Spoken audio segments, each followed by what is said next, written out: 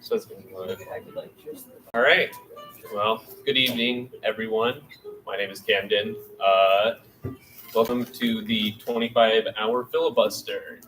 This is going to be an exciting treat for us all. I have a lot of stuff planned. And for the first time in last year, for the first time, I actually brought water this time.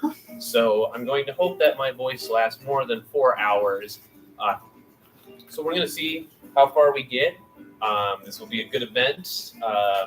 This first hour is, of course, the Fili-Lifetime and past the filibuster. So for the most part, this is going to be more of the boring end, I would agree, of the filibuster. We're going to just do some upkeeping, some housekeeping. We're going to be doing some keeping, and we're going to be discussing what's going to be happening. I have a binder for the first time in the filibuster history. So it'll keep me organized, and I'll be able to collect my thoughts as we go through the filibuster. This year's filibuster is going to be a little bit different. Unlike last year's filibuster, where it was quite literally just me talking for the majority of it, we have a few special guests this time. I currently have three debates set up, and I have 3 interviews. We'll be going through them as we kind of progress throughout the thing. I just want to say that the live stream working. This is more just for me. I know humans are here, so I know that I'm working. So this is more about that. So let's see. Give me a second. Okay, whatever. They said it's working, so we're going to go with it. So we're just going to do some upkeeping. We're going to talk about what exactly this is. I unfortunately do not have my pocket watch this time, as it was lost in a tsunami, and so I'm unfortunately going to have to pray that other people tell me what time it is or when it's getting close. To be fair, though, I don't really care if I go over. I'm not too serious about that, and so it's sort of just going to be whatever. Unlike last year, where there was a podium, and I realized about 5 hours in that my back started hurting, I decided to sit on chairs today. This is going to be my chair, and this is going to be my special guest chair for my special guest. We also have some accommodations to keep the regular person entertained. We have a state-of-the-art fireplace specifically created for me. $3 million went into this, and so if any of you want to donate to me, I beg, please. I will not be able to finish college at this rate. But anyway, we also have some royalty-free jazz music playing because there's nothing better than jazz, but there's also nothing better than not getting sued, which we'll go into more depth in detail at 2 a.m. in the morning. So for anyone who doesn't know what a filibuster is, it is a governmental process in order to stop or sort of stall a bill from passing. We saw it a lot. Bernie Sanders did it not too long ago to pass a bill from passing, because essentially what happens is Congress has a time limit for how long they stay in somewhere, and they adjourn at some point. And so what happens is that certain lawmakers don't want a bill to pass, they can start a sort of filibuster where they just keep talking. And as long as they keep talking, you can't end the keep going with the bill. And so the record for the longest filibuster of all time was 24 hours and 18 minutes back in the 1960s. Now, unfortunately, it was used to try to filibuster a civil rights bill, which kind of sucks that they kind of hold the record. But luckily, last year, I did it for 24 hours and 20 minutes. So take that, racist. But this year, we're going to go with 25-hour filibuster, not because it means anything or it's symbolic, mostly because I just needed to add an extra hour to not copycat myself, because who knows, copyright laws may be intact. So that's sort of the whole thing.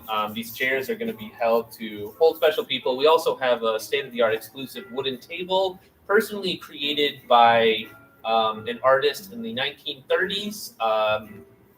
Either that or it was from IKEA. I'm not sure. I don't know the history of this place. And so we're going to just kind of hope and see that it works. We have a lot of tables around this area. So if you're watching this from a near area, don't forget to pull up. We have seatings. By the looks of it, we have a few more seatings. It's not, you have to stand like the fine people in the back. Thank you for standing. So anyway, let's get into more of the logistics of the place that we are at. Now, unfortunately, this is not the last place, the Oak Ridge lobby. Now, there were some advantages to it, not a lot, but some of the advantages included that there was a sunrise behind us. Well, luckily, we are in a basement this time, which gives us several opportunities. We can use a projector to project things, as a projector would do. We have a TV, we have radio, possibly, and we also have this really cool thing called darkness. Now, we can actually turn off the lights here because the windows are decently far away to give us more of an atmospheric energy in this area. It also isn't going to be that loud because technically this is a study place. So is it bad that I'm going to be talking in a study place for a few hours? Possibly, but I'm an RA. What are they going to do? Call an RA? I'm already there. I lobbied all the other RAs to be okay with this. Half of them are going to be in this program. So really, there's nothing you can do to me to stop me from what I want to achieve in my life. And so on top of that, there's also some other things that I'm forgetting. We have chargers and we have other things. The one disadvantage we don't have is we don't get to see that lovely sunrise that we did last year because obviously I don't have a window next to me. And so what instead we're going to be doing is from the times of about 2 a.m. to 8 a.m., I'm going to be having a video of a current live stream of the university looking at the bridge. So if you are ever out there at those times, make sure to bring a flashlight, flash the camera, and I will maybe notice. I probably won't, though, because I'm not going to be paying attention at 2 a.m. to 8 a.m. Because realistically speaking, I'll either be juiced up on caffeine or I'm going to be extremely tired, which honestly means I'm not going to be paying attention. Currently, I blame ADHD for that, but really, who can you really blame? So let's get into the more important things nowadays. We're going to be talking about, so a few things we're going to be talking about is audience interaction. We're going to be talking about what exactly we're going to be saying throughout the entirety of the thing. I'm going to be describing a lot of the activities and events, or I should say just the topics of each hour. Now, something that I realized is that I actually never practiced any of this. And so that meaning that I'm not actually sure how long each of these topics takes to talk. However, the point of the filibuster is that it's an improv's worst nightmare, and the fact that you have to keep talking even after you're already out of ideas. And so essentially, if I just give up on my ideas, I'm just going to start speaking in a language that doesn't exist. Because personally, that's something that I realized I could do, and no one can really stop me. Or I can speak Danish. Either or, they're incomprehensible languages that I don't think anyone really understands. But other than that, this is going to be sort of a PG-13 film, I'd say. There might be swearing. There might be some interesting opinions. Nothing too sacrilegious or anything too offensive, unless you really like AI, because we're going to go really in depth with that and how much it's either good or bad, which I'll get into later. That's actually a really fun topic. But it's going to be sort of a interesting thing. By the way, does the QR code work? It's not working. It's not working? To fix it. Okay, thank you. We'll get that checked up on you. They only feed me if I get enough QR codes. So we're looking for 100, and maybe they'll give me an ounce of bread. But really, I don't think they'll feed me anyway. I think it's sort of a whatever thing. And to appease my mother in the chat, I do have some wheat thins, and so I will be eating grain for the majority of this. Kind of like our ancestry being peasants back in Scandinavia, I think we're from. And so that's sort of what's going on. But another food situation, we'll actually get more into that later. I don't need to talk about that. Let's talk about some audience interactions. She said, thanks. You're welcome. So anyway, though, we're going to talk about audience interaction. Quite honestly, last year, I was a little bit on the side of like, yeah, I don't really need it. And I had a little piece of thing next to me that you could put a paper in, and you could kind of ask questions when the time came, when their time was. Unfortunately, I realized too late today that I didn't have time to do that. And so there's really just two options that I'm going to be allowing. You could either raise your hand if a question comes up, and I'll try to do it. Or you could put a question in a paper, put it in a snowball, and then just throw it at me. That'll get more of my attention, and it'll make me sort of want to read it more, because it means you really do have passion in your projects. I'd like to believe, at least. And so, but other than that, audience interaction is going to be a little bit different, because last year we had a lot more noise because it was a lobby, it was an open area. And so I decided to go down here because something that I think is at least nice is the fact that, it's a little bit quieter and there's more space. So more people are either to stand, to sit, and, you can talk to people next to you. We always put these RA events as something that you can get multiple people, make new friends. You could do that, or you could create enemies. Quite frankly, I don't care. The filibuster is full of everything. Because to be honest, and historically speaking, the filibuster has always been about making enemies. You put yourself in a huge filibuster, there's at least going to be 127 people that don't like you in Congress. And so that's sort of what we're looking at here is that, everyone look to your left, look to your right. All right. That person could get you at any time. So you need to remember that and look out for yourself. Okay. Everyone nod your head that you understand. Good. I'm glad you all understand. So just make sure to be yourself all right. Luckily, we got in a topic later that has to deal with self-defense. And so we'll be able to talk a little bit more about that and the situations that will arise. So what time is it? I got to keep track of time. 5:10. 5:10. Oh, we got a ton of time. So let's get into the topics. I think that's really what we need to look at most here. The topics are probably the only reason why people are here. And so the first topic is we're going to be talking about the introduction and pass of the Fili-Lifetime, currently what we're doing right now. So to describe what I'm saying right now, basically all this is talking about what I'm going to be doing in the filibuster. It's nothing big, nothing serious, but I'm going to be going on and talking about all the subjects. I'm going to be talking about audience interaction. I'm going to be talking about the things that are near us. It's sort of just a collection of what I want to talk about. And so that's going to take around 10 to 15 minutes starting off, I think.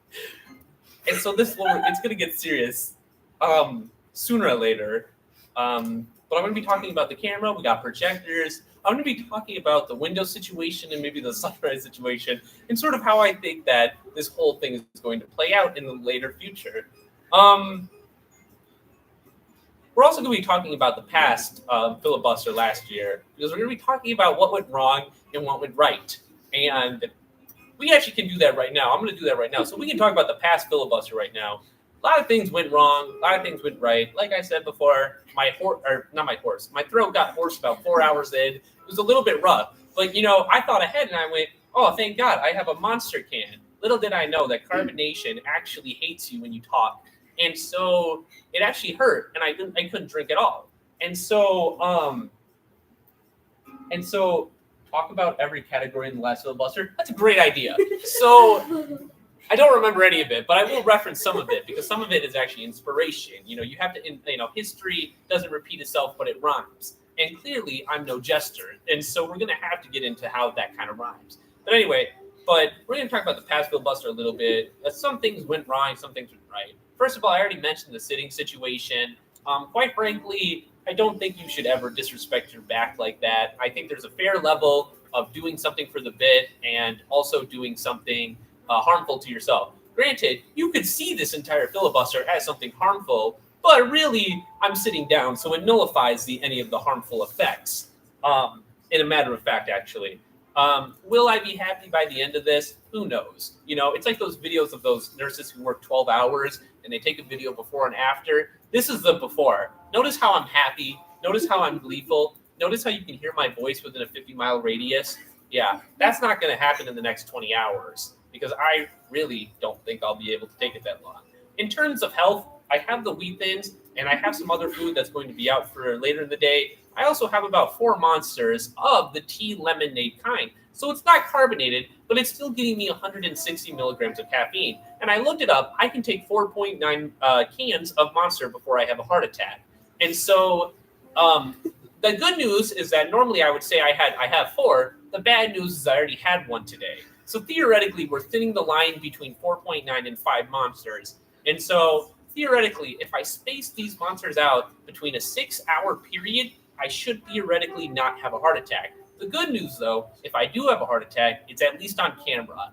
And so that's sort of what we go for in the entertainment business, and it's sort of what we try to go for as there will be people here. Now, does anyone here know CPR? 2 people. Okay, if you 2 are not here, I'm done for. So, yes? Speaking of, we're gonna go eat dinner. Okay. Don't have a heart attack. I'll try my best. So there's one person left who can save me. Good luck.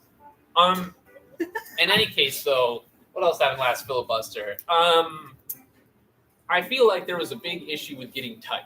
Now, obviously, staying up, we've all pulled all-nighters before at sleepovers when you were 8 years old. Obviously, when your mom told you you shouldn't do that, and then you didn't listen to her. But really, who cares? But anyway, we have to think about these things as sleep deprivation. That's not the right word, but I'm going to assume it is. So when we think about that word, we need to think about what truly is the worst time to stay awake. Now, some might say more than 12 hours being awake. Some might say more than 83. So if we combine those, the medium is really around 40. So 25 hours isn't that bad if we think about it in terms of scientists and surveys and things like that. Now, there's another issue that I had a while ago is that I got cold. Now, I think they actually turn off the heat at night to honestly to get me. So unfortunately that didn't work and I actually got a blanket. Luckily this time, not only do I have a heated furnace next to me, I also have a blanket in the back of me. And so if I ever get cold, I will wear a blanket. Will I be judged by my peers and my superiors? Yes. However, will I be judged for looking fly? Also, yes. And so that's sort of what kind of the precautions we have nowadays for it just said no cuddles. I don't know what that means. No, there will be no cuddling unless my guests want to. Unfortunately, I think my first guest is over the age of 70, so I'm not sure he's going to want to do that. Maybe a firm handshake, though. That's kind of a transfer of warmth. But that goes to my audience as well. If you would like to cuddle each other, I understand how threatening and probably terrifying it is to watch a man almost publicly torture himself live. So if you want to cuddle each other for warmth or just for happiness, I find that fully good. So, even if they are your enemy next to you, don't forget to grab the person next to you and snuggle tight or whatever. I don't really know. Okay. Anyway, so let's get into the topics of what we're going to be talking about here. So the first topic is the introduction. Oh, wait, we already got past that. Never mind. So anyway, do I have anything to add? So basically, we're going to be talking about the filibuster and sort of what's going to be going on. And so I think we're about to accomplish that sooner or later. But it kind of adds on as an umbrella term to what we're going to talk about next.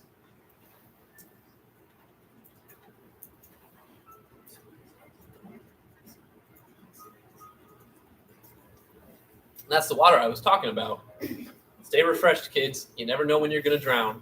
And so the next topic we're going to be talking about at 6 p.m. is going to be which medieval siege weapons I could beat in a fight. I took inspiration from this one from my last topic of which Muppets I could beat in a fight, which was a critically acclaimed hit by many scholars within the Brazil area. And so on top of that, this is going to be the first look at the presentation mode. And so what that basically means is that we're going to be having a presentation that kind of shows you what it is. Because something I realized during the Muppet section is that I just said a lot of names, but not a lot of people knew who the Muppets were. Obviously, you had evil Kermit, you had evil Fozzie probably. You just had a lot of evil. But then you also had a lot of unknown ones, like an alligator and probably something that could kill you. Granted, nobody knew who this was, so it really just felt like I was saying names and saying I could kick their ass. And so this time, for the medieval siege weapons I could beat in a fight, I'm actually going to be having a presentation. And so you're able to see what I'm talking about. Granted, I don't actually know how to pronounce half the name of these medieval siege weapons, strictly because they were made in the medieval ages, and quite frankly, I'm not that old yet. And so we're going to be talking about those, and I'm going to kind of be describing, we're going to sort of be looking at this as sort of a, I want to say, what's the word? I don't know the word. In any case, though, I think it'll be an interesting little fight. We're gonna humanify these siege weapons, and so they're sort of gonna be real but not real. So when we think about these siege weapons, think of them as if they were an inanimate object, like a horror movie, like they were possessed in a way. And so that's essentially what's going to be happening throughout that hour. Granted, I feel that a lot of people doubt my strength and my ability to kick ass. And so there's obviously going to be some questions throughout the time in which you can, as I said before, raise your hand or throw a snowball at me to ask a question. Of course, all your questions will probably be incorrect and wrong, as I will obviously destroy most of the siege weapons, but we'll get to that later because it's going to be a little bit of a thing. How many preparation went into this? Several hundred hours. For one of my future topics, I'll actually get in more on that. I'll tell that later. Anyway, so 7 p.m. is actually something that I fear a lot of people are going to come here for, and that is my personal interview with Chancellor Jim. For any of you who don't know him, he's the chancellor of this university, and was. So it's actually kind of interesting. A few days ago, he actually said we could screw ourselves. I'm just kidding. But he's leaving us for Virginia, and I don't remember what the university is called. James Madison. He's an all right president. Not really though. He sucks. But anyway, he's going there, and so this is actually the first interview to Chancellor Jim. And it's sort of going to be an interesting. Unfortunately, I already have a bunch of questions that I want to ask him that don't relate to this, and so realistically, if we get time, this is either going to be a short topic with him. Yeah, what's up? Are you moving? Okay, anyway. And so we're just going to kind of lead past that a little bit. We're going to still talk about it because I want to be the first one to say something. And so we're going to get into that. It's going to be a really interesting show. Quite frankly, I've never actually personally met the guy, so I'm not actually sure what he's like. So it's going to be it's really interesting. I really hope you all come to that one at least, and at least just be amazement that a chancellor actually accepted an invite to an RA, because apparently that doesn't happen for organizations. And so I don't know if it was just my desirable, charismatic voice that kind of entrapped him, or if it's just the fact that he's bored and wants to do something on a Friday night. And so we're going to kind of go into that. I have a lot of questions I want to ask him. Some of the, I guess, I don't think he's watching, so I'll go through a few of them. I want to know what his thoughts are, like if he could beat Mike Tyson in his prime. I want to talk about geese attacks. I want to talk about the bacon question. I feel like I'm going to throw him for a loop on that one. I'm also going to ask him the meaning of life, kind of get a perspective of Jim's inside thoughts. So that'll be an interesting one to go to.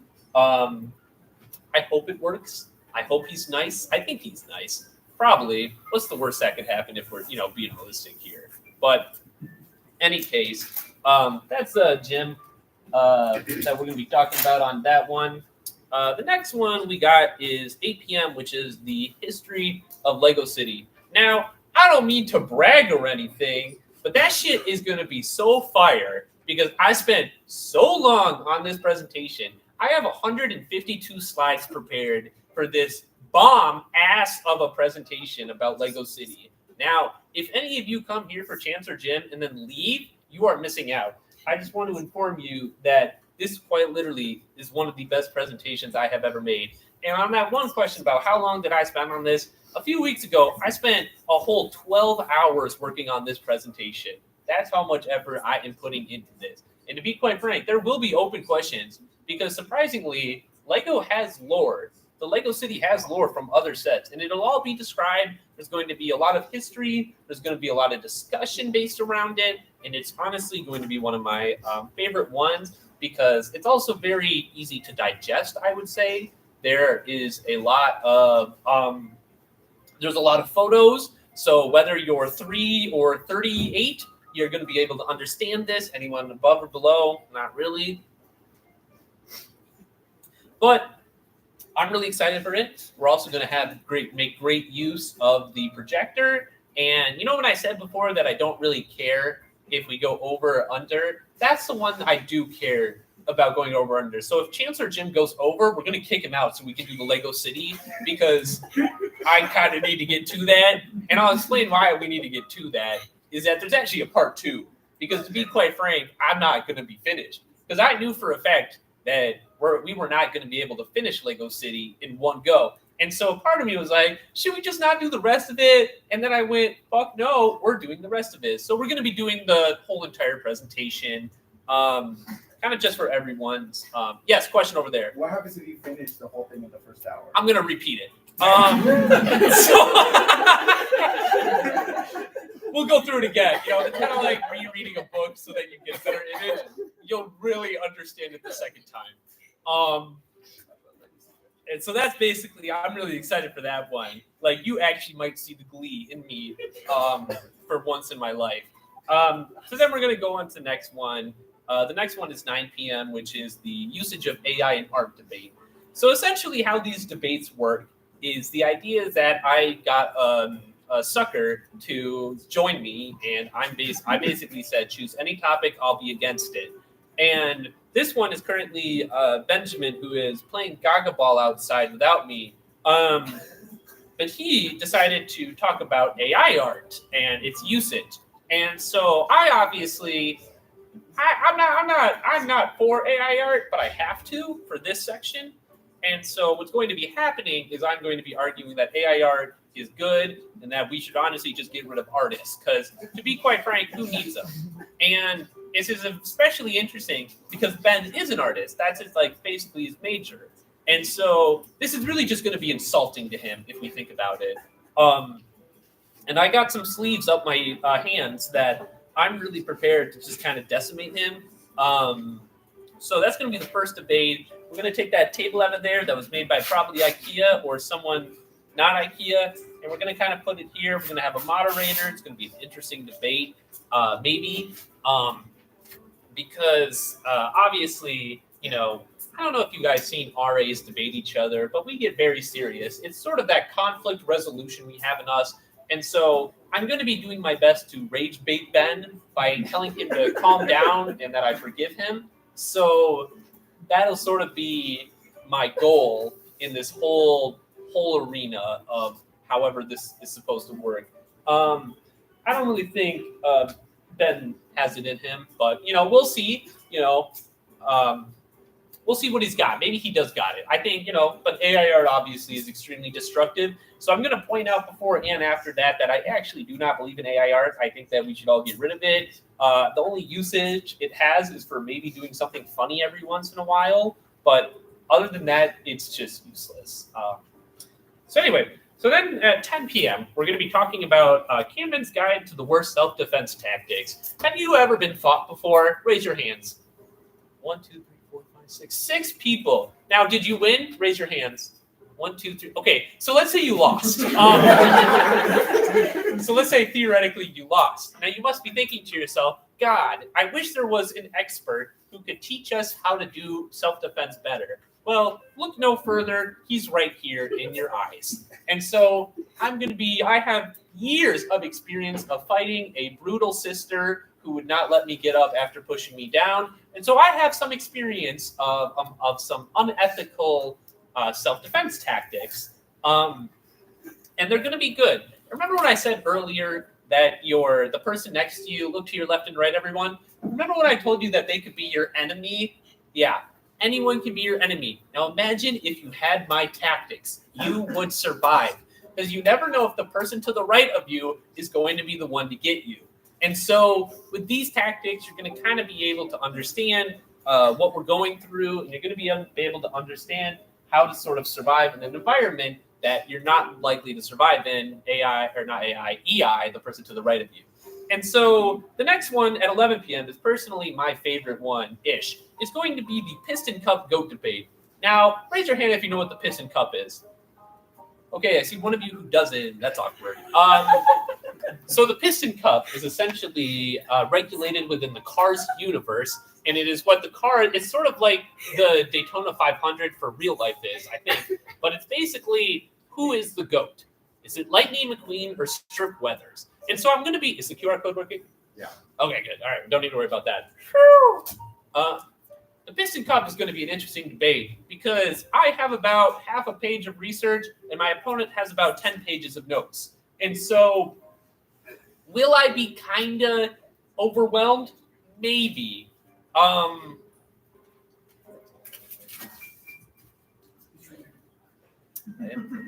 That's kind of it, though. But it's going to be a really interesting debate because I think I have a lot of good points. I'm personally for Lightning McQueen, Kerchow, as they say.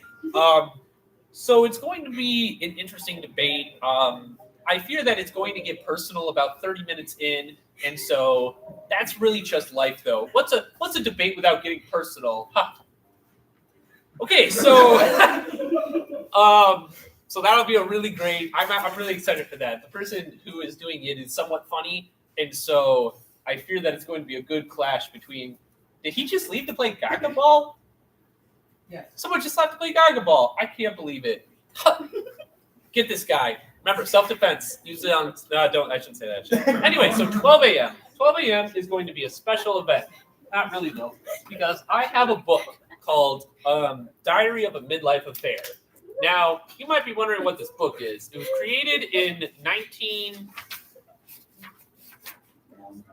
Yeah, it was created in 1987. It is a wonderful book that I read at a trailer park when I went on vacation there not too long ago. It was in a bathroom, and I got up at like 7 a.m. every day to read it because it was so fascinating. It is a autobiography by a woman named Annette Miller who cheated on her husband of 14 years, and then she wrote all about it in vast detail.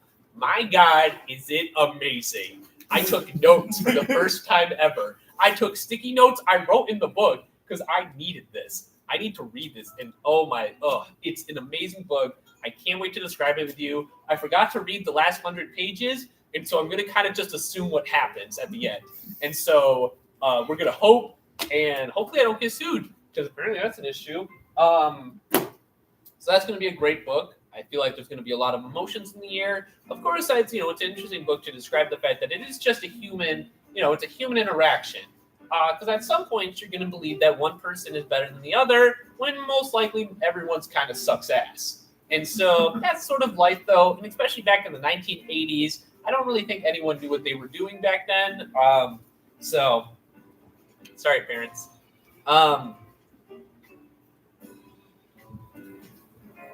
Anyway, though, so that's going to be 12 a.m., so that's going to be kind of a special moment, because I actually really enjoyed this book, reading it in general. 1 a.m., is going to be another interview. Now, it's going to be less of a. I don't want to say less. In fact, I consider all my interviews to be equal with each other. I consider them. I actually have to speak slower now that I'm realizing that I'm speaking fast, so that I still have time. I have the interview with Horan Hall director Jake, and so he's a good hall director. He's from here, I think. But we're going to be talking to him. We're going to see how his life is. He originally wanted to do a debate with me, but after he told me that he was a debate champion somewhere, I said, let's just do an interview. Yes, question in the back. Why does everyone you interview leave us? I have that charm to me. Wink. So, anyway, though. So, is he confirmed? I don't know. Okay, whatever. Rumors? Oh, we don't listen to rumors here. Unless I say it. So anyway, he's going to be an interesting person to talk to. I'm going to try to get the cold hard truth out of him. Whatever the truth I'm trying to find, I'm not sure. I'm just going to try to get something out of him. I don't know. Maybe we'll say something. He'll maybe say something funny.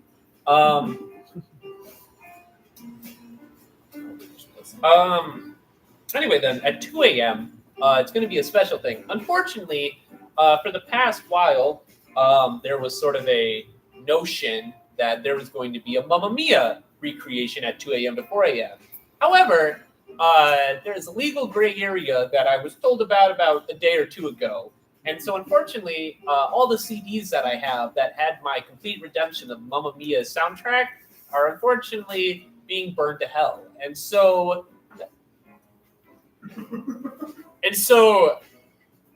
legally, I have to say I will not be giving them out at all. And nothing will have them. They're all gone. And so that's basically that. And so instead of doing the Mamma Mia soundtrack, I'm personally going to be doing a different section that has no relation called Copyright Laws Suck. I'm just going to be talking about a few things about copyright laws. I just have some opinions on it that I may or may not be fond about. And so we're going to kind of see how that rolls. Will I get aggressive? Maybe. But really, can you blame a guy? Because maybe sometimes when you put in several hours of hard work revoicing Mamma Mia, almost losing your voice, maybe it should have been rewarded. But you know what? Who cares? I'm not mad at all.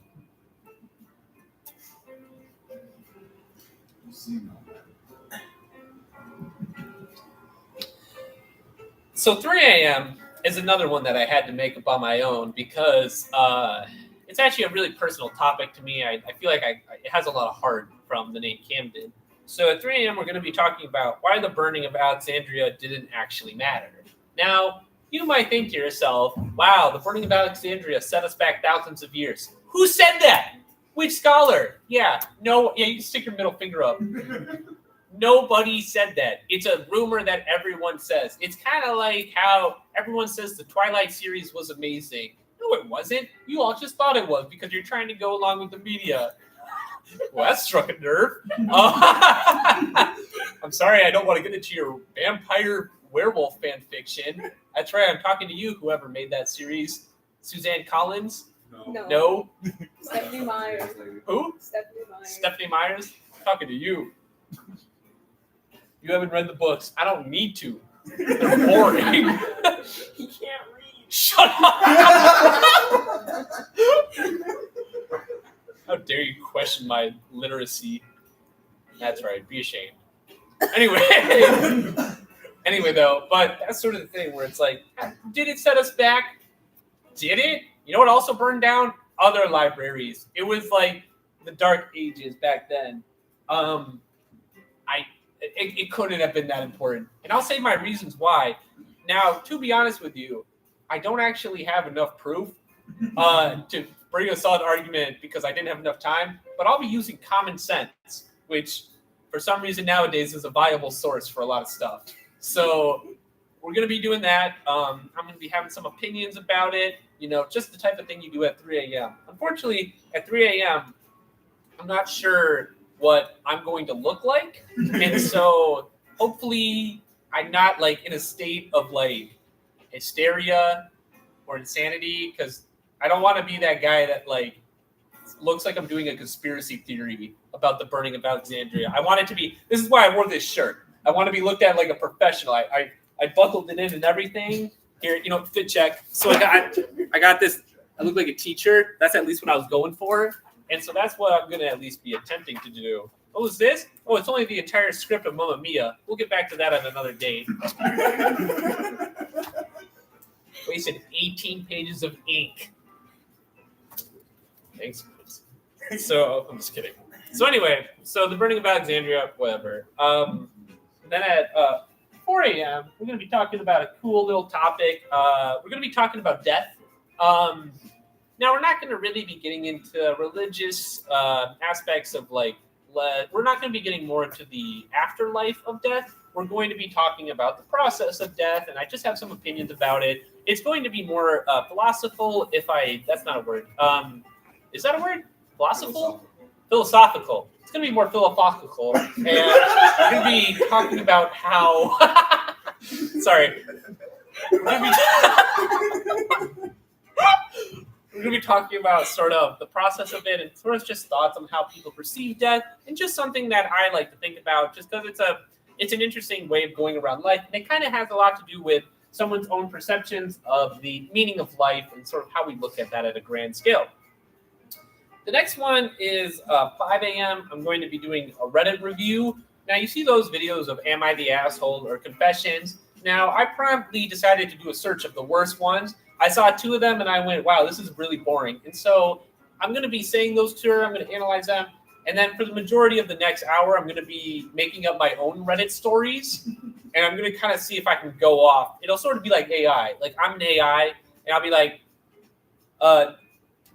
me, M28, is dating F64, but her family thinks I'm only in it for the inheritance. How do I prove that? How do I lie to them effectively? Stuff like that is just how I'm going to try to talk about my own because Reddit is honestly pretty sad within itself. If we're thinking about it in a realistic standard, I use Reddit very little, and most of the time it's not even funny. But that's just an opinion, a Camden opinion. So anyway, That's going to be whatever. That's a 5 a.m. though, because I think that's also something that you kind of just talk about, and you just kind of see how it goes.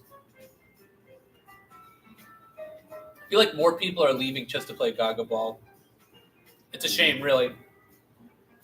Anyway, so we're going to talk about, after the Reddit review, which is going to be boring, I have a bit of a more intense topic we're going to be talking about, which is at 6 a.m. we're going to be talking about the people I have beef with.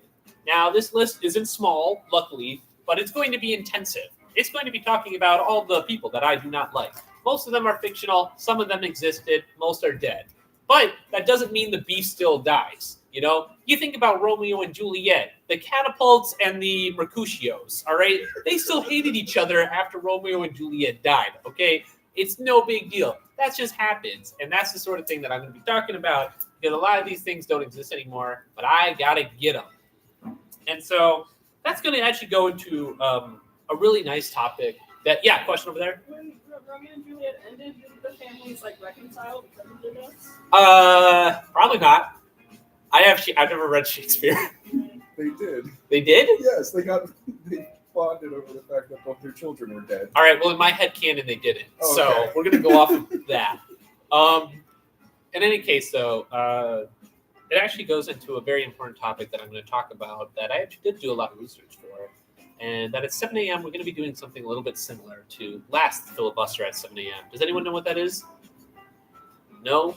You all are cowards. So at 7 a.m. last Filibuster, I talked about my hatred of Spectrum Internet. So this 7 a.m., I'm going to be talking about my hatred of Spectrum Internet. It's going to be an intense category. Instead of just venting, I now have actual looks at everything bad they've ever done in their life.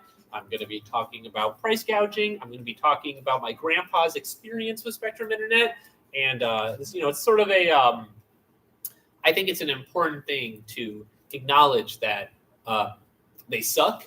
And I kind of want to just express my opinions about it on full blast early in the morning, because I might be tired. But if I need something to boost me up, it's going to be a hatred. It's going to be Spectrum Internet that gets the end of my they get the end of my voice. If it's still there by end. Maybe I'll just be screaming. What time is it? Someone give me a time. 5:41. Okay, 20 minutes. I got that. So 8 a.m. is going to be something that I actually haven't looked at before, but we're going to be doing the analysis of the Minecraft end poem. Now, if any of you have ever completed Minecraft, you would know at the very end of it, when you get in the portal, there's this about 10-minute long end poem. It's good. It's a good story. I think it's an interesting story. And so I'm going to do it. We're going to read through it. We're going to discuss what it is. And by we, I mean I, because realistically, none of you are going to be here at 8 a.m. I hope not, actually. That would be really sad. But we're going to be talking about it. And we're going to be kind of talking about what it is. What does it mean? Does it really mean anything realistically? Probably not, because it's a video game. But it's kind of nice to assume that it might mean something. And it kind of, maybe there's a nice little friendship that might happen because of it. I can feel my throat getting red. So at 9 a.m. is going to be a really special one that also takes inspiration from the last Filibuster. Now, does anyone know what I did the last Filibuster? I'll give you a hint. It was numbers. I counted to 1,000. And under my careful something, I realized that it takes 25 minutes to read to 1,000. And so what did I do? So at 9 a.m., we're going to be doing the top 1,000 numbers. And so that's kind of like it's basically counting to 1,000 twice, And so that's what we're going to be doing, is counting to 1,000 twice. And, it's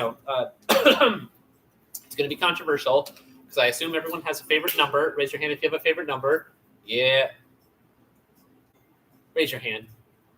Thank you. So everyone has a favorite number. And sort of that's going to be what we're going after. It's going to get controversial, though, because a lot of the times their people's favorite numbers might be bad or in the late hundreds. And you know what? To that, you just got to suck it up a little bit. Your number may not be the best, but I actually know what the best numbers are. That's because I wrote them down. And so that's sort of what we're going to be going after. And yeah, so be careful for that. Make note of your favorite numbers because they may or may not be in the top 100. And, me grading something is probably one of the greatest gifts humanity can give you. So you may call that ego. I call it an achievement for you. So at 10 a.m., we're going to be talking about something a little bit important. I don't know if you heard it before, but we're going to be talking about the history of Lego City, part 2. Now, you might be thinking, why do we need a part 2? Well, I already told you 30 minutes ago that it's going to be important. There's going to be a lot of brutality. We're going to be talking about conspiracies in part 2, because if I do it right, part 2 should essentially be 2015 to 2024, about a 9-year period of what Lego history has grown into. We're going to see a culture rise. We're going to see police rise. We're going to see crime and violence rise. But it's actually really interesting because we're also going to be looking at a budget, and we're going to be looking at what was given money, what wasn't given money, and if the infrastructure of Lego City is truly the greatest that it could be at this moment. Now, you might have questions. Save them for the end. And get it? And okay, anyway. But it's going to be a really interesting discussion. And like that one person said before, is that if we do finish it all in one try, we're just going to do it again, maybe go into more research. I actually brought some Legos that we can analyze so that we can talk about sort of the different color schemes that are going around. We can talk about how the police has changed throughout the time. We can talk about people, because a huge thing in Lego City, if I can start off early, is that a lot of them didn't have names. And so I don't know if this was a part of sort of a Lego social security sort of malpractice that they didn't give people names, but they started giving people names sort of later in the 2015s to 2020s. And that's fine. I wish more people were given names, because names kind of show importance. And that's sort of what we're looking for. But so like if you are a Lego and you don't have a name, you're kind of a loser. And no one really wants to buy you. That sounds weird, but like minifigs, But it's true. It's true. So we're going to kind of get into that later, though. But the Lego history, I'm telling you, it's going to be flashy, it's going to be dashy, and it's going to be a third word. Is the jazz music too loud for anyone? No? Good. Make it louder. No. At 11 a.m., it's going to be a little bit of a change. We're going to do an interview with no other than Deb Newman, the Associate Director of UWC Housing.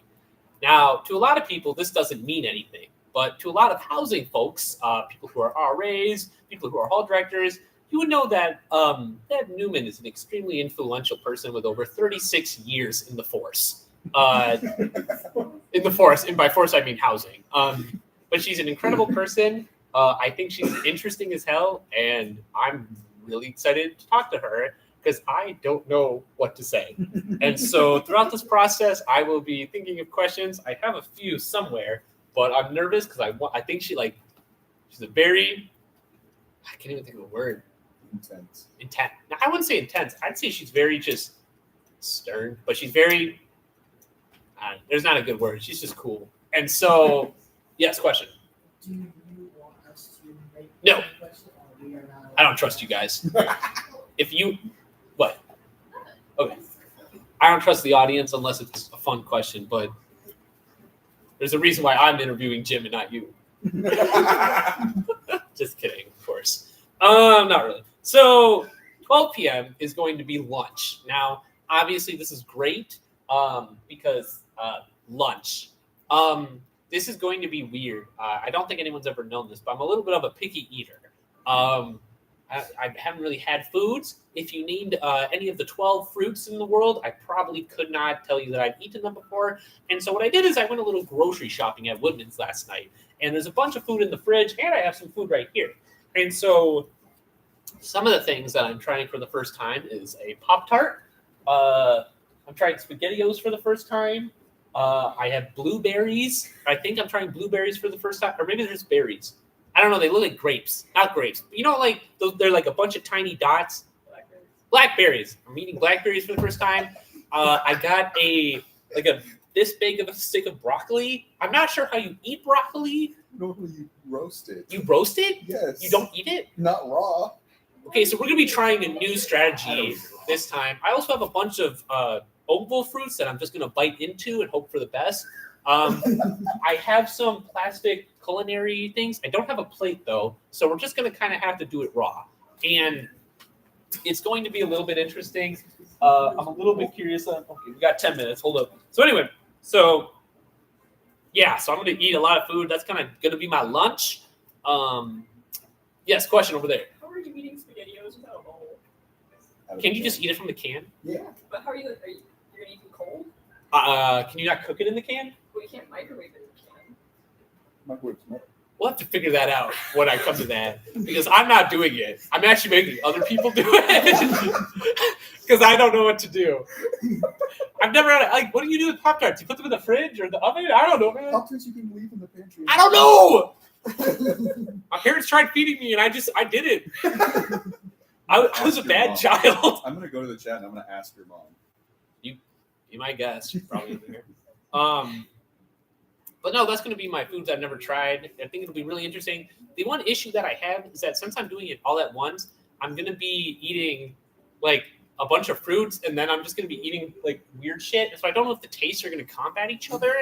But as they say in Hercules 14:9, we ball. And so that's basically what I'm going to be going after.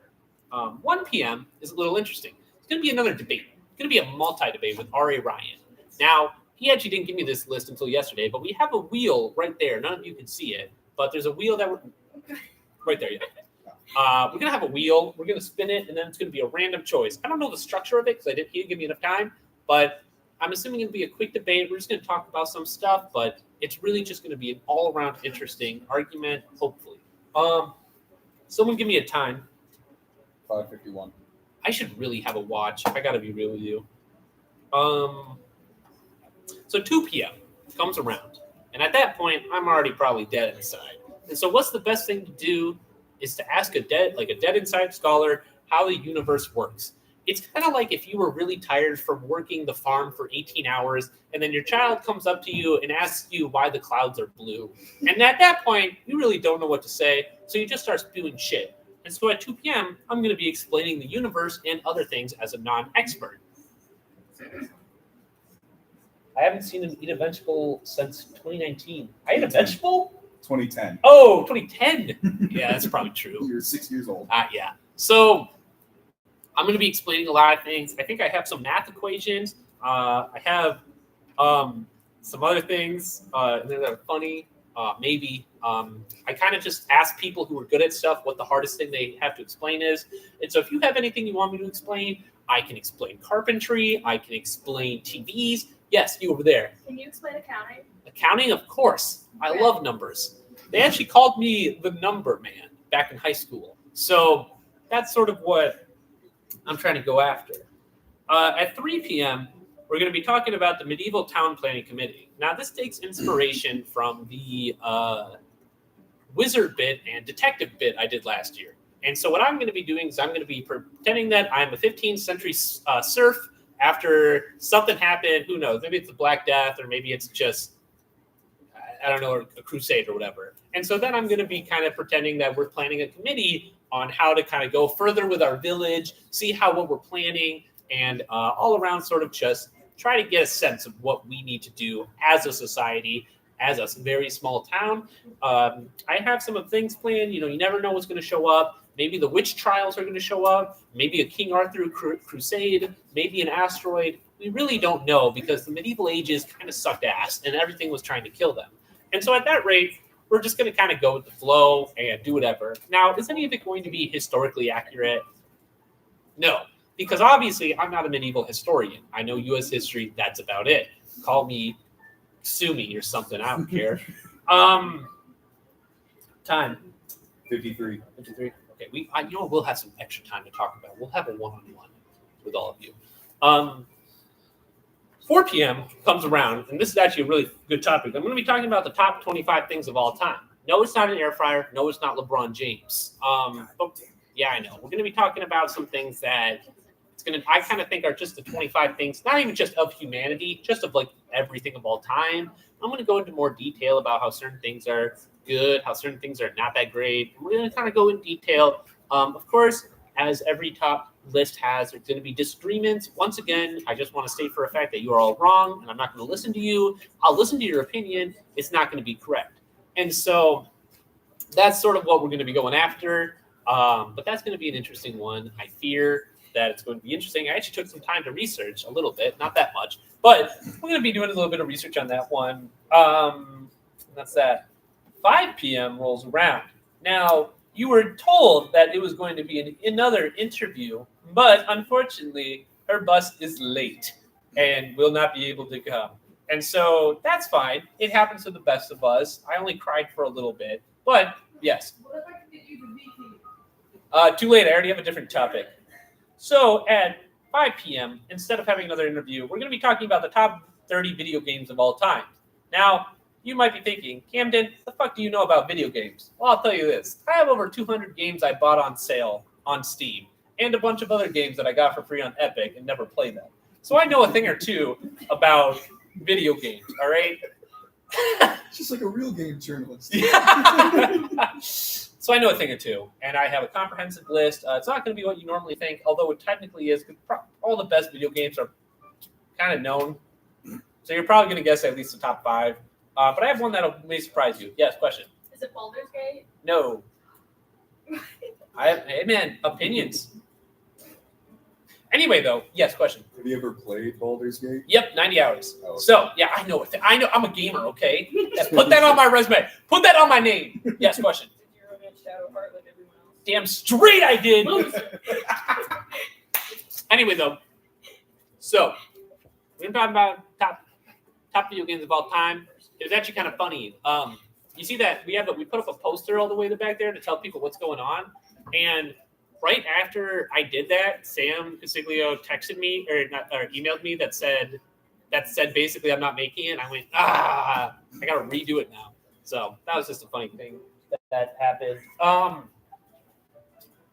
Anyway, then the last one is 6 p.m. Now, you might be thinking, 6 p.m., isn't that a little late? And I'll be like, yeah, it is late. And of course, we saved the best topic for the last topic.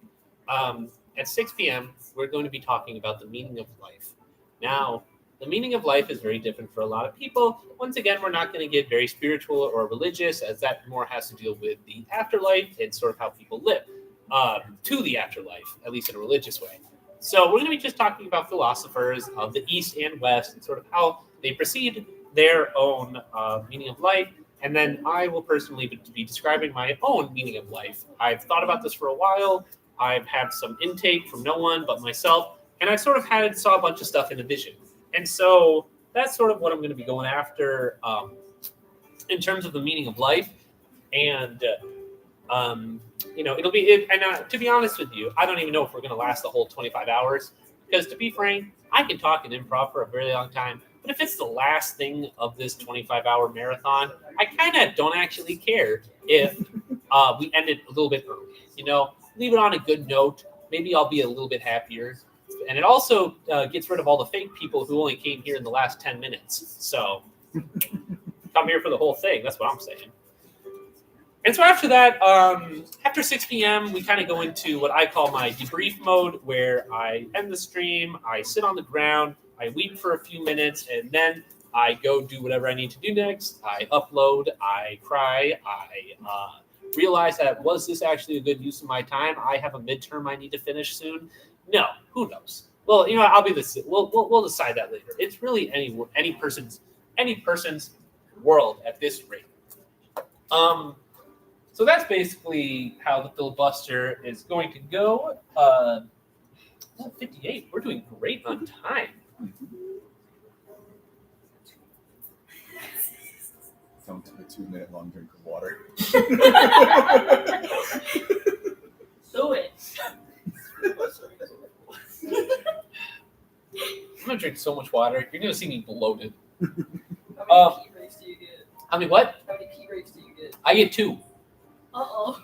Only 2 pee breaks. However, I have to inform you that they actually called me the pee master back in high school. I was so good at not peeing that they gave me an official title. That's how great I am. Yes, question. Are you worried about kidney stones? I'm not worried about kidney stones Those because aren't real. I personally don't want kids, and so really they're just going to be stones, and that doesn't do anything to me. And so my body will reject anything kids. So yeah, I think that's going to be sort of a huge thing. Yeah. What time is it? 59. 59. Okay. Well, that's going to be sort of the introduction past the Fili-Lifetime. This is where I say this is we're now done with I hope the boring part. It's now going to get interesting, kinda, not really. I actually don't know. Once again, like I said, I didn't practice any of this beforehand, so a lot of it's either improv or, quite frankly, it's just me not knowing what to do.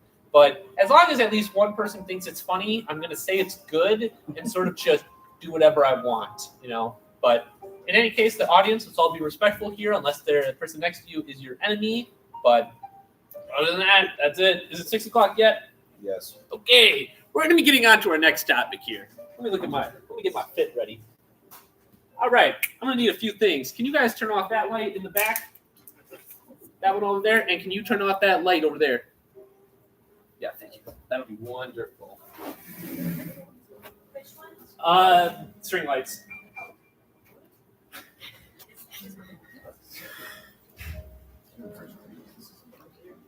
We're just gonna get set up. Don't worry. This takes less time.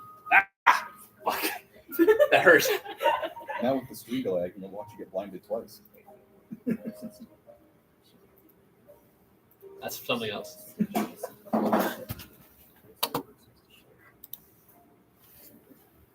Okay. So for the next hour, I'm going to be talking about the medieval siege weapons I could maybe beat in a fight, IDK. So what you're going to be seeing here is a lot of interesting things. One, you're going to be seeing siege weapons you never knew existed, because I personally just looked this all up on Wikipedia. So I don't have a laser pointer, but I got my fingers. So we're going to do what the best we can here. So let's start off with the good old simple Greek fire. Now, you can't really read that, but it does say Greek fire. Now, Greek fire was, and yeah, people cheering in the crowd. I So, love Greek fire. yeah, Greek fire was this really cool thing created by someone. Oh, wait, shoot, hold up. I have a thing about this. Sorry, I'm unprepared. Give me a minute. Fuck. All right, don't worry about this. All right, Greek fire. What do we got here? You're looking at it. Now, Greek fire is this really cool. Hey, Isabel, could you unblur that, please? Yes. Thank you. So, Greek fire, cool invention, lost to unknown. Now, something that we'll bring up that came to my attention, that apparently Greek fire was in the Library of Alexandria, which burned down and we lost that knowledge. Who cares? It was fire. It was fire. We don't need that shit. And also, it was used as a weapon of mass destruction. So basically what the Greeks, as you can see here, as they would sort of like have this tube or something filled with chemicals, lost to time and history, and they would shoot it at enemies. It was almost like a modern day version of napalm. Now, you might be thinking, what's so wrong about that? The napalm is sticky, it doesn't get off, and it's just the worst. Now, let's talk me here, okay? Camden Benish. You think I'm allergic to fire? No. I'll tell you one thing and one thing all. Every single day, I sit in a fire pit outside my bedroom to make sure that I gain resistance to fire. Now, you might be thinking, well, Camden, isn't this heavy fire? Isn't this going to stick to you and burn you forever? Have you literally never met me? My fires are fit, okay? That's what I'm saying. Question? You prove it by jumping into that fire and getting out. Huh, no, because this is fake, Peter. Anyway, but this is just a normal fire. Do you really think this is going to affect me? No. So this is what's going to happen. So obviously, we kind of, like I said before, we're sort of like saying that this stuff is like possessed. So let's say we get rid of it, okay? So there's no humans on it. So let's just say it's a ship with napalm. But really, it's not really the ship that is the siege weapon. It's the shooters, the Greek fire. So really, all I'm fighting is a little tiny tube with some dangerous chemicals in it. So let's see how this works out. So I'm walking up to the Greek fire, and what does it do? It shoots at me, obviously. And so they shoot at me, and what do? I walk out of the way. That's all right. Now, what happened? They just burned a bunch of grass on the field. Do you know how bad that is for conservation? So what do? I call them the firefighters, the ops, all right? And now what they're going to do, firefighters, what do? They fight fire, especially if they're Greek. And so what's going to happen there is that while it keeps shooting at me, okay? And it's going to be like all over the floor, and it's going to be disgusting. But you know what I'm going to do? I'm going to be like, that's not my business, because it's sticky and it's fire. And so what's going to happen is, what does the firefighters do? Well, obviously, they pull in their giant-ass airplane, and they go all the way over, and they splash. They splash the entirety of the whatever. And so there they are, and boom, look at that. Greek fire, gone. Didn't even need to try. And you know what? Here's a better thing. Greek runs out, all right? They run out of materials. So you get one shot at me, maybe a few shots. What do I got? I can walk. I can dance. I can talk. You're just a Greek fire. You got nothing on me. At least I have money. So that's basically what Greek fire is going to do. And here's another thing. They were mostly used on boats to sink boats. Do I look like a dumbass on a boat? No. I'm going to be fine. I'm going to be thriving. And honestly, Greek fire has nothing on me. So we go to the next one. The battering ram. Now, I know what you all are thinking. Kind of looks like a house. All right? I'll tell you one thing. I know how to build homes. Have you seen me in Minecraft? That's damn straight. I've been playing Minecraft for more than 10 years. I know how to build a home, and this sucks as a home. It has wheels on it, all right? You don't get that, all right? You don't make wheels on homes, okay? And so obviously, here's the best part about this, is that it kind of has to be stationary, all right? Because, you put it up to a door, you put it up to, like, the giant cathedral of wherever, and then you bring it back, and then you let it go. You know what I got? 2 feet and 2 thumbs. I'm moving out of the way. And you know what? Matter of fact, I'm not going to move out of the way. So what's going to happen? See, so I'm going to be right here, all right? Right in the front. It's going to kill me, all right? That's what you want to think. But what do? It goes, imagine, up, down, boom, caught. I have it in my hands. What do I do now? I do a snake twist. It's now hurt, all right? It's like a bent ankle, all right? It's now hurting. What does I do? And then boom, boom, it's bleeding now. I got it on its head. What is it doing? It's a bleeding battering ram. Well, I just snapped its like Achilles, all right? It can't do anything now. And so what do I do while it's like lowered, can't do anything? I break its wheels, okay? It can no longer fly. It can no longer sleep. It can no longer drive. It's done for, all right? You're never going to see this again, okay? So that's basically what's going to happen. And I'm honestly, the battering ram, it just doesn't got what it got, okay? It might seem powerful in the end, but if we're truly speaking on a real sense, it's got nothing on me, all right? It's going to batter. You know what I actually call it? I call it a buttering ram. How weak it is, right? Yeah, take that. So anyway, when we talk about the next one, the siege tower. Now, I don't know if you guys can kind of see it, but the way that it looks here is that, so there's the siege, all right? And then there's the tower. And so what the idea of the siege tower is essentially it sieges towers. Wait, that's not right. Actually, it sieges because it's a tower, all right? Think of it, it's kind of like a fallacy issue, okay? Now, let's say it's like, what, several hundred feet tall? I'm 5'8", all right? All right? You know what they say about ants? Is that you could step on an ant, but what about 1,000,000 ants? Could you step on 1,000,000 ants? Probably, and there's still only one of me. And so we got to decide what's going on here. And so obviously it's going to kind of like go this way. So imagine like I'm the building, okay? Imagine that's like trying to get me, all right? Here's the issue.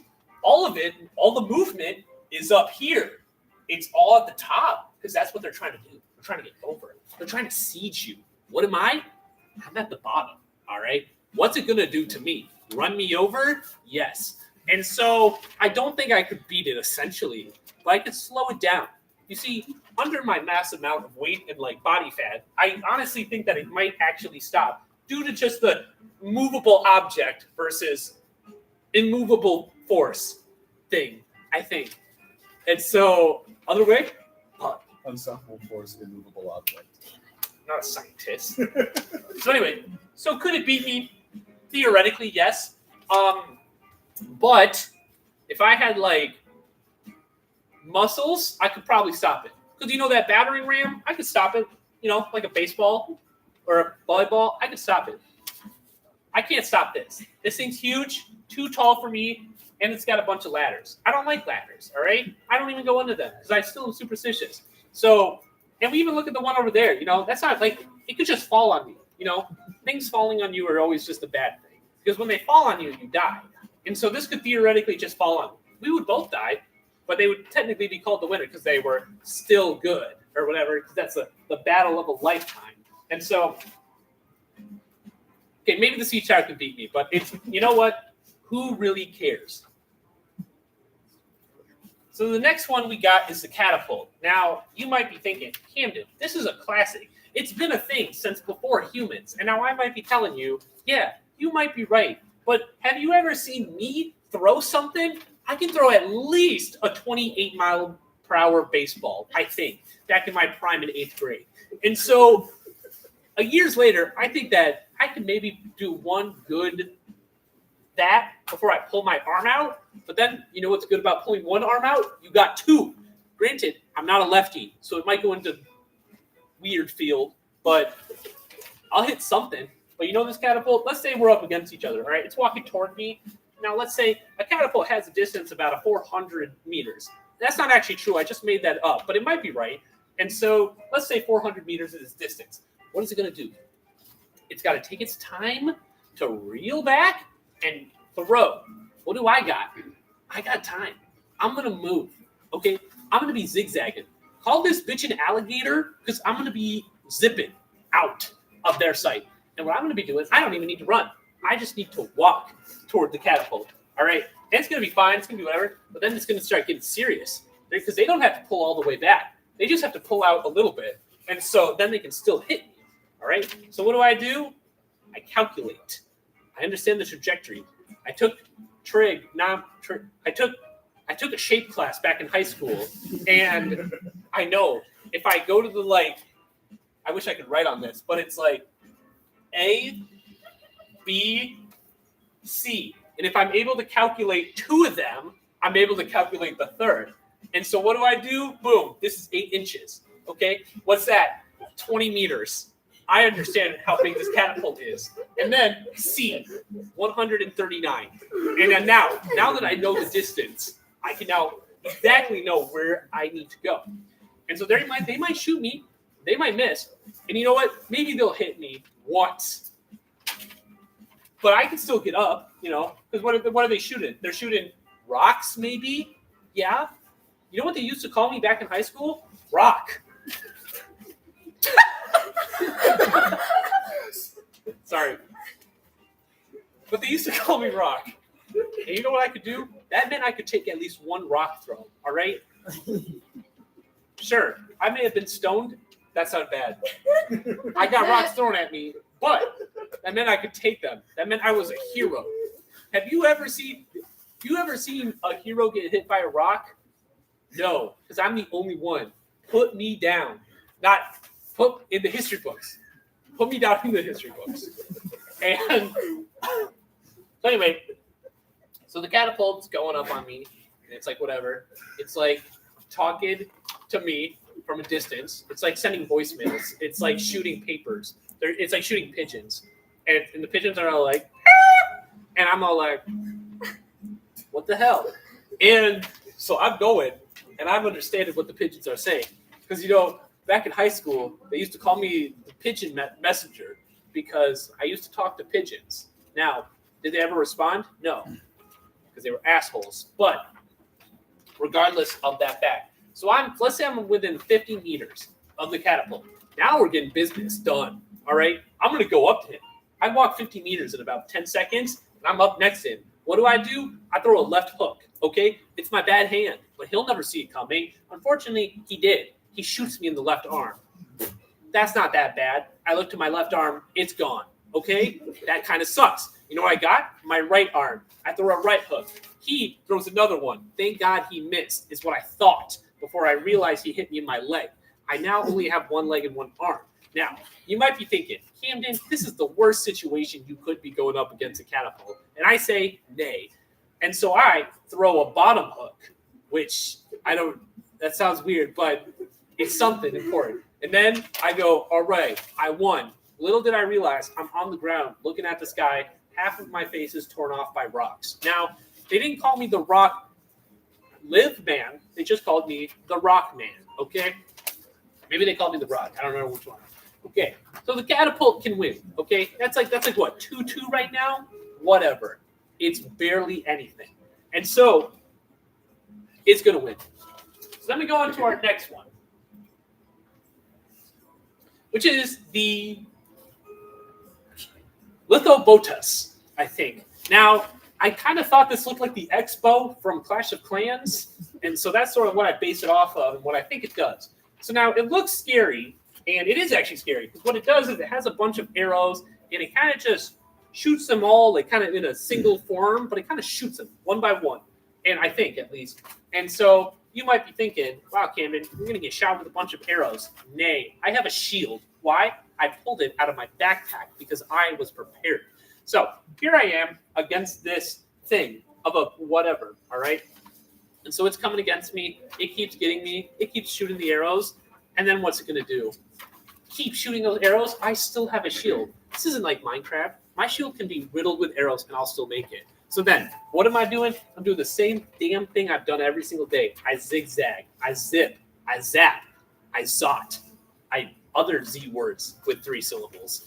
And that's what I do, basically, until I go up next to it. Now, obviously, it's trying to fake me out. It's doing like a head switch, so it's trying to like juke me. Obviously, I never played basketball, so I don't know what that means. And so I just go straight for it. I give it a hug, okay? And what do? I do a seismic, like, over the head, like, bam, teabag it, and that's it. It's done. It's never going to shoot an arrow at me again. It might get one shot in my leg because it's a loser, but you know what I'm going to do? Win. And that's what I think would happen against the Liz Bolos or whatever. Let me go on to our next one. The Escalade. The Escalade. So the Escalade was used for scaling defensive walls, and it's kind of still used nowadays a little bit. You kind of see it in a lot of it's more modern. You see it in like cars or like military vehicles. It was actually used but it's used in like SWAT, FBI stuff, where they will use a ladder to indirectly break your window and they climb in it. And so it's kind of used nowadays. But this is kind of what the original designs looked like.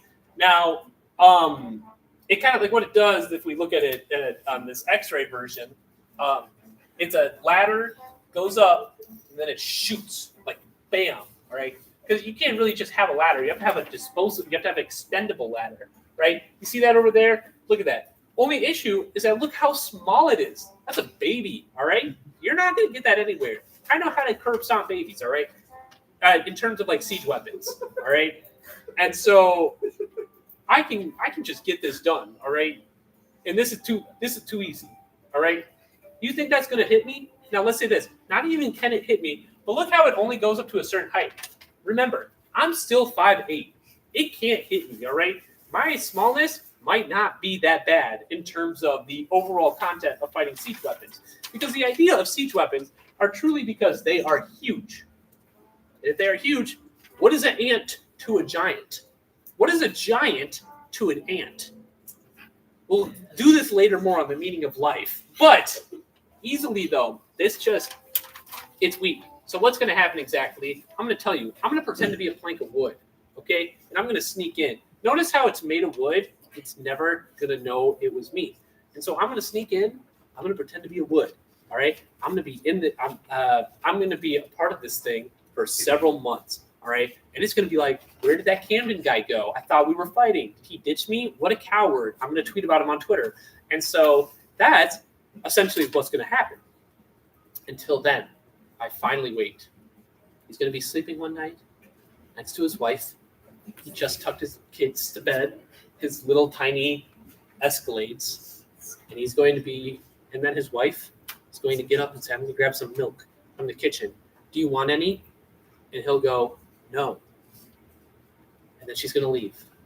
Now, here's the thing. It's all part of my plan. I've been secretly putting anti-milk form in his body so that he didn't like milk anymore. I made him lactose intolerant. And so the idea is that his wife will take longer time to herself, because why wouldn't her husband want to have milk with her? The fuck's wrong with him? And so her wife's going to be gone for a little bit longer. And so as this guy is going to slowly be sleeping in the night, I'm going to be awake. I'm going to be ready. And just like that, boom, stabbed as a plank of wood, splinters everywhere. He can't take it. What do? I put wood over wherever it makes noise. Boom, it's not going to be out. And I get it done. It's a zip, zip, bam, done. It's no longer out. I beat it in a fight. And you know what's going to happen? His wife's not even going to be surprised because she was in it on the whole time. That's right. She's getting alimony, 100%. Life insurance doubled. So yes, I could take an Escalade. So the next one is a watchtower cart. Now, I don't know if any of you know what a watchtower cart is, but it's basically a cart that watches towers. And essentially, this is the only thing I could find of it, because apparently this is, wait, is this the right one? Yeah, whatever. I'll talk about it later. But apparently this is the only design I could find. And on God, it looks skinny, all right? It's almost just like, yeah, basically me. And so I could take this, all right? Call it a crime, but I could take it. All right, it has what? 2 wheels? That means nothing. You know what? You know what's a lot of wheels? 3. That's a lot of wheels. This is nothing compared. And so it kind of, what it does is that from the looks of it, it's kind of like an escalator. So you have like this thing, you pull it down, and then it's like where you get in, you try to do something, and then you go up, and then like someone pulls something and you go up. Here's the thing. There's no weapon on it. It's a watchtower. What are you going to do? Watch me? Yeah, pervert. And so what I'm going to do is I'm going to get it, all right? You know what I'm going to do? I'm going to push it over. That's all it takes. I could give it a gust of wind and a slight push, and it's going to fall on the ground just like that. Cart up or down, it doesn't matter. I'll wait till it's up. It's never going to see me coming. I'll be a mole. I'll go under, I'll go over, but it's never going to see me coming. I'm going to push it over, and it's going to fall. And what do you think is going to happen when it's fall? It's going to fall hard, all right? Because that's what happens to towers.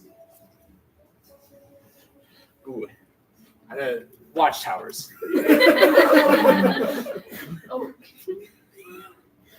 Oh, jeez. Too soon. Anyway, I'm going to move to the next one. So the next one is a ballista. Now, this is a famous one. Raise your hand if you know what a ballista is. All right, good. I see some people in the back. History lesson. So ballistas, they shoot arrows. And so they're a very large and powerful crossbow. They could be mounted on carts. Sorry, we're back in the medieval age still. I'm so confused. It was actually kind of interesting. These similar weapons to these ballistas were actually put on elephants in the Khmer Empire in 400 BCE. And so ballistas were sort of this mobile sort of instrument of war that you could either be stationary, put it on top of a guardrail and you could sort of like move it around, put it on an elephant, claim that you're better than everyone else because you have an elephant. Because to be quite frank, having an elephant back in the medieval ages kind of meant you were superior in every way. Because who really had an elephant back then?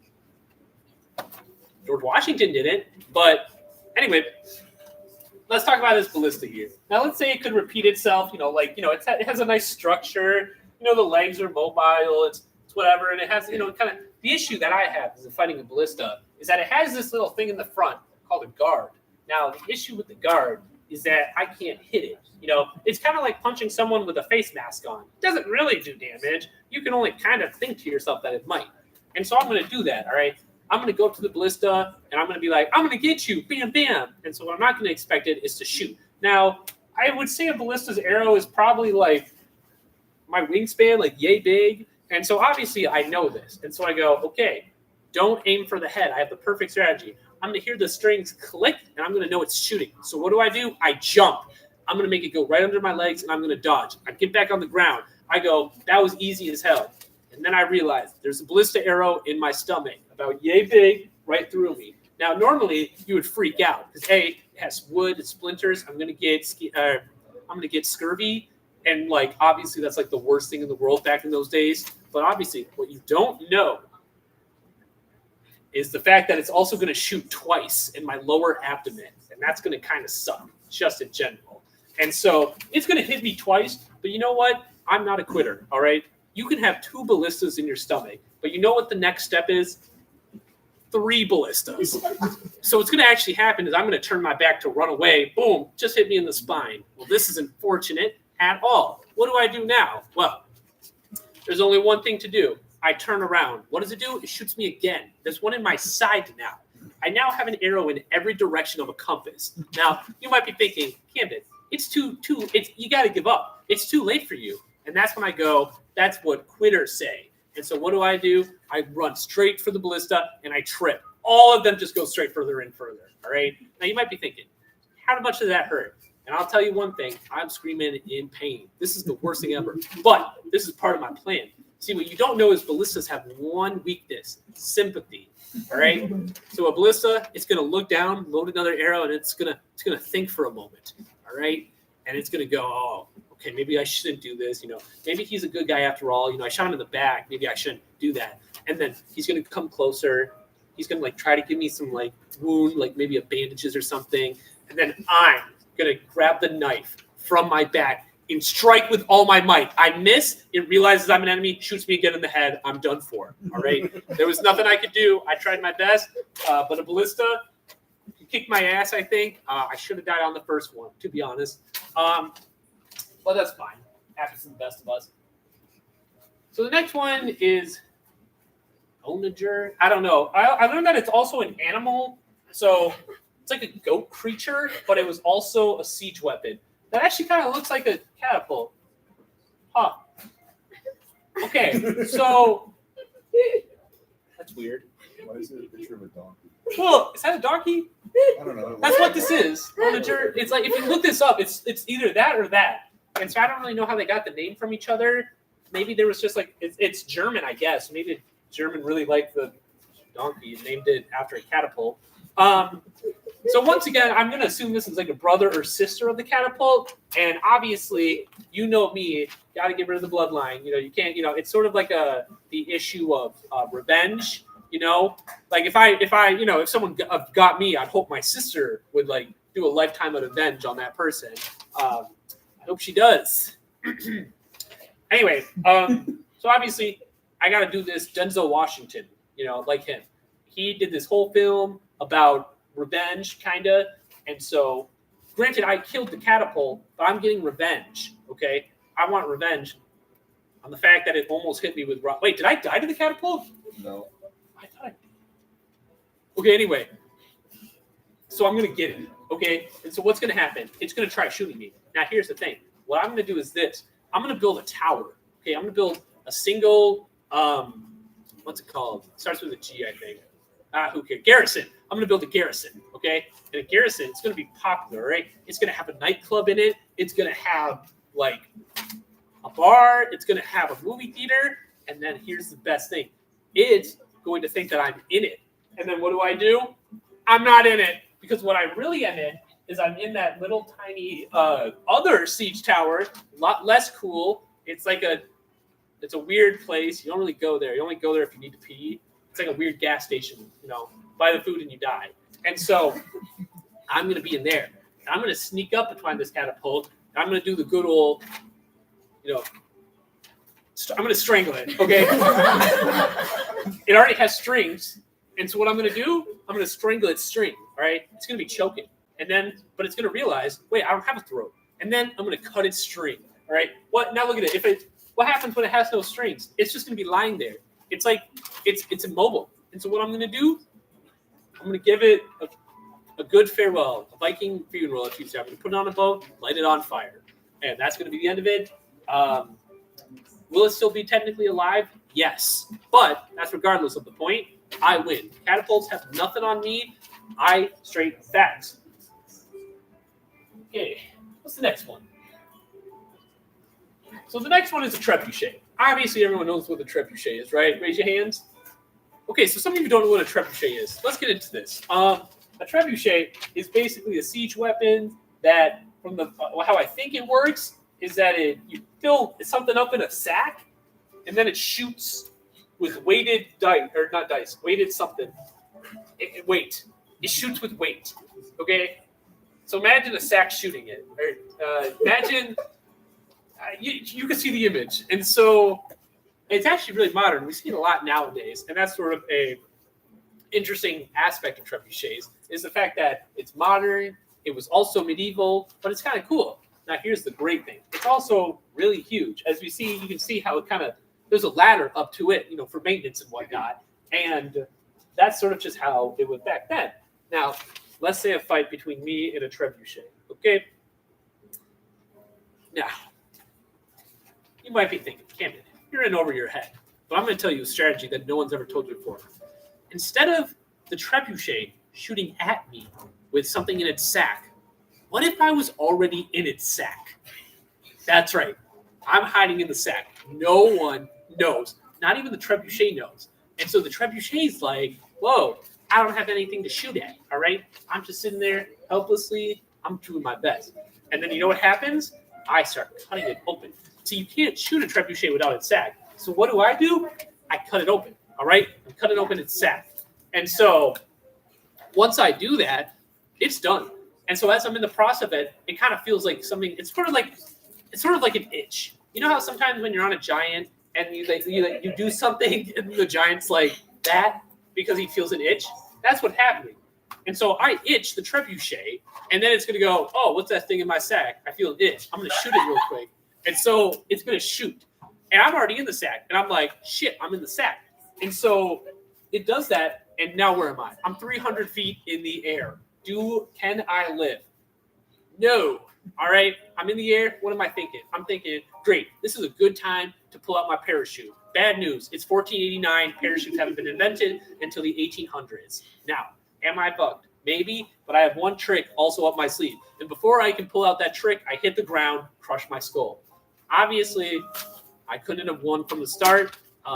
Some blame my intelligence. Other blames the trebuchet's ignorance. So really, who's at fault? We'll go on to the next one, which, nope, we're not. Hold up. So we're going to go on to the next one called the Oxybilis. And now it kind of looks cool, but it's not. Because think about this arrow for a second. That shit's huge. So I learned my lesson from the ballista, right? It shot me 5 times, died not instantly, but painfully. So I know what I need to do. Now, luckily for me, this thing looks like it has some weird, hand cog or something. And so what am I going to do? I'm going to wait, all right? But I'm going to do something even cooler. I'm going to walk up to it and wait. I'm going to stand really still. It's not going to know if I'm alive. You know why? I painted myself like a tree. My hair's green, and I got it's like PETA from the Hunger Games, all right? You wouldn't know who I am, all right? You could hear a bird chirp, and you go, it's not in that direction, and that's who I am. And so it kind of looks like horns, honestly. It kind of looks like a bullhorn with that, right? Okay, yeah. So that's what's going to happen. And so what it's going to do, it's going to get bored, all right? It's going to start just shooting stuff.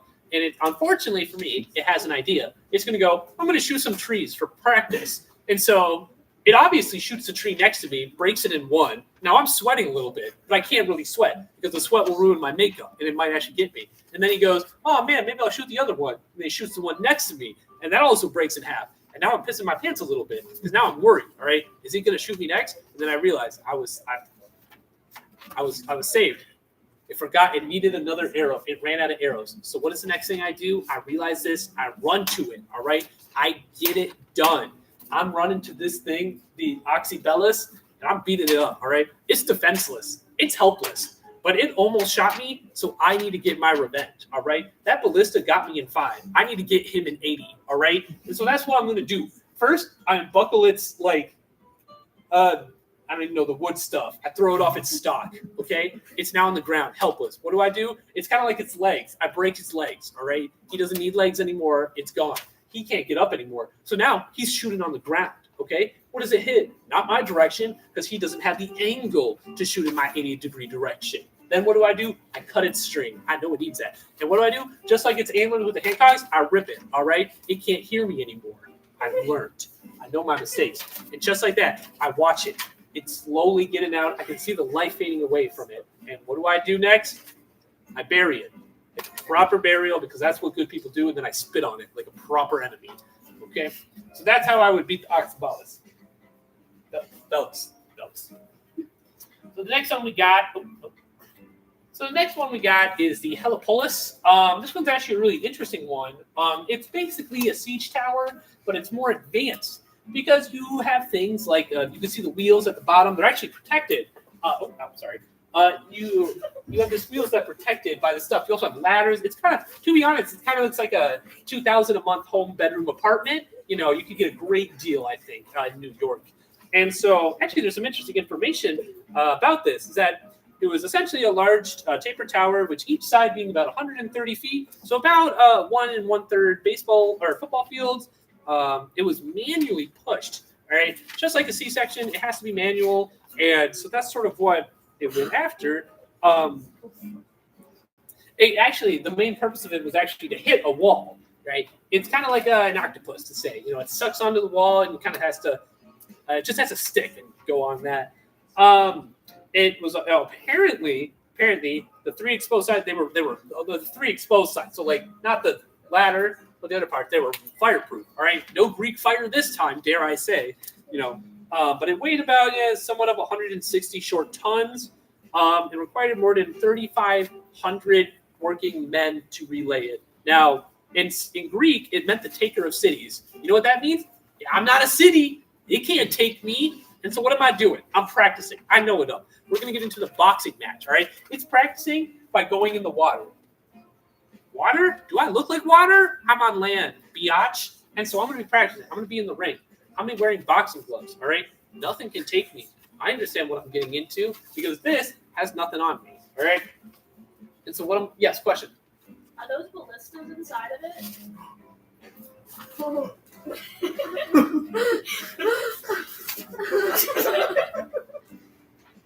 Shit.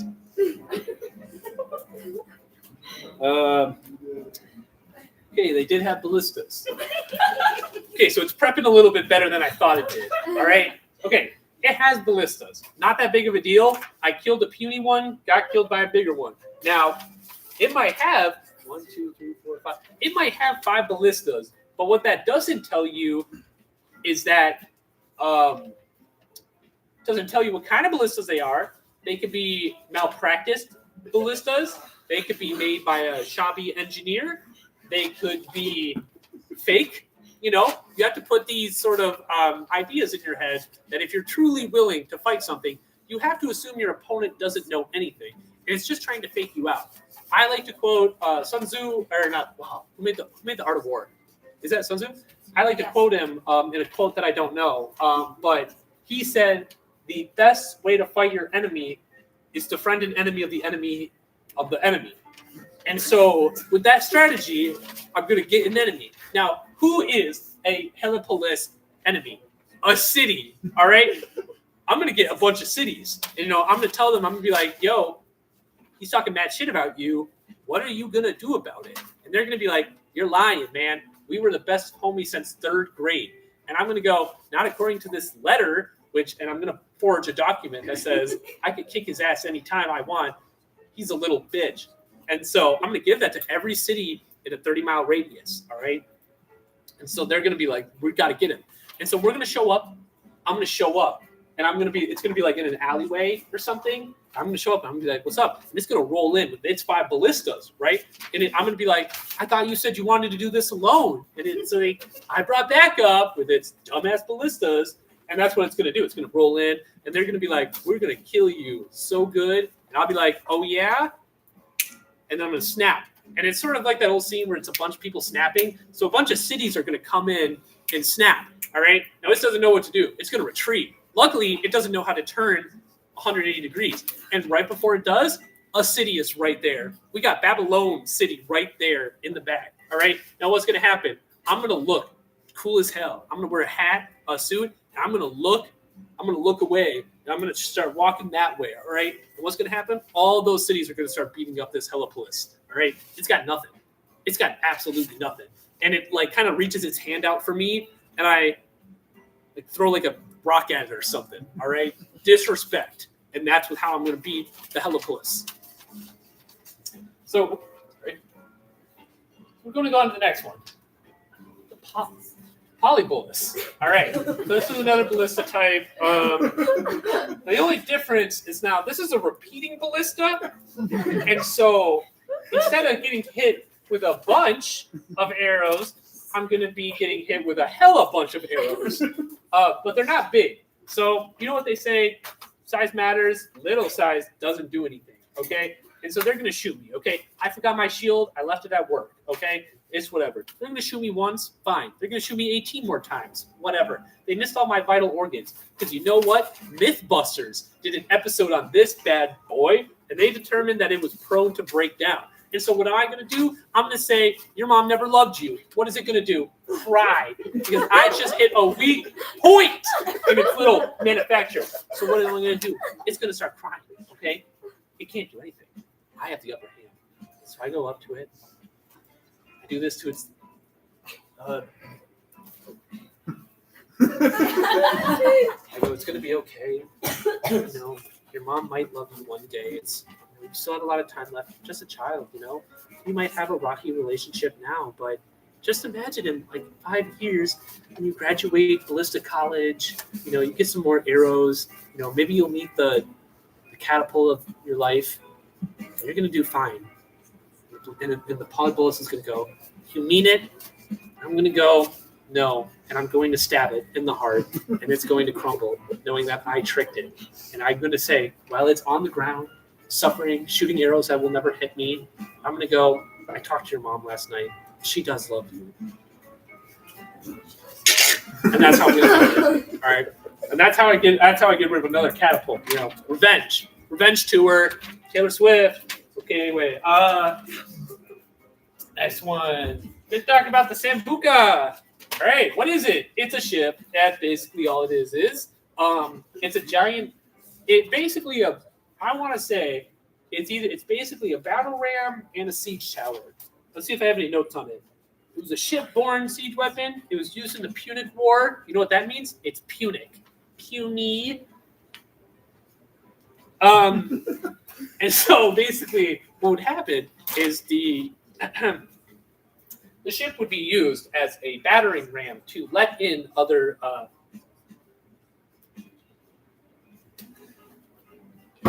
would be used to let in soldiers. All right, but here's the theory: we don't have soldiers. Okay, and now here's another thing: I am not going to be on the water.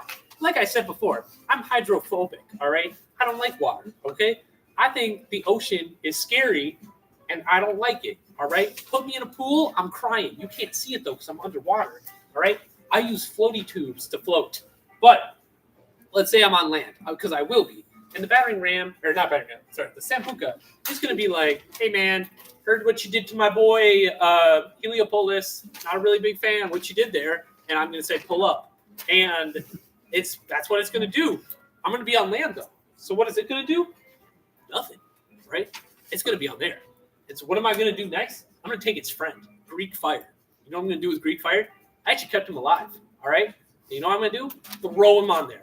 I'm going to throw him on there. I'm using Greek fire to throw on the Sambuca. Burns. I'm on land. There's nothing I can do. My hit, yes. So these aren't in separate timelines. They're all in the same timeline. Yeah. So how did you come back to life? So it's on fire, right? What do you think it's going to do next? It's going to try to extinguish it. But that's napalm, all right? And no one knows the recipe because apparently it burned in the Library of Alexandria, all right? And so that's essentially what's going to happen. And I'm going to watch it drown, all right? There's nothing to it. You give me a ship, I'll give you nothing because it'll be broken. It'll be exploded. And it will be demolated. It will be other words that have to do with explosive, okay? It will not be taken alive. So let's go on to the next one. What time is it? Someone give me a time. 6:43. Shit.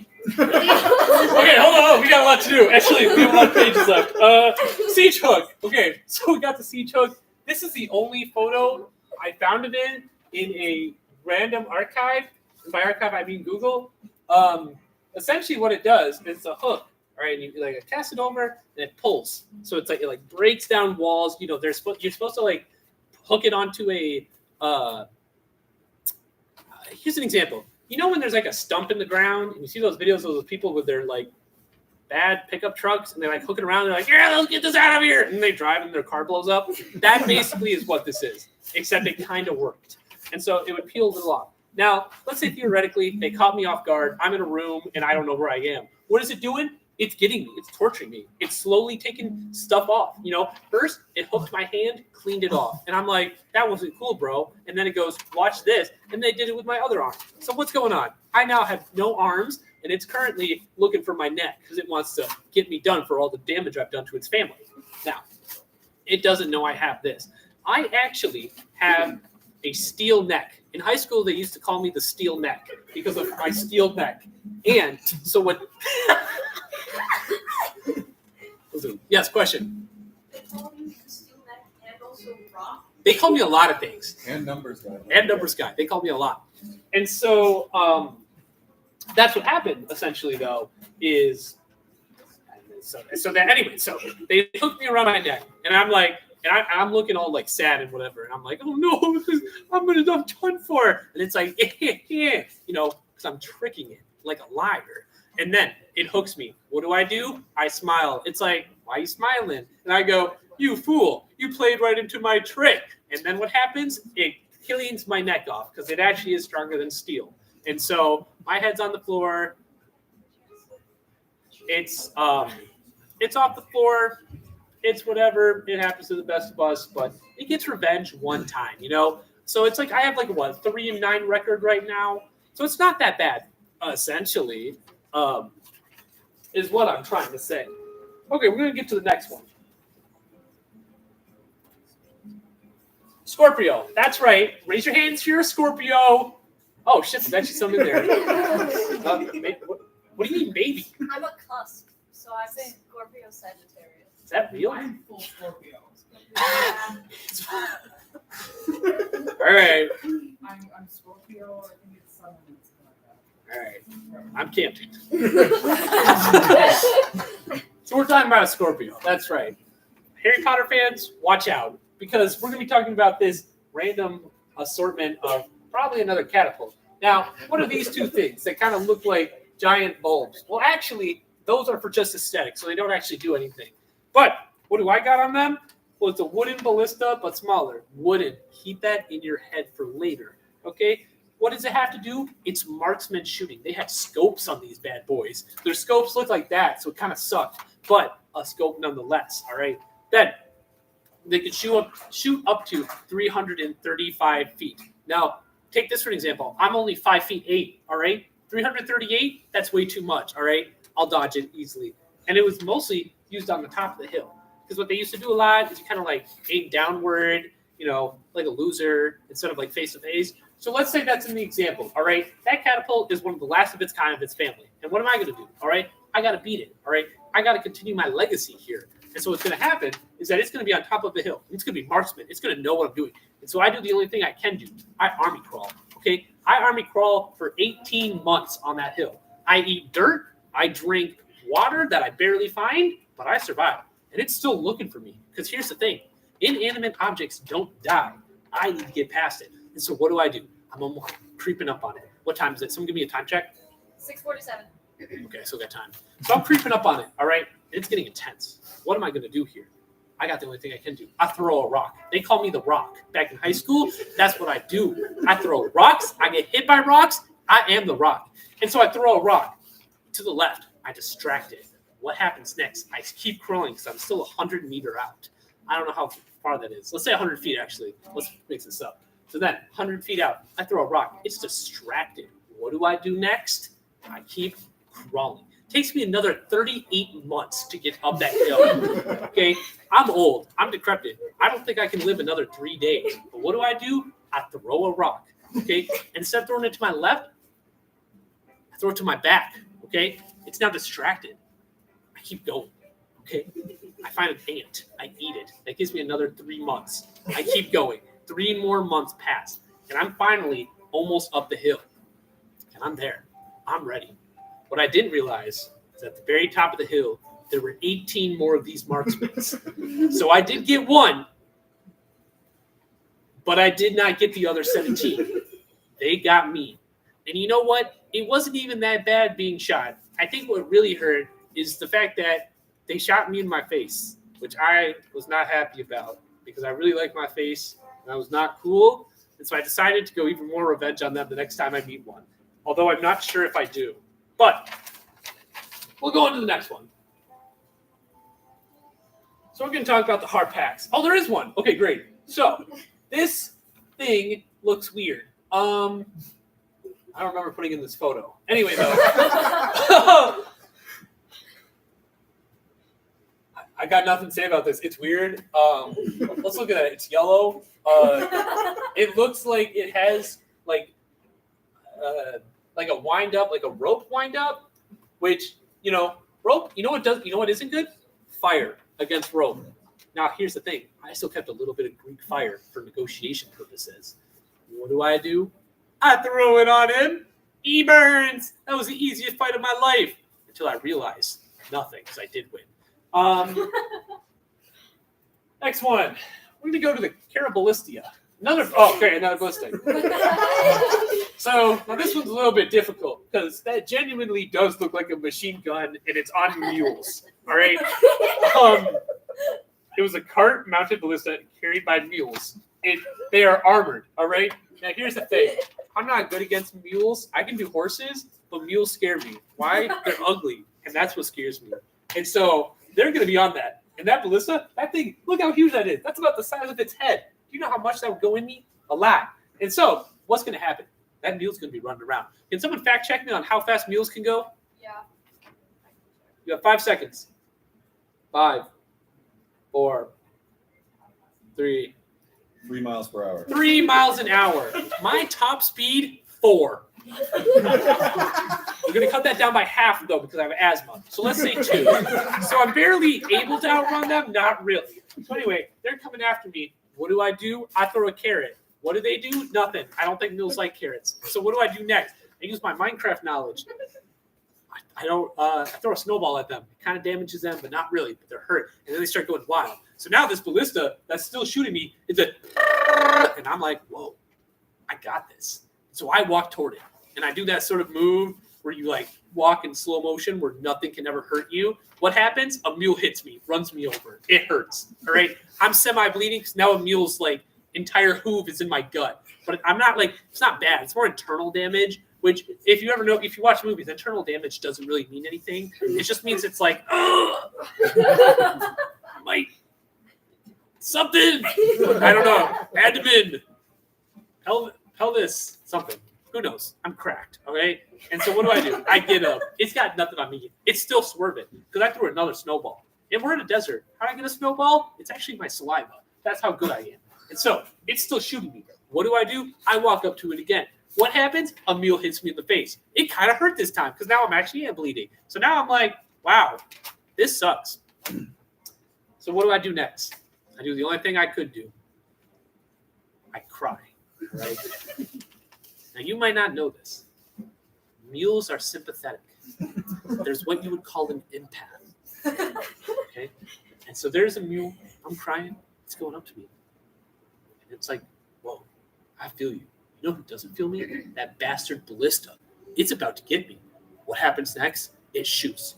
Who goes in front of me? 2 mules. My life is saved. 2 whole mules. They're entire. It doesn't even like stop it.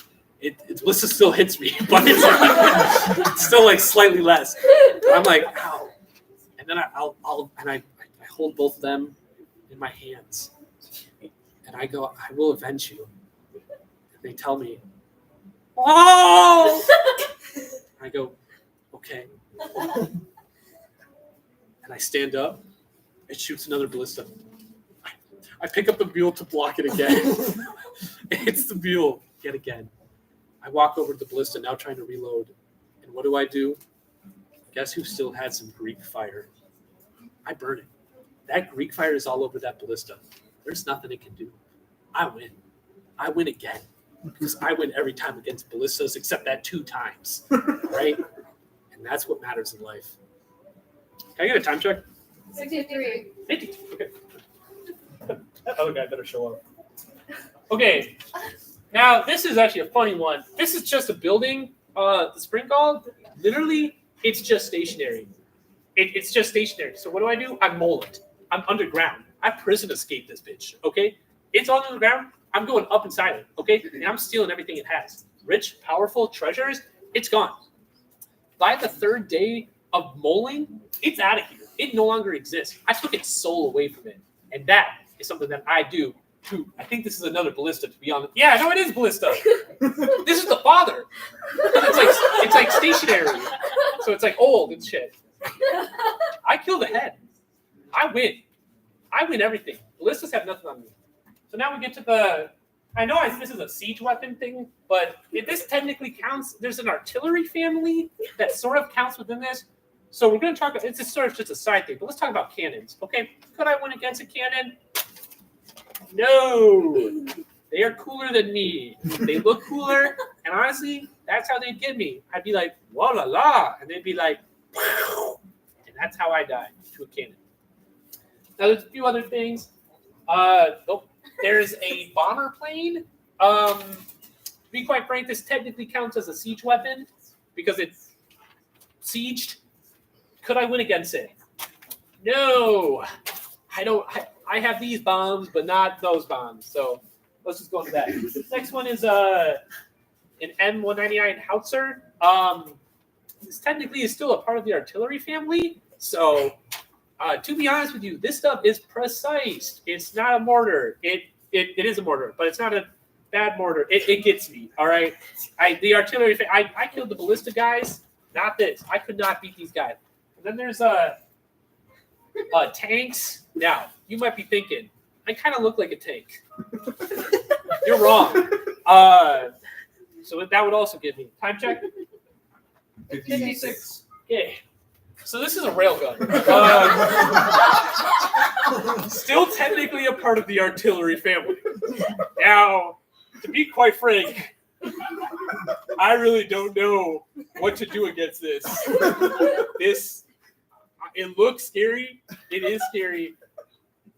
There's an article I read where it using electromagnetic forces to impart a very high kinetic energy into a projectile. Who does that? Do we need this? And why is it on me? Why do I gotta fight this? Okay? I was just trying to beat up ballistas.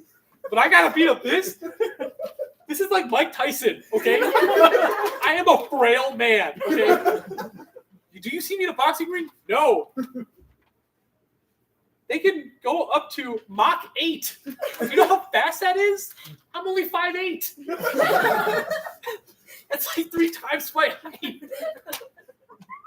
And then I also have a note that apparently there's a plasma railgun. Plasma. I want to donate plasma and not get blown up by it. And so, yeah, it's just wild. It's a wild time. Can I get a time check, please? 57. 57? Okay. That's all I have for this. It's great time. Good timing. Okay. That's the end of it. I don't need some. Okay, guys. Everyone be chill. There's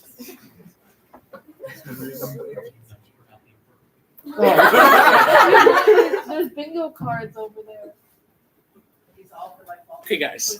There's a guy coming. They're just generally for Camden. There's a You want us to guy. turn the lights That's back on? Yeah, turn the lights back on. Okay, there's a dude. Okay, I don't know if you guys know him. Gotta get my bits ready.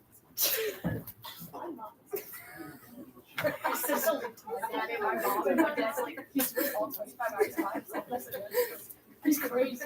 Okay. And everyone be really chill about this or you might just carry it and run away. So we gotta be cool about this. Everyone, all good? Awesome. Do you feel prepared? No. Are you nervous? Of course I am. Just gonna. Oh, yeah. There you go.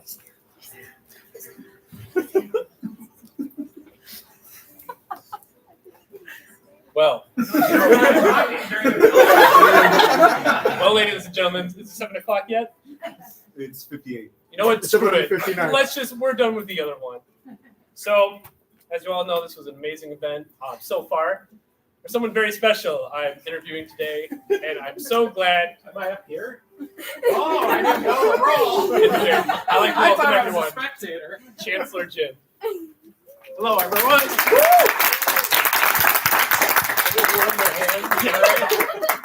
What an absolute pleasure it is to have you here. I am so glad that you were able to come to this event. You do not know how much it means to me. Well, good. Thank you. Thank you for inviting. I told you last fall. You have to invite me to that. I know, and you said that at the RA event, and I was like, I don't believe him. One email chain, and this is what I get you. And this is fascinating. I got amazing questions for you, and yeah, so let's just get it right into the best things. So, how far do you think you could go against Mike Tyson in his prime? Wow. I hope to be able to get my leg through the rope and into the ring before he took me down. That's my guess. Yep. So, and I'd send George Foreman in, but it didn't end well for him this past week. Yeah, it's truly a shame. It's truly a shame. Yeah, you've been here about how long have you been here for? This is my 12th year. 12 years. That's mighty impressive. Do you have any stories that you think you found throughout campus that you truly enjoyed? Oh, we don't have a full hour, do we? No, I have thousands of stories. You got to be a little more specific. Ask me about some aspect of the school. Let's see here. What was your favorite student interaction so far? This one. Please bring the blush. That's so amazing to have. So, have you seen a lot of crows on campus? I have. What's going on? There's a murder of them around. Yeah, that's what I'm saying. A lot of people say that they've been owning a bunch of crows. What do you think is an appropriate amount of crows to own? Well, can they really be owned? Oh, you're so right. It's nature. Can you really control nature at this rate? I've tried, and it's going to be raining and cold this weekend. So. Oh, well, that's really suck. Here, pick a card. All right. Thanks. So, in the topic of things that we all think about, an extraordinary amount, the level of wanting to be stuff. Would you say, in your personal opinion, would you rather be a pirate, knight, or cowboy? Pirate, knight, or cowboy? Oh, I think a pirate sounds Pirate? fun. Why that? Well, I like being on the water. Mm. There's the one thing that distresses me is when I'm on the water. I'd like it to be fairly tame water, but I think that's where I start. I'll start with the water, and if I never find anybody to go take their things from, that would be okay because I'd still be on the water. But a peaceful pirate. That is truly Peaceful inspirational. pirate. There you go. Truly inspirational. Talking about inspiration. If let's say that there was, just by chance, an asteroid coming down the planet, since you are someone, They come in all the time, Yeah. You got to be a little more specific. Let's say there was an asteroid hitting specifically toward Eau Claire, Wisconsin. Okay, we look at you a lot for inspiration and sort of as a power. What would you do to stop this asteroid from coming down? So my first reaction was run, but it's not the question you ended up asking. Wow. We don't have many bunkers here. Oh. I thought I had faced just about every challenge in my 12 years as chancellor. So far, we have not had asteroid prevention killing us all training. Yeah, there's always a chance, though. It's possible. Possible. So do you lose sleep over the possible all the time? Oh, 100%. I'm with them tonight. I'm surprised you aren't. Well, I thought I heard an asteroid land last night. Yeah, 5 a.m. Yeah. It was wild. Got me out of bed. Oh, that's awesome. So, there's just so much you've done. There's so many questions to ask, and I don't know how much time I have, but I do have some time. So, what's your favorite type of milk, would you say? Cow's milk. Cow's milk. I know. I'm kind of retro that way. Yeah, straight from the other. Well, I haven't tried that. I have milked a cow, but I haven't consumed it straight from the udder. Have you done this? And are there pictures? Have I? You'd be surprised. Oh my God, you're recording this. You going to make me behave myself.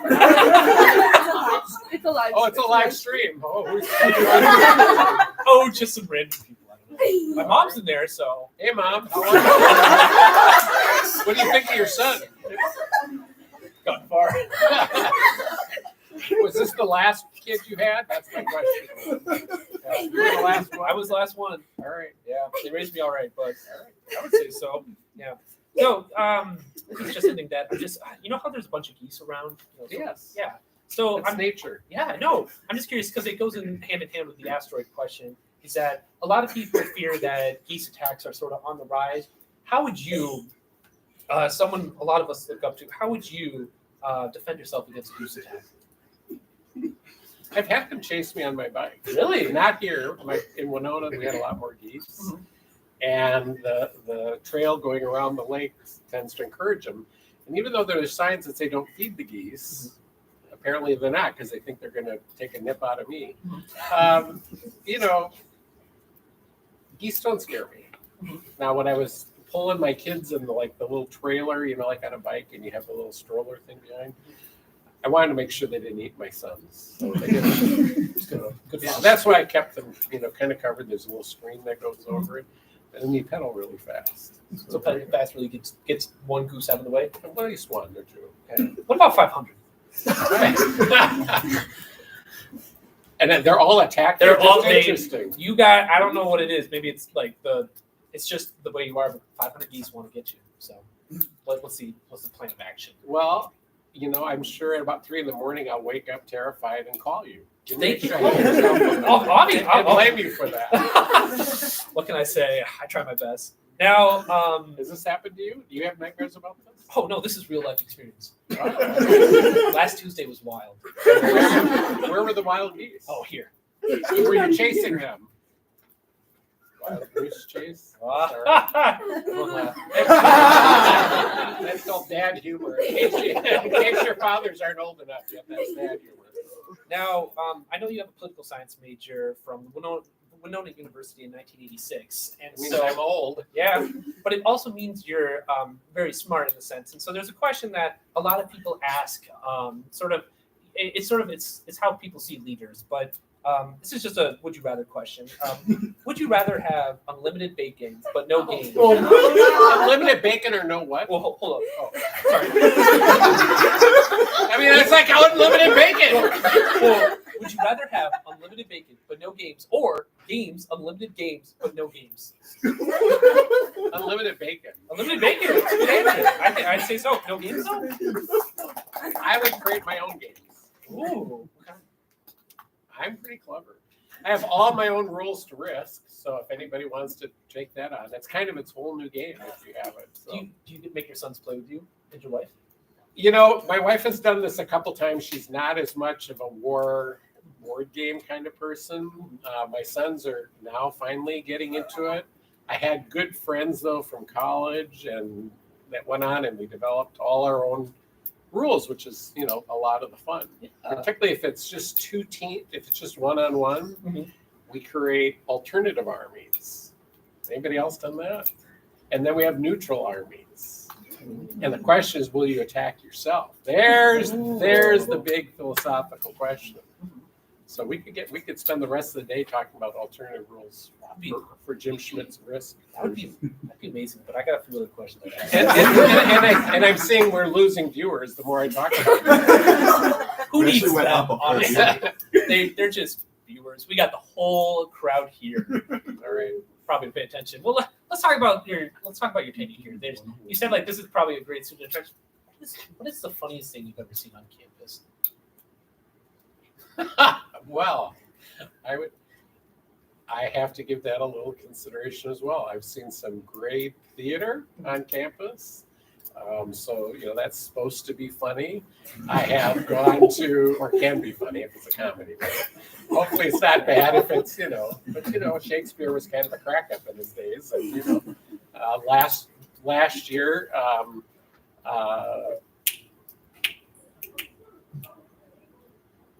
Macduff is the character. Now I've lost it. It's the witches. What? Macbeth. I think there was a Mick. I knew it. It says Macbeth. It was actually pretty funny. If you hadn't gone, it's tragic but funny. Let's see. Funny. I'm thinking, slapstick funny is people trying to stay up on both feet when we have ice covering the campus. But that usually results in lawyers calling my office. So it only is funny for a minute until someone hurts themselves, and then it's not as funny. I absolutely relate to that. I actually got off the bus the other day, just ate it. Yeah, it was funny. I had to get up quick though, so that no one saw. Can't be embarrassed out in public. We've had a few, polar vortex kinds of cold situations, and the media gets it all astir, and they talk for a week how bad it's going to be, and they start telling people that your nose will fall off in 8 seconds because it's so cold. And I got a lot of parents threatening to sue me if I didn't close campus, and so I was. No, seriously, we got the helicopter parents. I'm talking to you out there. And so I made sure I was in a suit, and I just put a little top coat on and had some gloves. And I made sure almost every student on campus saw me walking on the footbridge, going into Haas, walking back. And then I took a picture to prove I still had a nose left. So, you got to bundle up.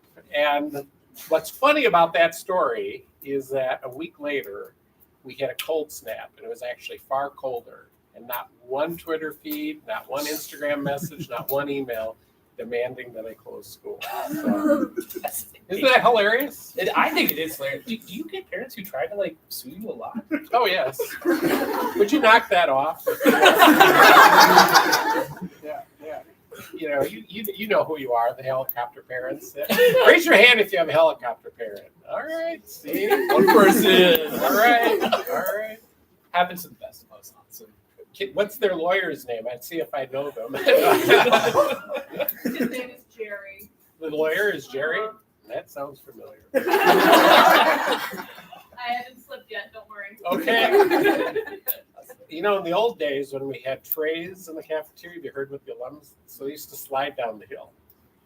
That's one of the reasons we don't have trays in the cafeteria. So there you go. Little factoid. They got a little better at that. They use cardboard now. Yeah, okay. Well, that obviously sounds like an absolutely hilarious, amazing story. I'm curious to ask you, where do you think happiness is found? Here, right here. Right here, in the basement of Oak Ridge. That's what I've heard. That's what I'm saying. I don't want to hear stories. Remember, we've got a mixed audience out there. You don't want to go too far with those stories about happiness. Yeah, halls, man. I tell you, do you have a favorite hall by any chance? This Oak Ridge? Why wouldn't I? Look at all these great people who are here. That's what undisputed goat. He says it. It must be true. That's what I'm saying. Well, in terms of happiness, there's a curious question that I've always been wondering: is that what do you personally find is the meaning of life? Happiness. Happiness? Serious answer is making a contribution, give back, make a difference, feeling like whatever it is you're doing, that you have somehow improved the lives of people around you. It's inspirational. Thank you. So next question. Have you been ever able to break dance? I broke something when I did that. Michael Jackson, you've heard of him. So, he was kind of one of the original ones of those. And that was my elementary, high school days. And I never quite was able to pull that off. It's possible that I was a little too self-conscious to actually do that in front of anybody. Now, a few times when it's been icy, I've told people that's what I was doing. Arms and legs going everywhere, and I end up on my back spinning around. So I don't know. Who's to know? Is that a fib or is that not a fib? That's what I'm saying. Now, I'm afraid, I guess we must address the elephant in the room. I'm looking for them. Are those new socks? They're not. Do you like the blue gold socks? I think they're fascinating. I always have usually a blue gold tie, and by the way, I just didn't have time. Do you like the socks? Yeah. And you like the tie? Yeah. All right, so I'm going to debut something here. I have to get up to do it. Please. Oh my gosh. Turn around. No. We're not doing that. So check this out. It's my Elvis impersonation or Fonzie impersonation. Oh. You don't know what you're doing about.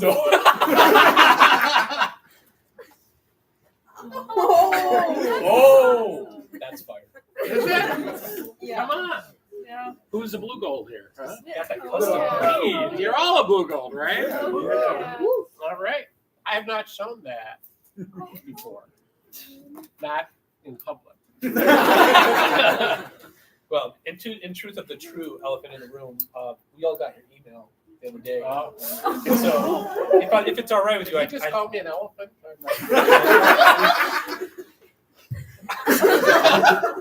let's talk about Hey, it. I've trimmed down a little bit the last couple. I think we should talk about it because you've been here more than a decade. I want to know so much about what made you go through this process. Tell me everything you're thinking about going to Virginia at James Madison. Candidly, it's been a huge roller coaster. A lot of emotions, a lot of different feelings about it. University did a press conference today. I had no idea they were planning to do. They told me they were going to do it, and it was like going to your own funeral. You go and people are saying nice things about you, and they're not going to see you again. It really was kind of weird. So what happened was that I have a former, he's still a friend, not a former. I have a friend and colleague who was a history professor at Winona State University. And when I was vice president there, and he later became dean of liberal arts. And we actually served on a church board together, and our kids were similar ages, so became friends. And he later went on to become provost and then president at Truman State University. And then about 7-8 years ago, he became president at a Virginia university called Mary Washington. He also ended up, coincidentally, serving on the NCAA Division III President's Council with me, and I served 2 terms as chair of that. And he was being recruited for this job. And he talked to the headhunter a 3rd time, and he and his wife had decided they didn't want to move, even though one of his daughters was a JMU grad, a Duke. And he said to the headhunter, I'm not your guy.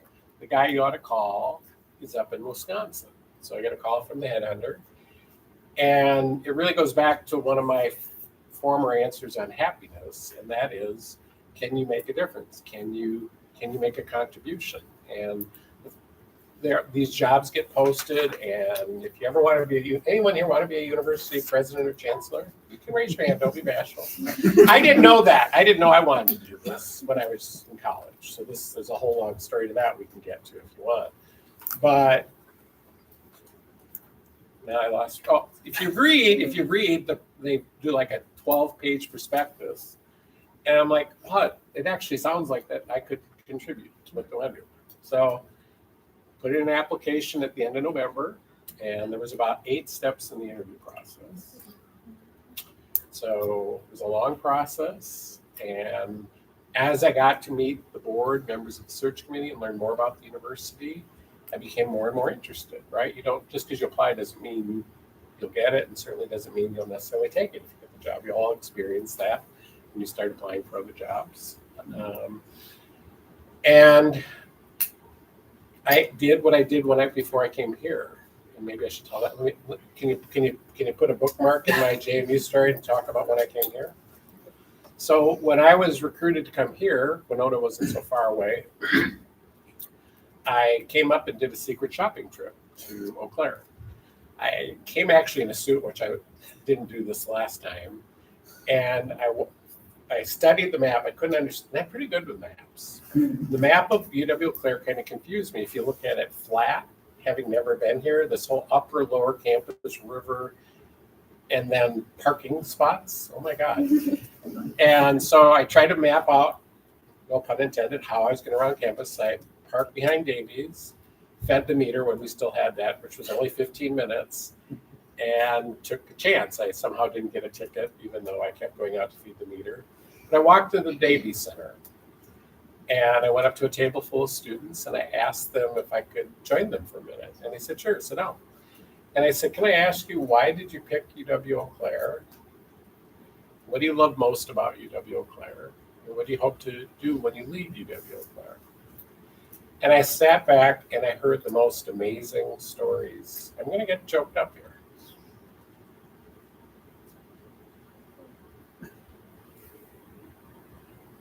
I heard the most amazing stories.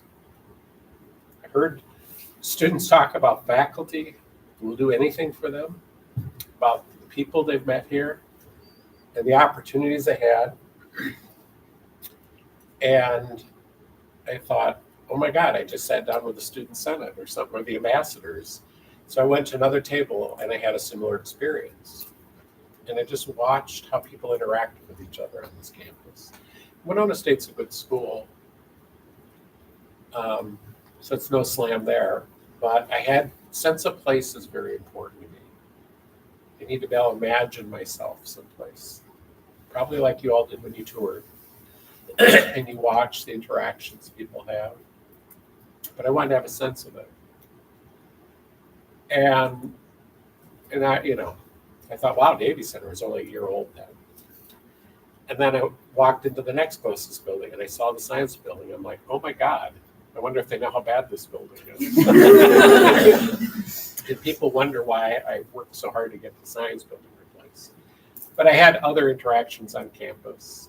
The funny thing is, I'm looking at all you blue golds, not one of you said, who are you and why are you asking me these questions?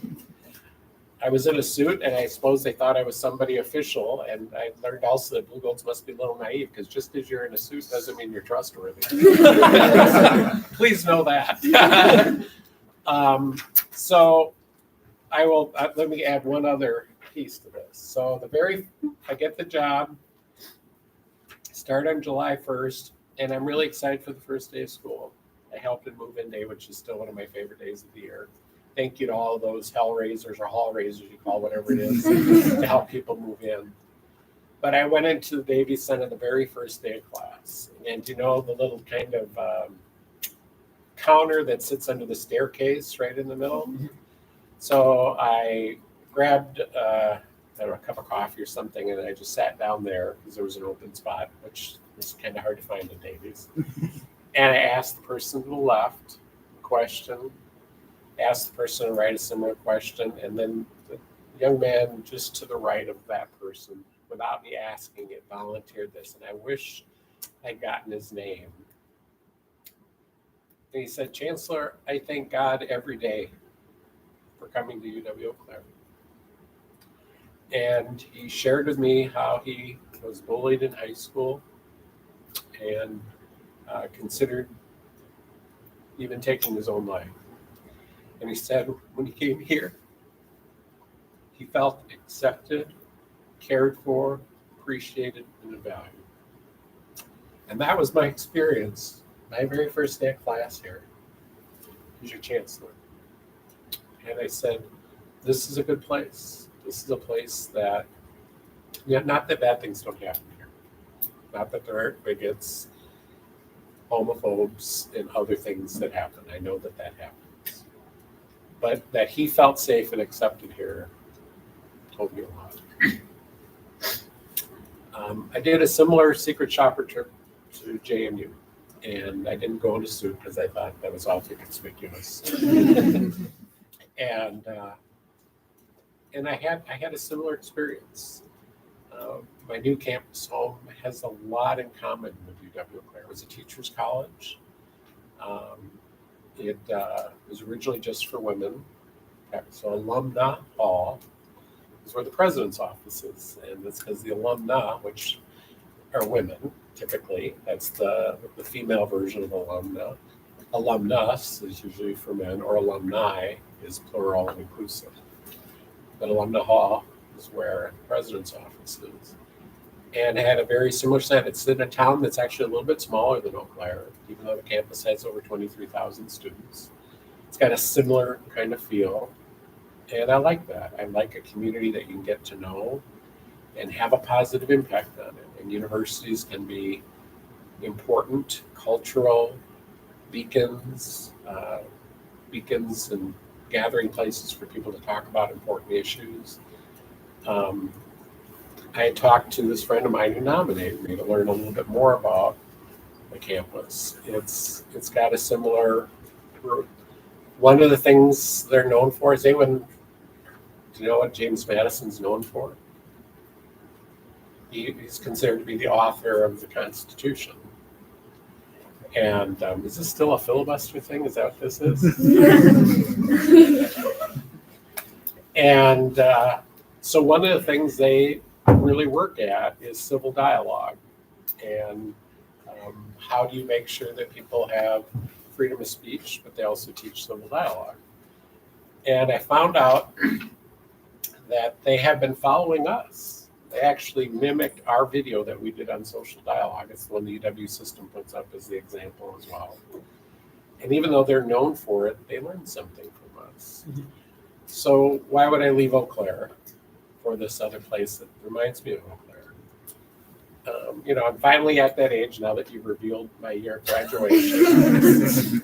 So I'm 60 years old, and I decided that if I were to make a move, now would be the time, because I don't want to go somewhere and just serve for a little while.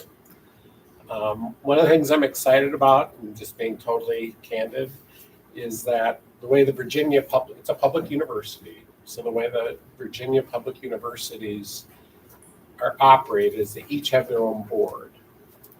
And here, there's a board of regents that oversees all 13 universities. Anyone want to guess which universities in Wisconsin get most of the attention of the board of regents? Madison, followed by Milwaukee. And then there's the rest of us. And I wanted a board that was committed to the institution. If the board gets to tell me what to do, I want us to have the same goal, which is the betterment of that institution. And candidly, some of what we get in Wisconsin is people get jealous. I got colleagues who get jealous, and legislators who get jealous, and board members who get jealous. The other thing I wanted is I like to innovate. I like to come up with new ways to do things. I don't know if many of you know this about me. I wouldn't be sitting here with you had I, as a freshman, not been on the steps of the Minnesota campus protesting. There was a proposal to double our tuition. And it actually went up 146% the 4 years I was in college. So we lost. The protest didn't work. But I got involved, and I got involved in student government. And this is kind of how this all went about. Where the heck was I going with that long story? The problem is I leave the trail for a while, and then I get lost in the woods and have to find my way. But what was I talking about before I talked about my protest times? You weren't listening, were you? Because I wasn't listening.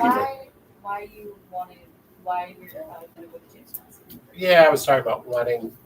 Oh, I remember. Thank you. So it's around innovation.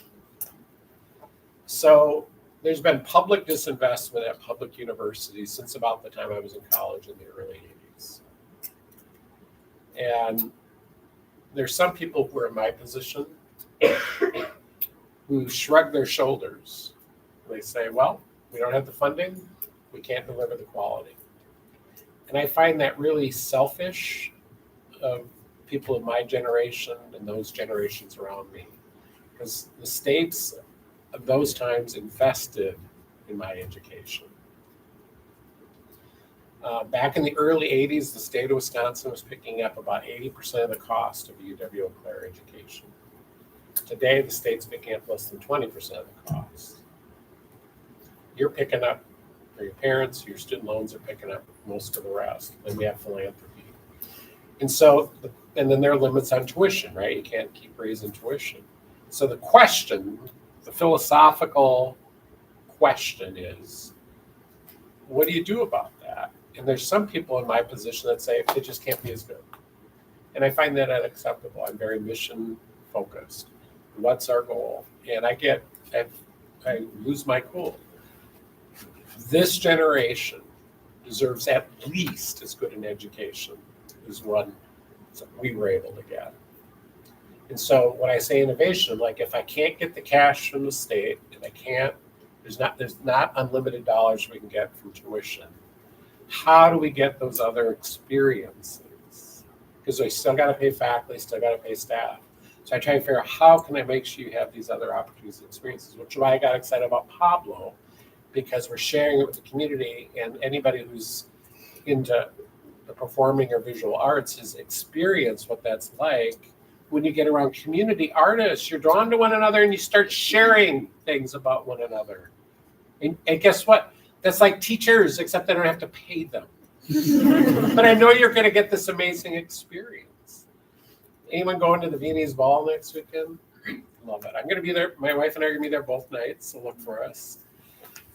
My son had the nerve to get married during one of the Viennese balls, so I missed that year altogether. I don't know how this happened. But he gave me my first grandchild. So she's 3 weeks old. Her name is Maxine, spelled with a Y. They're calling her Maxie so far. We'll see how that goes. She's the most beautiful little girl you've ever seen. I know you probably, many of you were as well. So, but I'm quite taken with her. And then I got off the trail again because I started thinking about Maxine. At my very first Viennese ball, how many have gone before? All right. A lot of musicians here, hopefully. Is that what I'm saying? Yeah. So my wife and I are watching, being intimidated by the people who are Viennese waltzing around at record pace. And what I noticed were, we have a student, any of you in the dance club, 2 to Tango? All right, good for you. And they used to do this thing where they did kind of a little bit of a competition with the students, and they blew me away. But then I looked around and I saw a couple dancing together that I know have been dancing together for at least 70 years. Any of you watched your grandparents dance or something like that? I remember my grandparents dancing. Fit like a glove, and they could anticipate every little move. And what I noticed was the older couples would go up to the college students and start asking them to show them dance moves. And the college students would go up to the older couples to do the same thing. And, these are some of these memories I carry. And I thought, wow. I know all of you know you're supposed to respect your elders. There's a big gap between respecting your elders and understanding that they're actually people. But more importantly, not only do you share a common interest, but you actually see through that barrier of age to bring it right to that relatable moment where you are colleagues, friends, and there's a bond that's at a different level. And I thought, wow, our graduates who've had that opportunity, when they are out in the quote unquote real world and have a interaction with somebody that's older than them, is going to have the poise, confidence, and ability to break through that barrier. When you think about age barriers, not any different than many other human barriers we can put in front of each other. But I thought that is going to set them up for success because that ability to relate is important. It was the Jack of Hearts, in case you were wondering. But, these little devils are not very helpful. I try to talk to the freshmen and say, don't walk around campus with your nose buried in your phone. Because you miss out. You don't know who you're going to literally run into. It could be a future spouse, best friend, business partner, doesn't matter, but you miss out. The other thing, since I'm doing old man lecturing, are those darn earbuds, because you're all plugged in. And I don't know what that's about. I think some of that's barrier making. And one of the things I'm a big believer in college is trying to break down barriers between people. That's fundamental. It's what needs to happen at college, and to have hope on the world, we need to figure out how do we break that down. And so I try to always say hi to everybody I see on campus. They haven't even noticed me doing that. And it doesn't work anymore because you guys are plugged in. So I always have to wave at the same time. And then they're like, oh, what? Yep, okay, I got it. It's at least know to look. Speaking of barriers, this is Filibuster, right? You learn the same thing, and one of the things I'm very proud about this school is our study abroad program. How many have studied abroad?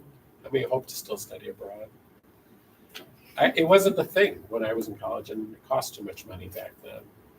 But one of the things I've learned, and for those of you who study abroad, even as different as it is, we're all really the same, aren't we? I've made a number of trips to China, and that's getting close to being pretty different from. And what I've learned is young people have all the same hopes, dreams, concerns, insecurities, and when it comes right down to it, things we're more alike than we believe. And anything that helps that understanding, right? I won't get into my lecture on world peace, but unless we can figure that out and make connections. Last year, some of the protests around the Palestinian-Israeli conflict, there were some people calling on academic boycotts with Israel. We don't have active academic exchanges with Israel at the moment. We had some, but they just haven't been active for about 5-6 years. But I just said I appreciate what you're saying, but I don't agree, because college campuses are one of the few places you can actually still have tough conversations. I mean, that's what their foundations are around, tough, important conversations. I used to say, nothing's so unsafe, and safe has a different meaning now. Nothing's so unsafe you can't discuss it on a college campus. And I said, beyond that, exchanges between faculty and staff and students helps that understanding. And if we're really trying to end conflicts, the more we understand each other is at least the basis for starting an understanding. And so, I brought that up as something I didn't necessarily agree with. So that was my answer to James Madison. I forgot the question. Father of the Constitution. It's a beautiful area. Y'all come out and visit me. I'll show you around. That's a serious offer. Do you want my new email address? I haven't given it out yet. I'm still here for another 3 months. That's enough time. We can do so much of that. We can, but you should look me up in the Shenandoah Valley. Beautiful area. What do you plan on bringing to Virginia that you sort of accumulated here as a blue gold? What do you want to sort of bring over there? Other than my Wisconsin accent, even though I was a Minnesota kid, so I'm a long-suffering Viking fan. So James Madison's colors are purple and gold, so I can bring over some. No, I think that what am I bringing from here? Actually, there's a lot of things, even though James Madison is considered a more prestigious institution. Out of the 4,000 some universities and colleges in the country, I think they rank as high as 64 in terms of overall quality. They have a freshman to sophomore retention rate of 93%. Somehow, I'm not happy about this. I'm kind of happy, excited because I'm going there, but I wasn't happy when I discovered it. Anybody in the B&B? You're my people. Their band's bigger than ours. How did that happen? Do we like Kara, by the way? Did you get to meet her, the new band director? She's awesome. I think you're going to like her. You're going to miss Randy. I got him to stay an extra year. I tried to get him to stay longer. Yeah, they got 525 in that thing. Is anybody from James Madison watching? I think our band's cooler here. It's jams a little more. The dance moves are pretty good. And you seem to have a lot of fun. I haven't seen them in person. I've watched some video. You have to watch and decide. Great. But there are some things that Eau Claire does better than they do that they're interested in learning about. And that's cool. And I told my team, I'm willing to share stuff back from James Madison here. When we went through this new strategic plan, I don't know if you probably know, you all read it? It's online, you can read it if you want. I'll do a test at the end. But we are looking for here we are, and so we look for aspirational peers, right? You try to learn from other people, other institutions. So there's a handful of old teachers' colleges that have climbed this ladder of prestige, quality, whatever you want to say. And James Madison was one of the 7 or 8 schools we were looking at. And so that gave me another reason to dig a little deeper into that. But colleagues, we exchange great ideas. And I've kept, great connections with my previous institutions. We share information back and forth. So I'm going to take some good ideas from Wisconsin, hopefully leave some of the snow back here, and send some of the warm weather ideas that I pick up here that might be useful. Yeah, you can finally wear shorts in like 60 Yeah. degree weather. Everyone's Yeah. gonna think you're weird. Can I still wear these socks though? So, Yeah. Of course. this was a gift. By the way, these socks were a gift from the theater department about 3 or 4 years ago. So they sent me like 4 different types of different blue and gold socks. So leave it to them. Get me costumed well. Well, you obviously love Eau Claire a I lot. do. That we can all tell, obviously. What do you think you're going to miss the most about leaving here? Wow. Hard hitter? What's that? Hard hitter? It is. I've done my secret shopper trip, and I went back this week because they kind of do a ta-da unveiling of me. let me tell that story, and then I'll answer the question and give me time to think. So they do this thing. It was like double secret probation. Anybody know what that reference is? All right, leave it to John Belushi. Sorry, did I say that out loud? Do you even know who he is? Yeah. All right, that wasn't a slam. That was a good thing. A little bit. I get it. You get it? All right. And now the rest, you know that reference? Animal House. Oh, exactly. It's a classic. It's a And a classic. shirt that just says college across it. It should. How about, Caddyshack's the other one? It's like, yeah, so you got to have all those in your repertoire. So, what was I doing in Animal House? Clearly, if I didn't take the job this year, I couldn't have done it when I turned 61. So my brain keeps short-circuiting on me. Where was I going with the Animal House? Secret unveiling. The secret unveiling. Thank you. So there were only like 3 people on campus that knew that I'd been selected, and they sent a note to the campus that say, "Come on over to Schofield Auditorium," or in their case, Wilson Hall. And it was their old original building, and they fill up the thing with 1,400 people. And literally, my wife and I checked into the hotel that was next to campus. We met in the garage, so not Deep Throat reference. Not the other one. I'm talking about this was. This is from All the President's Men. That's a different old movie. And Deep Throat was the person that turned Nixon in with the secrets that made him resign. All right, so we meet in the parking garage, and they give us the keys to the room so we don't have to go to the front desk.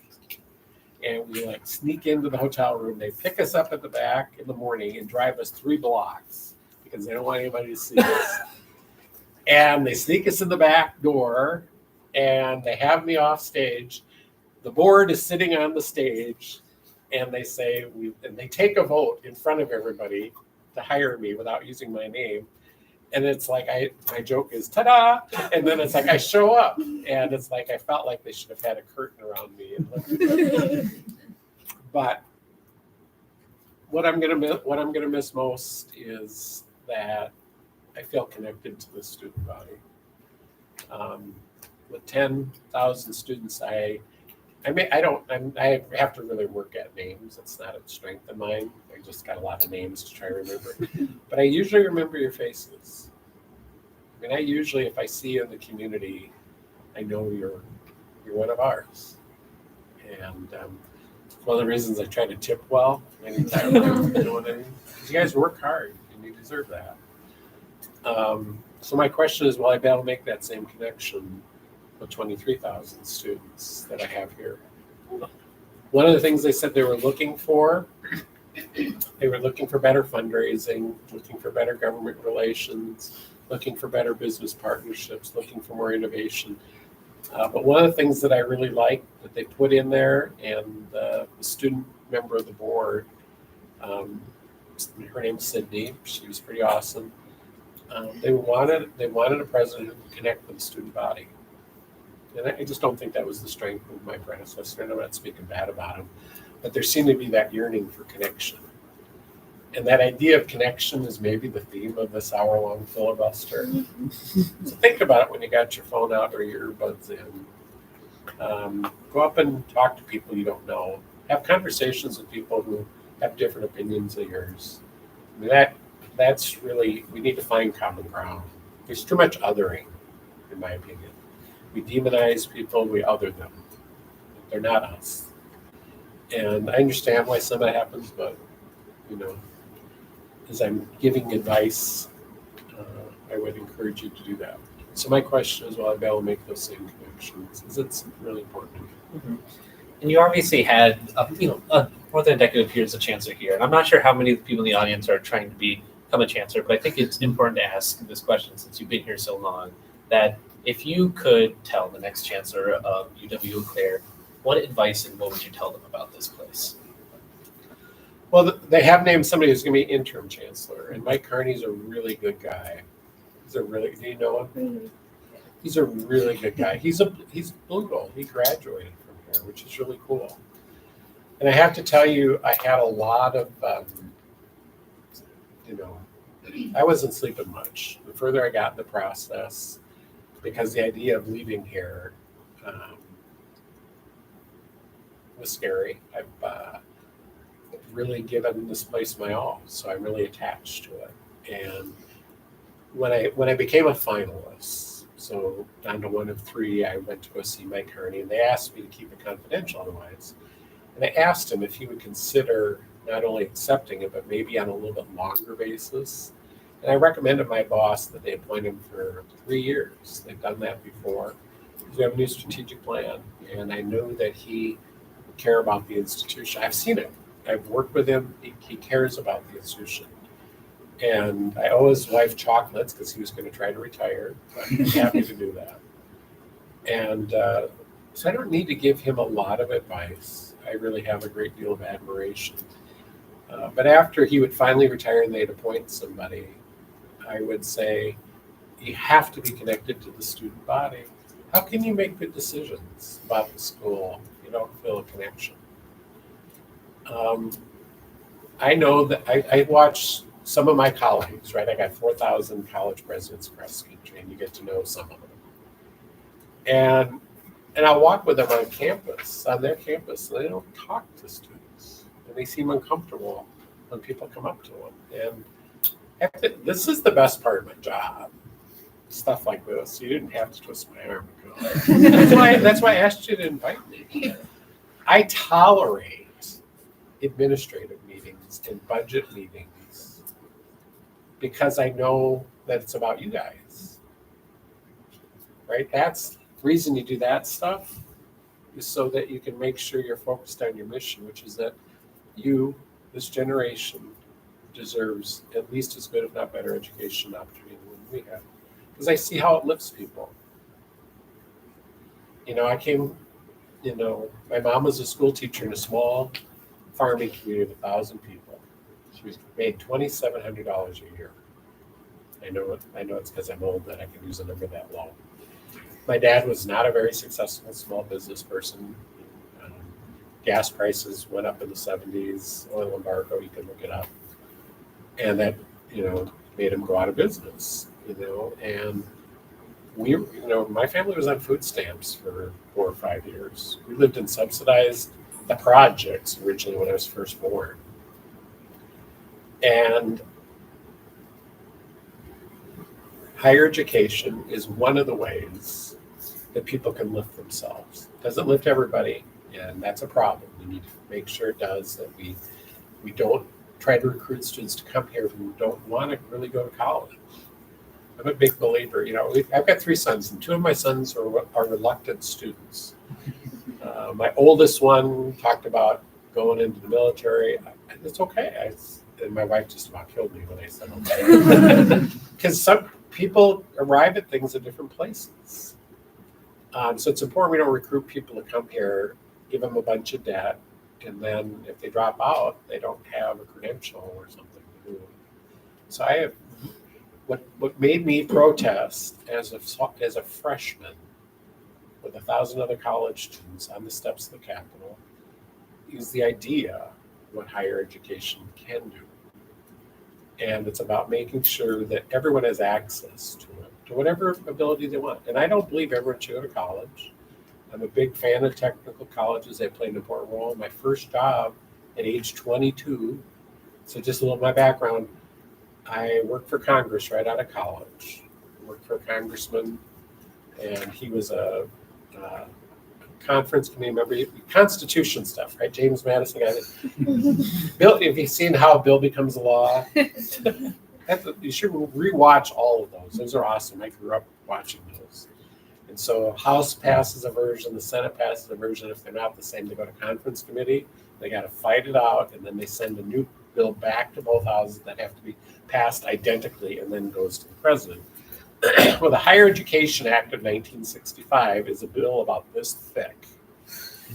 And it's got all the financial aid stuff in it and a lot of other important things in it. And the House was run by Democrats, the Senate was run by Republicans, so there were a lot of differences. So this conference committee took almost a whole year.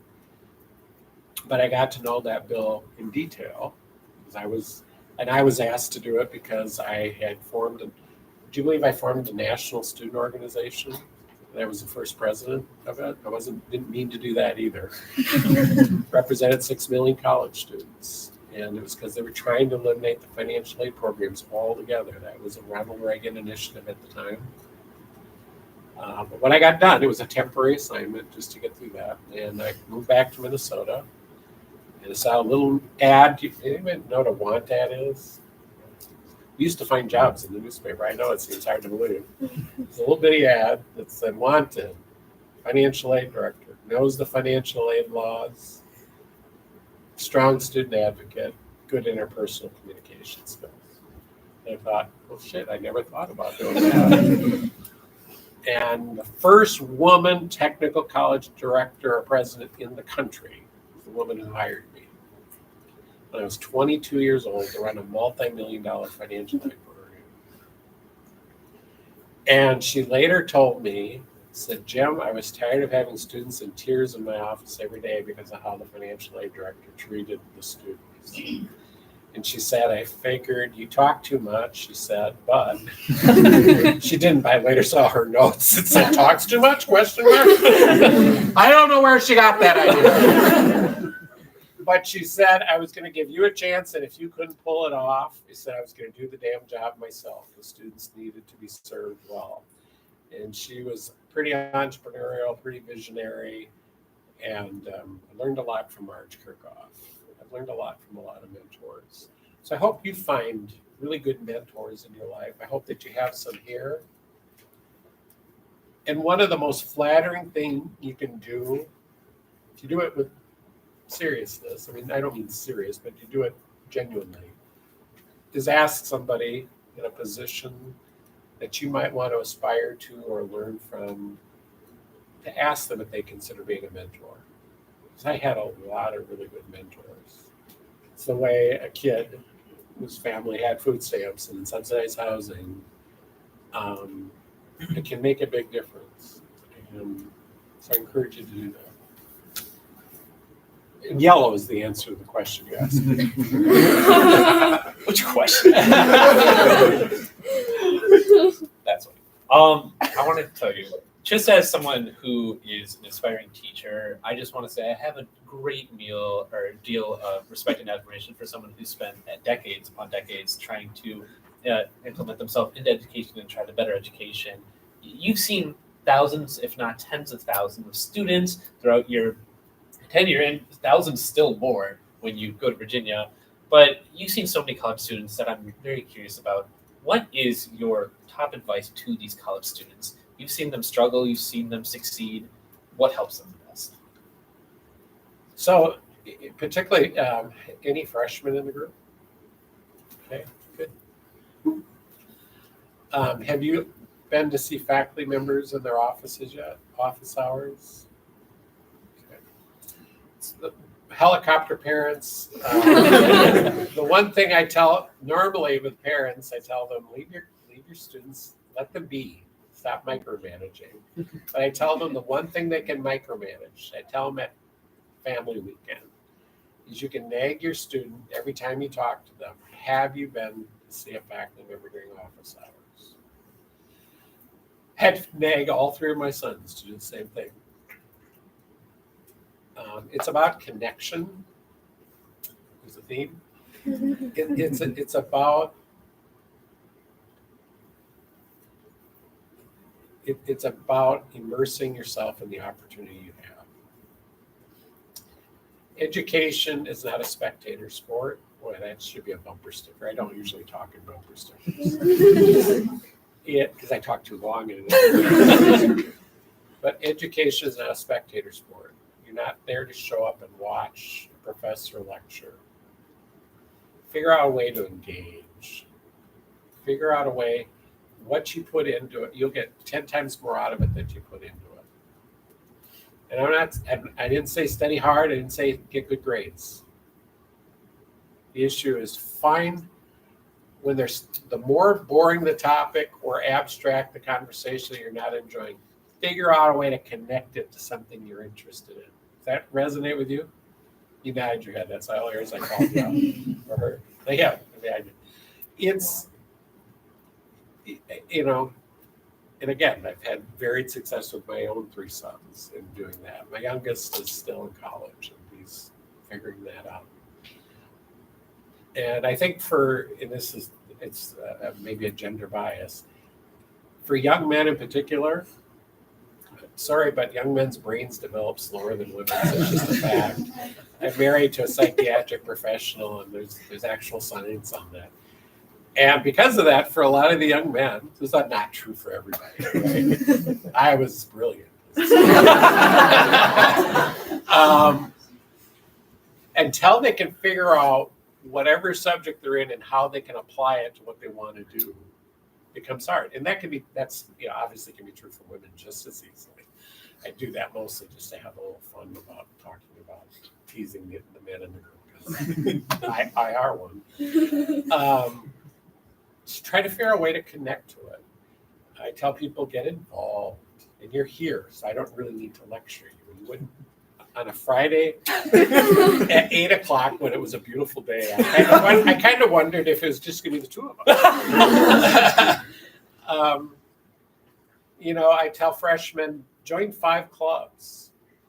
You're only going to have time for 1 or 2. But I tell them the upperclassmen know the freshmen kind of bop in and decide it's not their deal and they don't show up. And it's okay. You don't have to make a big deal out of it. I threw myself into my college experience. And I was stupid enough because I was worried about money. So I worked a 40-hour-week job for 2.5 years of college. Huge mistake. I was missing out on college. I still tried to figure out a way to squeeze it in. But when you go to calculus class, oh my God, what was I thinking? At 8 in the morning, winter quarter, when we were still on quarters, and then you work at a trucking firm until 2 in the morning, and then you look at your calculus homework when the prof wasn't that good anyway. Let's just say there's a reason I did not stay with computer science in my degree. So I switched sciences. What science class did I take? Oh, that's right, political science. Just seeing if he's still awake. So get engaged. Get engaged. Any of you got younger brothers or sisters at home? Keep your hands up. Any of you going to recommend UW Claire, your younger brothers and sisters? Keep your hand up. Yeah, well, that's a good sign. That's a good sign. I hope that you have the kind of experience here that makes it. Not all your brothers and sisters maybe go to college. That's okay.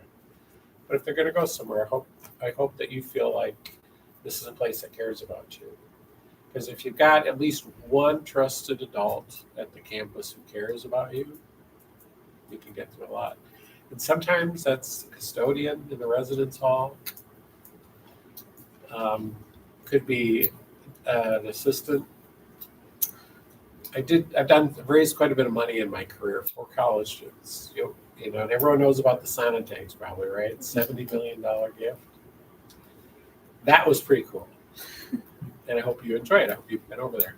But one of the most meaningful ones that I had from my previous school, it's really the number of zeros are cool, but it's not the most important. philanthropy is how it changes the donor. And so one of my favorite all-time philanthropy gifts was a custodian. And he was the executor of a retired faculty member's estate. And so they're working through selling the property and giving the money to the university for her scholarship. And he dropped off the last check and he said, "Hey, Jim, when you have a minute, I'd really love to talk to you about whether or not I could maybe set up a scholarship."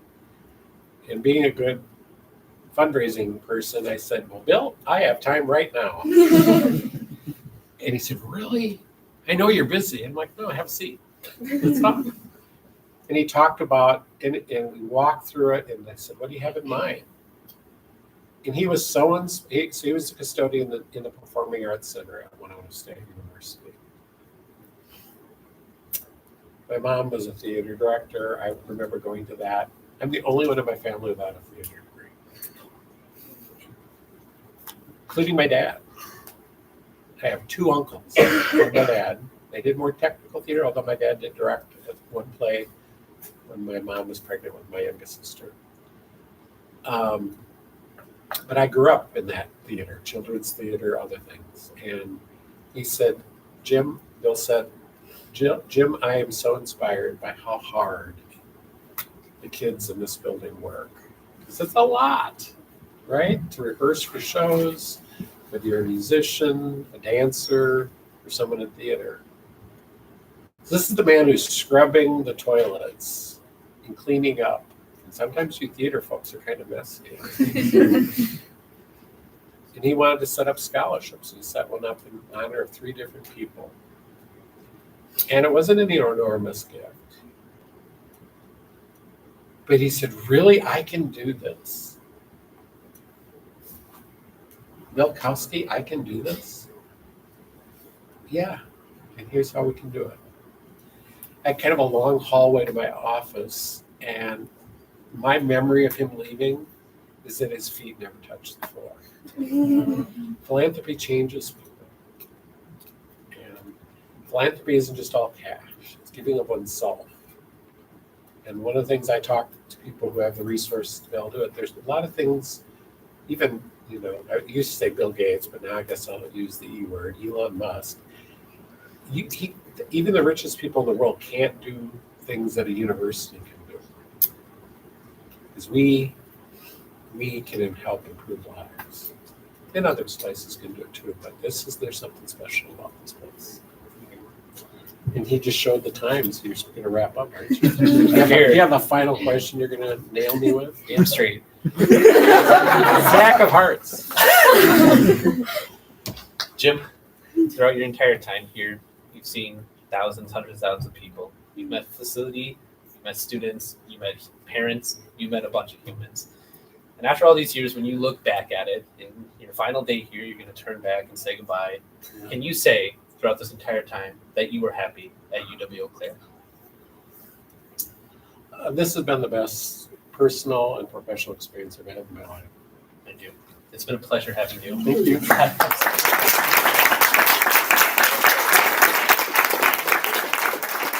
you're free to go. Are you going to do another one? Oh, I still got Oh, all right. Who's up next? Who's up next? No one. We got Lego City next. Yeah, right. This is why he was showing the clock. It's like, cut this guy off. We got Legos to do. Yeah, you guys better not leave. I see all of you. That's right. It's been a pleasure having you. Take care. Have a great time. Love you all. Thank you.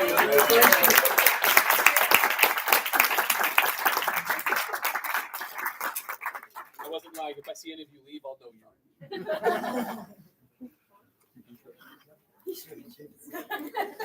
Be sure to scan the QR code. Oh yes, please scan the QR code. It's just to check in. If you're able to, that'd be lovely. That'd be cool. It just tells you that you check in. It's how I get fed.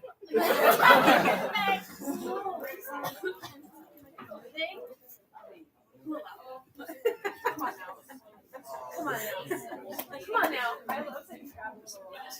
Oh, you want to say the accolades again? I do so much. Oh, that was awesome. That was so baller. That's so good. Yeah. All right. Yeah. What? Exactly. I forgot to ask him the pancakes. I forgot to ask him about the pancakes. I had like 3 questions in my mind. I was like, okay, let's go on to the next topic. We're going to be talking about Lego City. Yeah! 152 slides, and this is part 2, so sit down. So, we got a table of contents here. We're going to be talking a little bit about Lego City. We're going to be talking shortly about the humble beginnings of Lego City.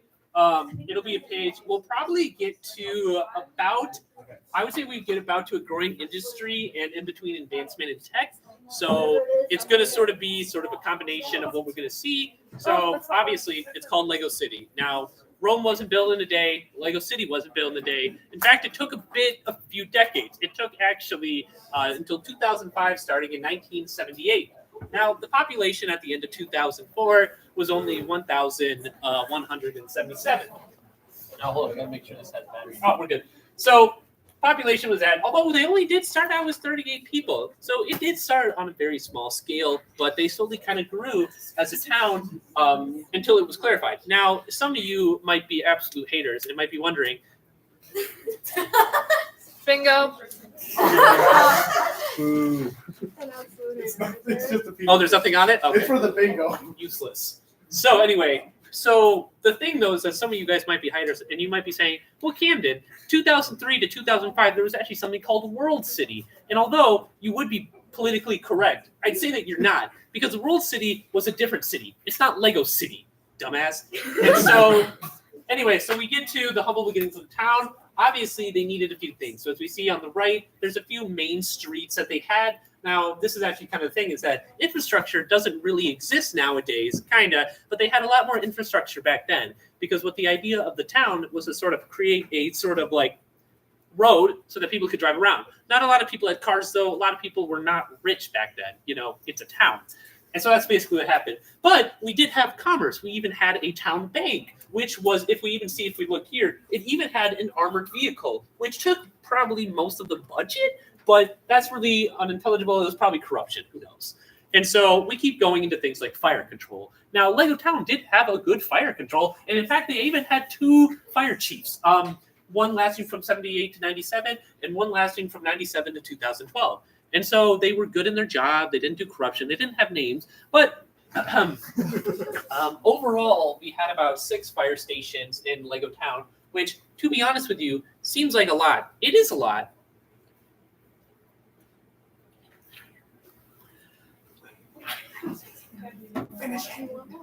Someone should fill that up when I'm not looking. So, it's already finished. No, finish the water.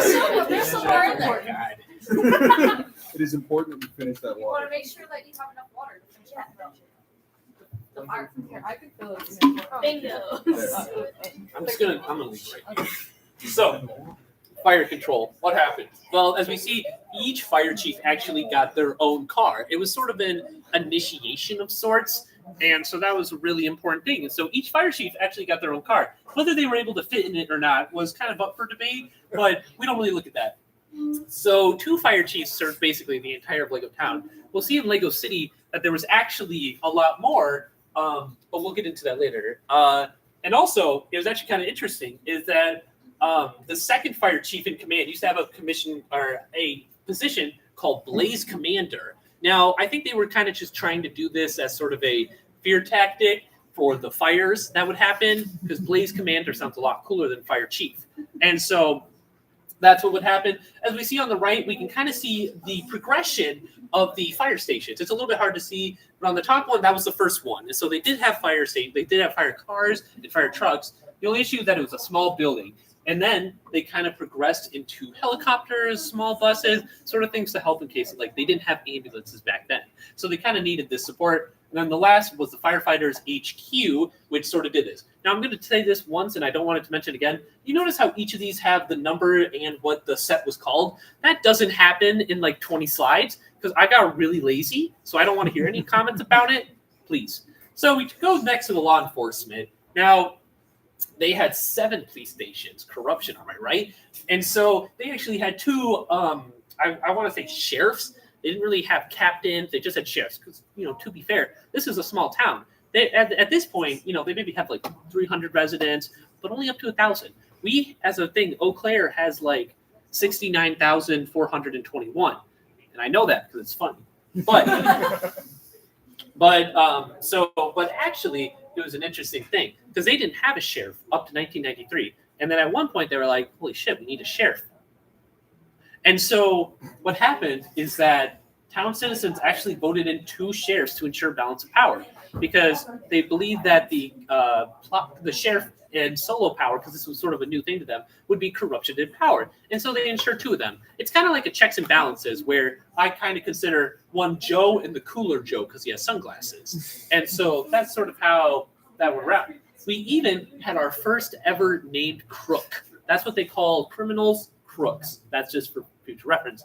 And so we had Jailbreak Joe in 1995, in this one right here, when he attempted to escape. As you can see, he didn't really get far with his makeshift vehicle compared to that. But they also had an armored vehicle and a helicopter. So it was kind of advanced for the Lego age of its time. We can also see sort of how the police department, sort of just at your time, they kind of went from a weird white and green. They kind of had the white-green palette going with like green, the Post Central, which is it's interesting, but it's a lot of funding. It's a lot of quick things that were just happening. So then we go to public service. You can't create a city without public service. Sure, you can arrest every crook. Sure, you can fire or extinguish every fire. But what can you not have? Potholes, all right? They will get you. And for Legos, potholes will basically kill a minifig. And so we had a lot of things. And so roads were a main priority, all right? And so, oh, hey, that's interesting. My water got filled. Water's back. All that magic. So, anyway, so we had a lot of, it was sort of a main priority, and they put a lot of the budget toward it. And so what we did is that it had the highest budget out of basically all of this, and that's sort of what we kind of did to promote it. And so we just have a lot of some services included. Now, in future times, it sort of gets more broad into what specifically construction is going into. But as we see at the bottom here, they used everything. They had a blizzard blazer, a telephone repair, a emergency, a street sweeper for some reason. But we actually employed a lot of people. We even have at the top right a pothole patcher. That's right. We had a job for that. We paid someone $30K a year for that. And that's in 1974. That's how important this was. Your laptop's doing a shadow. We even had a public works center that sort of actually used the thingamabob, whatever it's called, crane, for the first time in Lego Town history. And so, sorry, I didn't mean to close your laptop. You can sit more that way. Maybe, I don't actually know. Anyway, so we had utility pair, recycle trucks. So it was very progressive for its time. The lawmakers really thought that we needed this sort of thing now, and they actually put a lot of money toward it, which is something that you don't really see often nowadays. Next, culture. What's a Lego city without some culture? You can't have everyone that's boring. You got to have a culture. Wisconsin with cheese and the Packers and drinking, you have to have some sort of culture divided. And so this is actually very important because it stems a lot of what Lego City is sort of meant for. It's what it calls to us. And so the first one is racing. You can't really see it because it's a little bit blurry, but that's fine. But racing became an extremely popular thing. We'll actually see later in the 2025 Lego City is that F1 actually got huge sponsorships within Legos. That's right. Thank you for the gasp. But Lego City kind of did a lot. And honestly, over 60 different racing vehicles were produced. I know because I counted. That's a lot, all right? That we had more racing cars than actual cars. People walked, all right? It was a walkable city. Dare I say, a walkable Lego town. And so it actually got pretty interesting because we actually did get drag racing back in '93. You don't understand. We put so much money into racing that it took out money from other things. We didn't have healthcare until later. Yes. Keep saying we. Are you part of Lego City? Yes. I was on the planning committee. every year. So we even, and here's the thing, you had these like drag racings and you had all these like serious things, but that was for adults. So you might be thinking, how do you get culture to the children? We had go-karts, all right? That's how people get into this stuff. So we had go-karts for the younger audience and regular attendees who just did it for fun. There weren't really safety regulations, because if we look at this one racing Screaming Patriot, there's a reason he was called the Screaming Patriot for a reason. His engine blew up halfway through. But it looked cool at least, But other than that, though, racing is a huge thing that kind of got involved in the Lego town, and it really advances throughout time. And we'll sort of see where as the budget goes on to the Lego City is that after Lego City is able to sort of produce itself and sort of get on top of its work, it will sort of get this culture back into it that they needed to sort of. Foosball table broke. I'm gonna do that anyway. So then we get into space. So space was a very interesting thing. So basically, we really like space. Now, if we're thinking out of character right now, there's a reason why this was going on. The Cold War was happening. And what better way to get young children into the America getting into space? Legos. Back in character. So Legos actually just liked space for no reason. And so they wanted to have a program to land on Mars. That's right. Fuck the moon. We're going to Mars. All right. And that's not what we did. Yeah. Because also we're a town. So it was really little budget. It was honestly just a bunch of scientists who sort of crowdfunded their own work. But we did things that they promoted it to ensure public support. Because here's the thing. If the public doesn't like your space program, you're not going to have a space program. You're going to have a dead space program. Bars. So, what were scientists able to do? They were actually able to launch the first satellite in Lego Town, which was huge.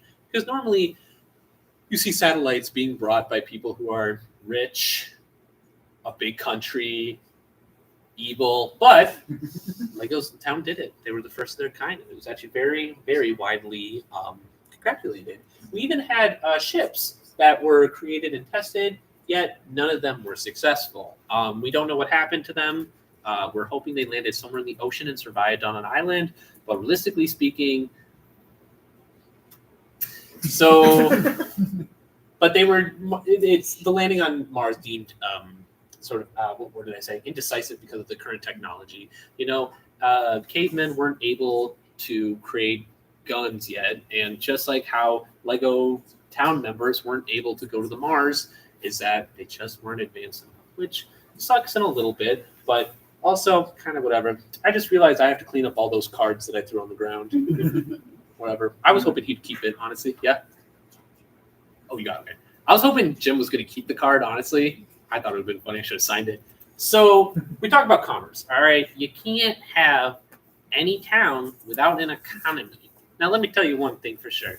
I'm not made of money. You know who also wasn't made of money? Lego Town. But they damn tried their hardest to, okay? Because let's see here. We had two banks, 1988 and 1997, all right? That was huge. You don't get banks like you used to, okay? And that was actually that's the bank I showed earlier, the little town bank. That's sort of what we were looking at. But we also had things where cars were getting more popular, because this was also when we realized that racing was cool, but what if we did it at like 25 miles an hour on a road to get to work, okay? And so cars became a little bit more popular as they were being manufactured. And what did we do for that? We had stuff like car repair shops. That's it. That's really all we did with cars. We didn't really advance them. We just made cars. It's kind of like Ford in the 1940s, how they kind of just mass-produced cars, made them cheap, but they weren't really that good. But that's whatever. But we even had some like huge historicals. The famous Pizza to Go was the top spot for food in Lego Town. We can see that at the top right. And in fact, it wouldn't be only until a few years later that they did update their model to make it as it was today. Now, we also go into gas and car washes, made much of the town. If you've ever watched the Lego movie, you know the company Octane. This is a Lego brand. It is a monopoly. We hate them. It is controlled by President Business. And to be quite frank, it took over Lego Town. They needed gas. Octane had the gas. So it sucks. And a few other people tried going into it and tried promoting their gas. I believe what other gas companies there are. They tried to do stuff, but they weren't really successful because octane was relatively cheap. A monopoly. So that was kind of a cool place. Also had a little. This is actually fun fact. This snack bar right here. This is the first ever store in Lego Town. It was made by a man, someone, and he was the first to do it. And so he was kind of known for that. Unfortunately, no one wanted to go to it, so I think it went out of business not too long ago. And by long ago, I mean 1978.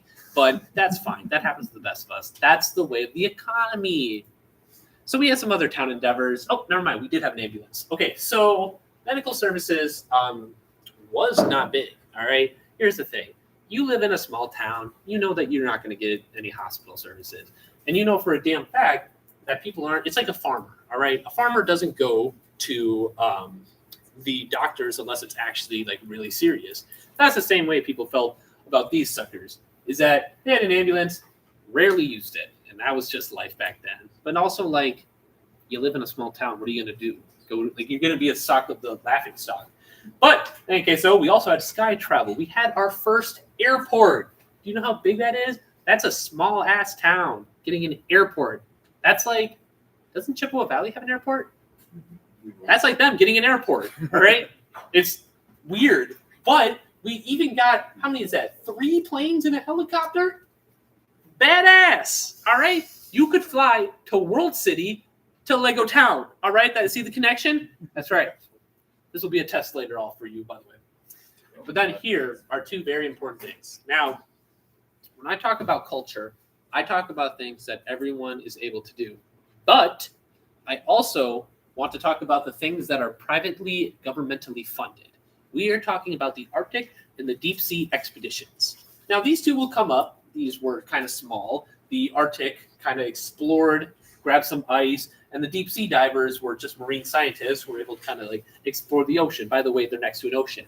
And it was just sort of something that they had some money for, but not a lot. Because as you can see for the deep sea divers, they didn't really have good equipment. They had some stuff, not a lot. And the Arctic expedition had one major vehicle. And so that kind of sucked or whatever. And so that's just kind of how that went. But it'll be important later because a lot of these private or these governmentally provided things, they come up later because they were like, oh, we should actually do more of this because maybe this will help our economy. And we'll see why the economy was collapsing. We have some notable citizens.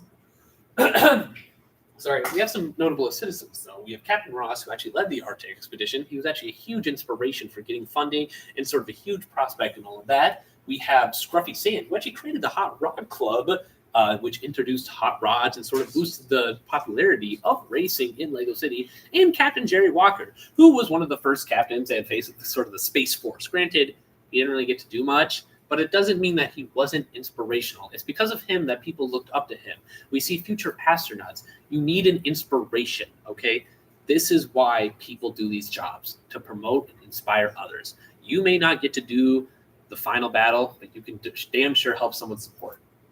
And so after 2004, I'm just kidding. This was one of the rules. Oh, shit. Hold up. I got a note from the audience.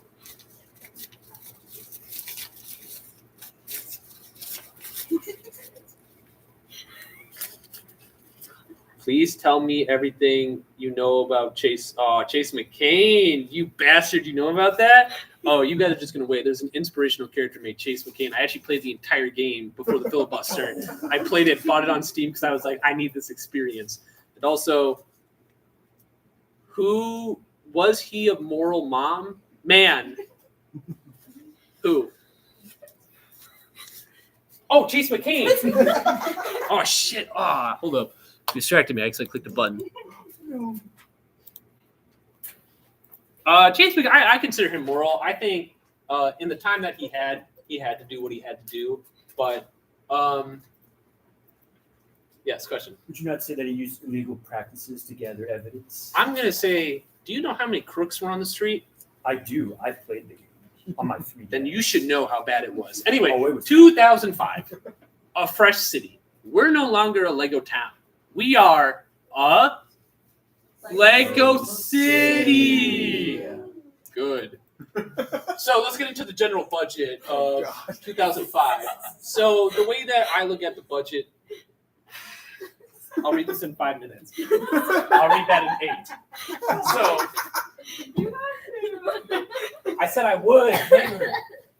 You're not like, oh man. Anyway, so 2005. So the way that I do budgets is by how many Lego bricks total were in that year. And so this only had a total of 2,835. Okay? Or 34, sorry. And so if we look to the right, you can kind of see what the budget I put into. Now, I love data. I've worked so fucking hard on this, so appreciate my charts. So, where did money go to? Construction. 43% went into construction. That is huge. That is so much fucking money, okay? Especially in a town this low. But this was basically to get them going, all right? We turned this town into a city because of our construction and public civic leaders, okay? A small portion was contributed to some other things like airport and a harbor, but that was just to kind of help grow the economy ever slightly bit. But then we also had to, and since we're a city, there's going to be more people. More people means there's going to be a higher rate of crime realistically. And so we had to hire more police officers to sort of help civil conduct and also firefighters to help fires. Okay? That happens. Best of us. So then we talked about construction. 43% made up for 31% of the workforce. They did a lot. Okay? Look at that. Biggest crane as of now and the biggest Lego dump truck in modern Lego history. They did this back in 2005. Do you know how big this was? Huge. Look, you can even see that dude down there. Literally a wheel, all right? But a lot of it cement going, a street sweeper. They made sure that we were able to do what we needed to do nowadays, okay? Then we go on to our police force, okay? We got to talk about this. 28% of the budget, they went ham on transportation because they realized even after 6 police stations, they said, we need another one for city. So they got one. And then we look at the bottom right, it's kind of huge. They had a lot of stuff. They got their budget that they needed. And what did they do with it? They made vehicles, they made motorcycles, and they captured criminals. Here's another thing, though. This is the first usage of dogs in Lego law enforcement. Dogs have never been used before. Granted, were they good? So-so. But this was the first training of them to what they would soon become. Because training dogs wasn't exactly easy, especially for Legos, because they can't actually move their legs. So we then get into fire control. 21% of the budget, our first ever city fire station. Look how huge it is. It has a pole and everything. And we even got air support. So now that they're able to sort of shoot water from their cannons and sort of get into that. We also have our first fire lieutenant. That's him right there. Doesn't have a name. He doesn't need to. But we can kind of see the difference. You guys can. They can't. But we can see the difference between who were lieutenants and who weren't. Because a lot of the time, what firefighters did was participate in something called hat culture, in which it's sort of like ranking in the military. It's that your hat determines what you are. So he had a silver hat instead of a white hat. A white hat made you a loser. Silver hat made you a lieutenant. So then we keep going on some notable figures, all right? This was the first ever licensed paramedic in Lego City. Now, I want you to burn this image into your head. Look at his smile. His eyes are going two different directions. Look at his eyes. Look at those eyebrows. Look at the hair, a comb, a bowl, brown. Yes. His name was Para.medic. Yes, question? What name would you give him if he wasn't named paramedic? It's not my job to do that. Yes, question? I know some cool lore about that hair. That's the same hair they used for Han Solo. Ooh, maybe he's a descendant. Any case, so first paramedic, I want you to remember this because he's going to grow one day. He's going to grow into a lot. Okay? It's 2006. Almost an economic collapse, but we're getting there. Let's talk about the budget. It's a little bit more spliced. Now, I want you to look at I want you to notice this and for part 2 when you all are here at 10 a.m. tomorrow. Notice how there's only 5 sections. It's like a cake, okay? It's like you and your 4 other siblings. Some of them get slightly more. The younger one gets the least because you hate them. But we're going to talk about what this did, Okay, they had 5,000. They got 2,000 more. Basically, they got almost double their budget. Okay, that's huge. All right, it's because of the economy. It's because of grants. It's because of the shit we need here. And they put more into construction. They needed that. And then guess what? First paramedic, he advocated for more medical funding. That's why medical has 15%. He did his job. A 92% increase in the previous budget. You don't see that shit anywhere. So let's get into this. They also have transportation on the high. 35% went to trains. Do I have any train lovers? Yeah. Let's talk about construction first, though. They didn't have a lot, but they had two huge things. That thing and the crane. It helped build the heavy construction that was going on that days. They weren't given as much money, but they needed that money to do this. Why did they need this? To make that air travel, bitches. Look at that. 2 passenger planes. 2. Awesome. They also had an on-site mechanic, fire person for safety and fast repairs. You don't get that. What this is going into, specialized jobs. We no longer have broad jobs. We have specialized task force. People are being used for their skills that we finally needed now. Now the airports can now go in and out. It's awesome. Trains. Let's talk about some trains. Cargo trains on the rise. I'm telling you, this is how we got money from World City. This is how we got money from other cities. This is how we brought money into Lego City. Okay? And look at that. Look at that train conductor. You ever seen a more friendly face? No. This is how we made our dough.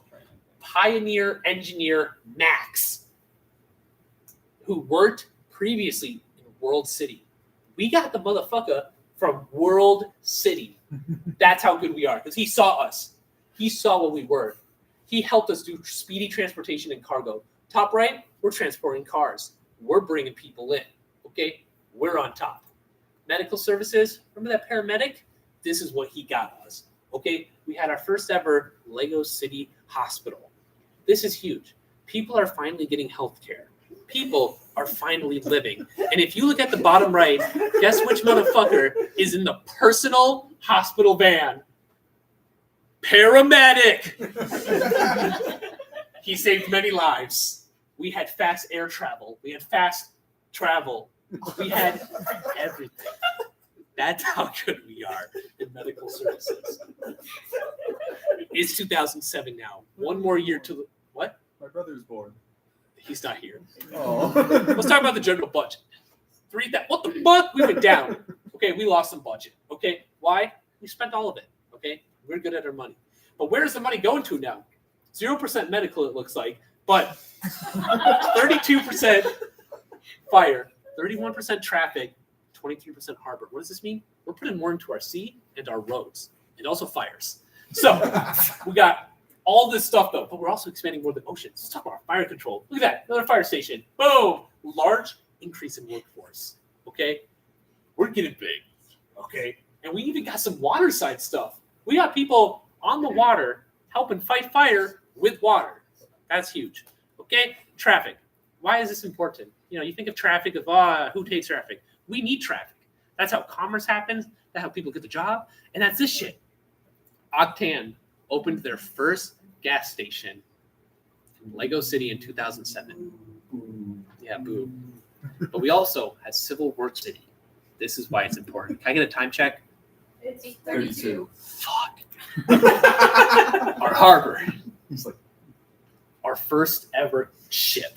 Okay, this was huge, literally and figuratively. We also, that's it actually. That's all that happened in the harbor. This was huge. We can now go to other places via water. Huge, huge for our economy. Transportation, our first ever train station. That's right. Why did we not have one before when we already put 35% of our budget into a train? Who knows? But we got a train station now, so people are able to do the stuff, travel, and stuff. Let's go on to 2008, okay?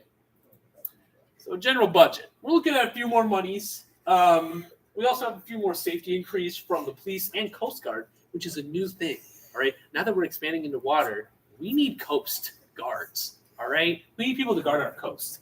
And we're even putting more money into our city itself. So let's talk about the city itself.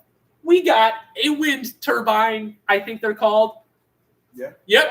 We got a wind turbine. It's official. Goated. We also got our first downtown, and which that actually is our mayor for the first time. So he got elected. We have a movie theater, town hall, I think. We're becoming more popular. Entertainment's happening. We're getting it up. Our police, a lot of money. They're getting so much money right now. They'll be using, on a wide scale, mobile stations allowed for tracking with satellites. So this kind of started the corruption. I think with the satellite, we can actually see something. I actually have a Lego that I'll show you later. How this, if you look at this one right there, the middle right, that's a tracking station, and that's kind of been advanced. They've never really stopped doing that. But we also just have some simple stuff. We have more dogs, but people were kind of concerned about the police overreaching their powers, which may or may not be happening, but we couldn't really confirm until later. Let's talk about our Coast Guard. Orange. They had their own, like, thingamabob, and they had a boat.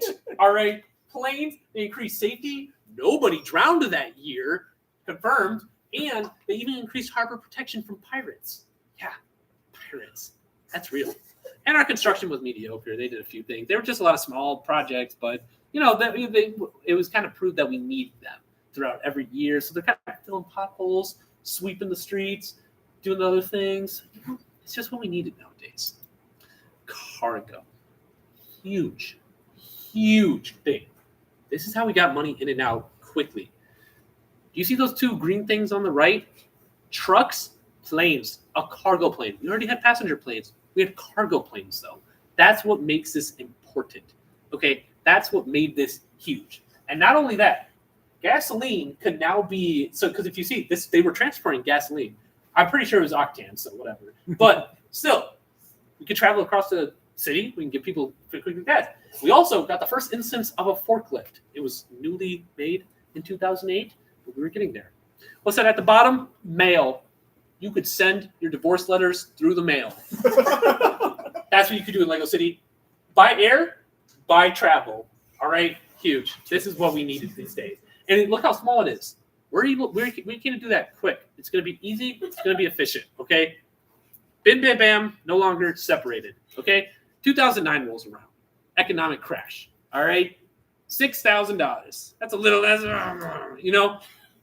Look at how much money we're putting into not only traffic, but construction. But here's the one thing I'll tell you. What does it say at the bottom for 19%? Farm. That is the highest they will ever get in their life. We cared about farm for 1 year, and then we didn't ever again. Consider this is also one of our lowest budgets. We did not care about them at all. And the reason why we did this year is because we needed more food, and that was it. And so let's go into traffic. A lot of you actually might have these sets because out of character, this is actually starting the years when you all would start getting into Lego and probably have some of these sets. Raise your hand. I didn't say anything. Okay, down. So, in character. So, tow trucks, huge profits. People's car broke down. We were now realizing that maintenance actually was required. So we had tow trucks to kind of help us around the area. Car services were provided in full. So actually see our first ever, or not ever, but bigger pizza place. We got a car auto shop. We got a camper for some reason. I don't know why they were included in the governmental budget, but they were. And that's what made Lego City awesome, is that the government would pay for your camper, right? Where else do you get that? Not in World City for sure. But then let's go on to the construction. They had a fantastic year, I tell you. Fantastic. Shops and houses were built huge. We needed apartments. There were people. We had cranes, another crane, bulldozer, a bigger bulldozer, and a small bulldozer. All right? These were just the things we needed to advance. And this is what helped us, honestly. We made use of big stuff, small stuff. We created small projects. We created big projects. We crowdfunded. We cried. We laughed together. It was a whole city thing. All right. Let's go to where they only are. This is like their only highlight. So government grants towards farming. Farm animals were treated with respect. We had horse transportations. We had wheat farmers. We had wheat buildings. We had this cool little thingamabob. We had cows. We had pigs. We had all this cool stuff. And we didn't have them ever again. No one liked the farm. I don't know why. They did good. They fed the citizens. but I think they started importing a lot more than, or they did more. Not what's the opposite of domestic? International importing rather than domestic importing. So, what? Would that mean that they were importing from Heart Lake City Lego Friends? Because they did have several farm sets past the point of 2009. That's maybe. That's maybe. That's maybe. Maybe, who knows? 2000. Can I get a time check? 39. 39? Okay. 2010. We're now a growing industry. Okay? We're getting somewhere. We're getting somewhere big. Not only because it's 2010, because it's 2010. Let's look at our general budget. We get more trains. All right, that's what they were like. We got to do this. Is the farm? Oh, wait. Oh, yeah, no, but they're only like 2%. Okay, whatever. Fact check me. So we got trains, airport, traffic, a lot of transportation. We've got a little bit of fire. Police have 0% again. So we got a more evenly split budget. This is sort of where you see a lot more people coming in, and so the board of directors have to sort of like be like, well, what's fair? What's not fair? Let's screw over farmers once again, which we'll see in the oncoming years. But we see a lot more stuff for firefighters because they actually got a new fire chief, with more incoming, could be more blah blah, but a lot more money for transportations. So let's get into the trains. Yeah, there were more trains. Passenger trains became more important. We were importing cars from other places, possibly World City, but it's sort of just something that happened. But other than that, we had great stuff, like passenger trains. We even got some fixing. We got people who fix train sets, and because obviously trains blow up sometimes, so they had to fix that a little bit. Let's get into some traffic. Now, I want to be real with you all. This is my favorite slide, not only because it's the top right, because that shit's so cool. Lego brand is now a thing in Lego. Now, you might be thinking, that's weird as hell, but do we collect minifigures of humans? Yeah. Yeah, Barbie. That's like this, okay? Imagine if there was a brand. Imagine if there was a brand called Humans, and it was just like humans, all right? That's what this is, basically. And so Lego had their own production in Legos. And so it was huge. They could export, import, but this was the first Lego truck, and this was huge. They also had a Toys R Us, but that was extremely short-lived because nobody wanted to go to Toys R Us. Because what did they want? Legos! We also got some new cars from Europe. This one's right here. I think it's called a Smart car. teeny weeny something, Volkswagen maybe, but small. No one really liked it. But we also got some Octane stuff. They started importing a lot more. It is what it is. Airport. We got more airports. Do you see that, bitch? That is 2 new passenger planes. All right, 2 new passenger planes. A VIP helicopter. We could escort the president now. All right, that's how cool we were. That's how much money we got. All right, private U. We got a limousine. We got a limousine. Do you see World City with a limousine? No, because who has the only limousine? World City, or not fun. Lego City. Lego City. And we also have just some smaller planes because we were trying to get less into the whole idea of like every big planes can only do it. We kind of like promoted more little planes to sort of like start their own career, get people into piloting and whatnot. Fire.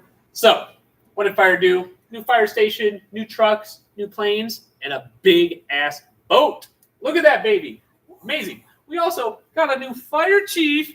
You can tell by his helmet, it's silver, which technically would make him a lieutenant, but it changes every year. So helmets, I like to say helmet signifies rank, so it just means he's of high rank, but they now help with air, water, ground, and travel, all right? The only other thing left is fire from air, but whatever, I don't even care. But anyway, let's get back to it. It's 2011. Can I get a time check?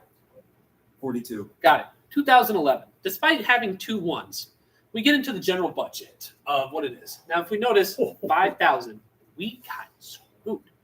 Why did we get screwed? Things are getting stolen. There's crime happening. Almost 50% of our police force is put in the budget. By the way, this is the biggest crime outbreak in Lego current history. All right. And then we also have the revival of our space program. I said probably to distract the public. The only thing worse than getting all your money stolen is the possibility that we might go into space. So it's a theory I have. I'm not sure how good it is, but we currently have the harbor, train, and space. So it's only 4. So they're obviously, last time we had like 8 people get funding, right?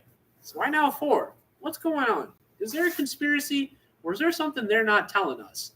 So let's get into the police. Holy moly. Is that a lot of police? 50% of the budget went toward the police. Okay? Boats, cars, van, helicopters, banks, dogs, trucks. Everything went in there. And so you could pose the argument that because of this outbreak of crooks, there was more crime. But who let those crooks break out? Was there a ploy to get more funding from the government of Lego City? Only time can tell. But we'll have to see if this corruption is truly something. We then go into our harbor a little bit water side. We get another cargo plane. But we also get a lot of more fun activities. Maybe they open the harbor to distract the public from what's going on. Maybe their boats will get stolen. But maybe it won't. It's something you have to look at from a historical sense of life. Of Lego City. And so we're going to get more into the space. The space program got relaunched. The first time since Lego Town. They looked at an article and said, let's do that. And so most modules, unfortunately though, were for practice. All of this was in practice. None of it actually helped. Like sure they had space stuff, but it was only for practice. They never went into space. And so why did we put so much money with no outcome? Yes, question. That spaceship on the bottom right does have a satellite in it. So what was the point of making that if it's all for practice? Well, maybe it's just to advance the technology. Maybe it's just a conspiracy. Yeah, I said that right. Conspiracy. That's the word. Maybe it's something we don't know about. So let's go into 2000. Let's go into trains. Not yet. We have more cargo trains. This is just something, a little funding, a little more cargo. You know what it is. You get cargo, you lose cargo. You export, you import. We had to make more money. Some say that trains were the only type of economy and commerce during 2011, but we really won't know. That was 2012. Can I get a contract? 46. I can make it to 2015. General budget, 8,000. We're getting a little bit more, okay? But here's the thing. We got more expansion into the countryside. Now instead of going east toward the ocean, we're going west toward the other place. So we're expanding. Now, is this imperialistic? Maybe, because we don't actually know what's out there. And so we kind of expand into the mountains for that. However, this is controversial to those who are in the rural area, because why are we going out there? Like, it feels like we're just kind of trying to expand ourselves. But here's the thing. Let's look at this budget. What is something on the bottom right? Geology. That has never happened before. What is geology? Let's dive into it. What? Power miners. Lego power miners. Shut up. So let's talk about traffic. Octane is what? Miners fucking rocks. All right. Yeah, they are fucking rocks. So anyway, so let's get into our traffic a little bit. We have some new cool stuff. We got a lot more recyclable stuff. We got another forklift. Got some video cars. We even got a parking ramp. That's new, exciting. And that's it. Police. We're getting to the police force because now they aren't just the police. They're the countryside police, which they are making their spot. They got double-bladed planes. They got double dog things, and the new forest police task too. They're deployed to ensure wildlife safety. But then why wouldn't you give that to park rangers? Why wouldn't you give that to anyone else? Don't they have to do something? So what are they doing out there?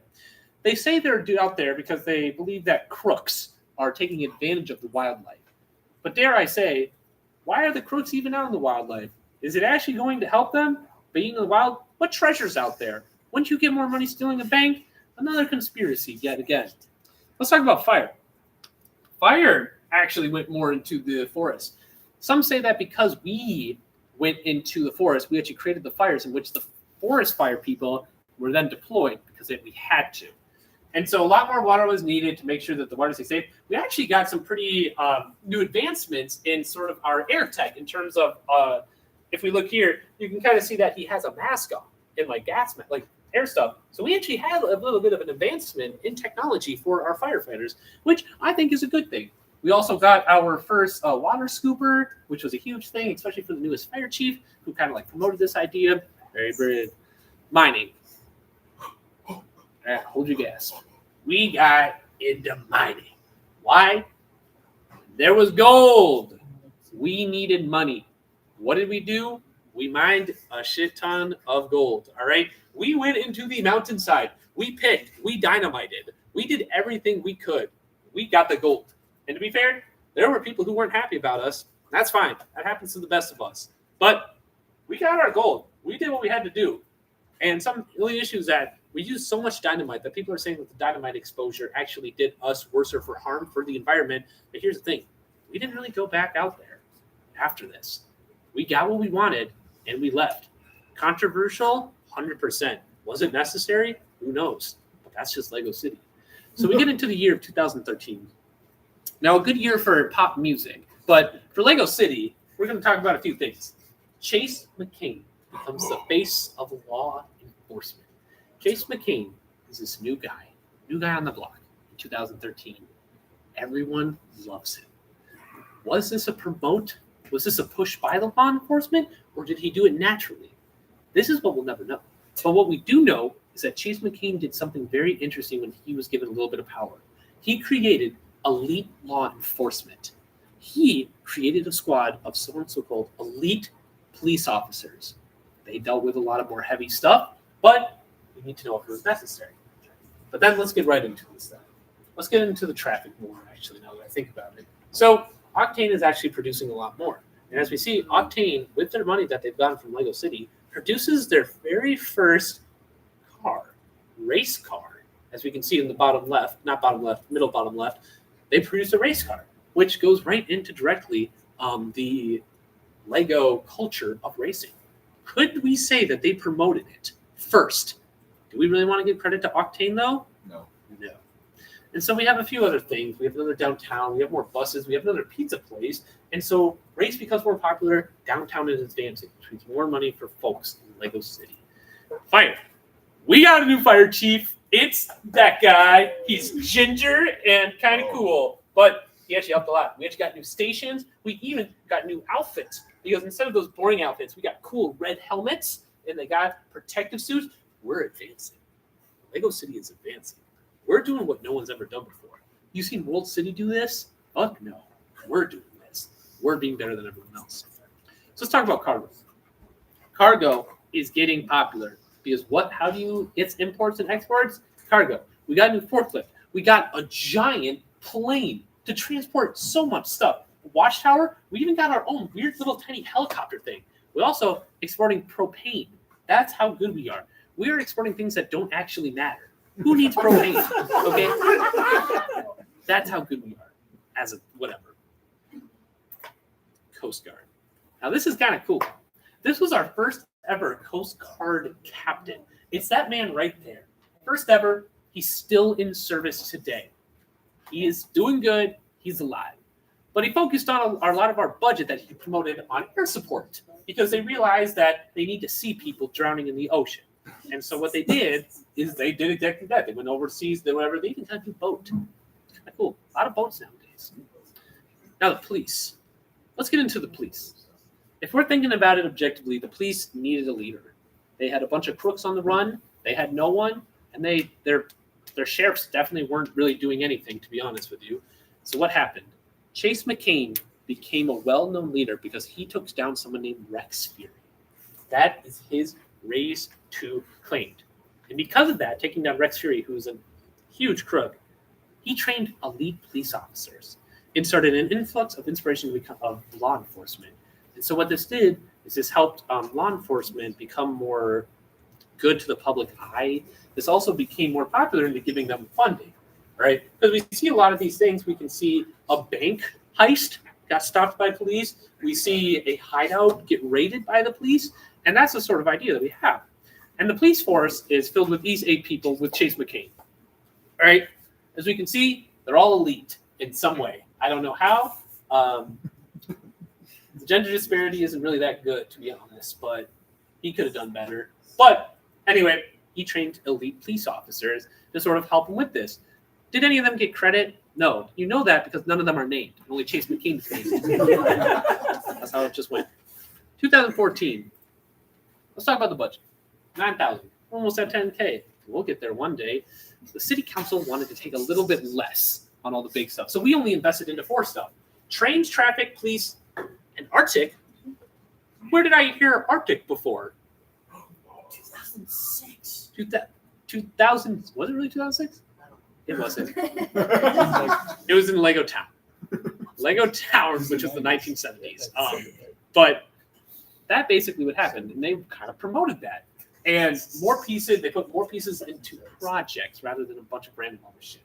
And the police still got the majority budget, probably because of the Chase McKean high, as I call it. But they wanted to revamp Arctic research to find more resources to boost economy. Because what did they do last year? They mined. They mined all the gold. They ruined the mountain. What? Is it almost time? What time is it? Time check. 54. Hey, what? 54.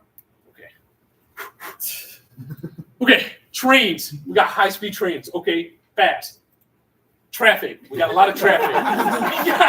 As you can see, another racer, Octane Racer. They're promoting racing, monster truck, wood stuff, that stuff. Arctic Expedition, huge thing. That's the captain. They found stuff, all right? They found materials in this. Did they boost the economy? Who knows? But it was led by an Arctic captain, and they still research the Arctic stuff. Okay, please, they now have new costumes, new outfits. Look at them. They still have a surveillance thing. Like I said, they never got rid of the surveillance truck. Why? We'll find out next year. But budget, less for transportation, new equipment, and then more surveillance. Next, 2015. This will be the last one. Let's talk about budget over 10K. Yeah. And look how they space it up. They got a lot of space. Space program got some more stuff. Police force, task force, deep sea explorating in the there's so much. Let's talk about traffic. Look at all this traffic. We got so much stuff to add. We got more go-karts. We got more racing. We got car services and we got more addition downtown. Look at the bottom right. What is that? What is that that yellow thing? It's Lego. Whoa. They have a Lego store. The first Lego store in Lego City. Huge. Deep sea exploring. 20% of the budget for the first time project in Lego City Town. They went, they did stuff, they got undersea machinery, and they found crash boats. They found treasure. As much as the media will say, they did find treasure. They found gold, diamonds. What did they do with it? The government won't tell you, but I will. They used it on themselves. The police. They went into something called the swamp because apparently crooks were in the swamp and we needed to get them down. Are you saying they had to drain the swamp? Oh, let's not get too political. But anyway, they created a swamp police task force and they created boats, they created planes, and they created a swamp jail. Because what's worse than putting a prisoner in prison? It's putting a prisoner in a prison where there's alligators. Now, construction, huge construction. What's the thing? First ever 4-man with contracted work. You know, this isn't from the government. They're getting money. They're putting in more buildings. We got a public toilet now. That's the type of shit we need, literally. So, space. Program increased budgets in 2011. The first Legos to be in space. Okay? These are astronauts in orbit. They did it. They did it. They were able. It was huge. It was a humongous event. I'm so proud of them. Okay. How much time we got? 3 minutes. It's 57. Okay. I'm going to wait for this at 10 a.m. I hope to see you all there. I'll be Do you remember the fan fiction from last year? Yes. Let's not talk about it. It was just some One Direction stuff. It wasn't that bad. I self-inserted myself like a hero. What direction stuff? Now that makes me want to do it. Too bad. It's all on the YouTube channel. While on the Lego City Council, have you ever tried to become dictator? Well, there was an opportunity I had back in 2008, but I decided not to, mostly because it wasn't a viable option because the town kind of sucked back then. But anyway, comment on everything Forrest Blackwell has done for Lego City. That'll be a later topic. Anyway, what time is it? 58. 58. Oh, that's good enough. Well, Would you consider a Lego store in Lego City a form of cannibalism A form of what? or human trafficking? Human trafficking. Billy, Would it be a Have you ever form of, owned like, voyeurism? a minifigure? I have. Is it really a minifigure if they're themselves? Yes, I would say so. I think that makes the most sense. It's the reason why humans like Barbies. You know, it gives us sort of representation of ourselves, I believe. Yes, question. Yeah, what would you say that the minifigures buy in the Lego store in Lego City? What would I what? They What buy- do you buy in the Lego store at Lego City? Well, dare I say, you buy Legos. Right.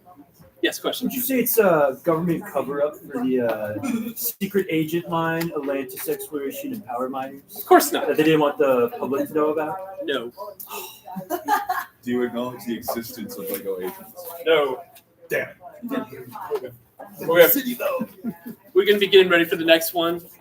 Next one is AI debate art with none other than Benjamin. Hey. Wow. It's gonna say. This is quite a tall table. You can just scoot right up here. Just stand up. 10 seconds.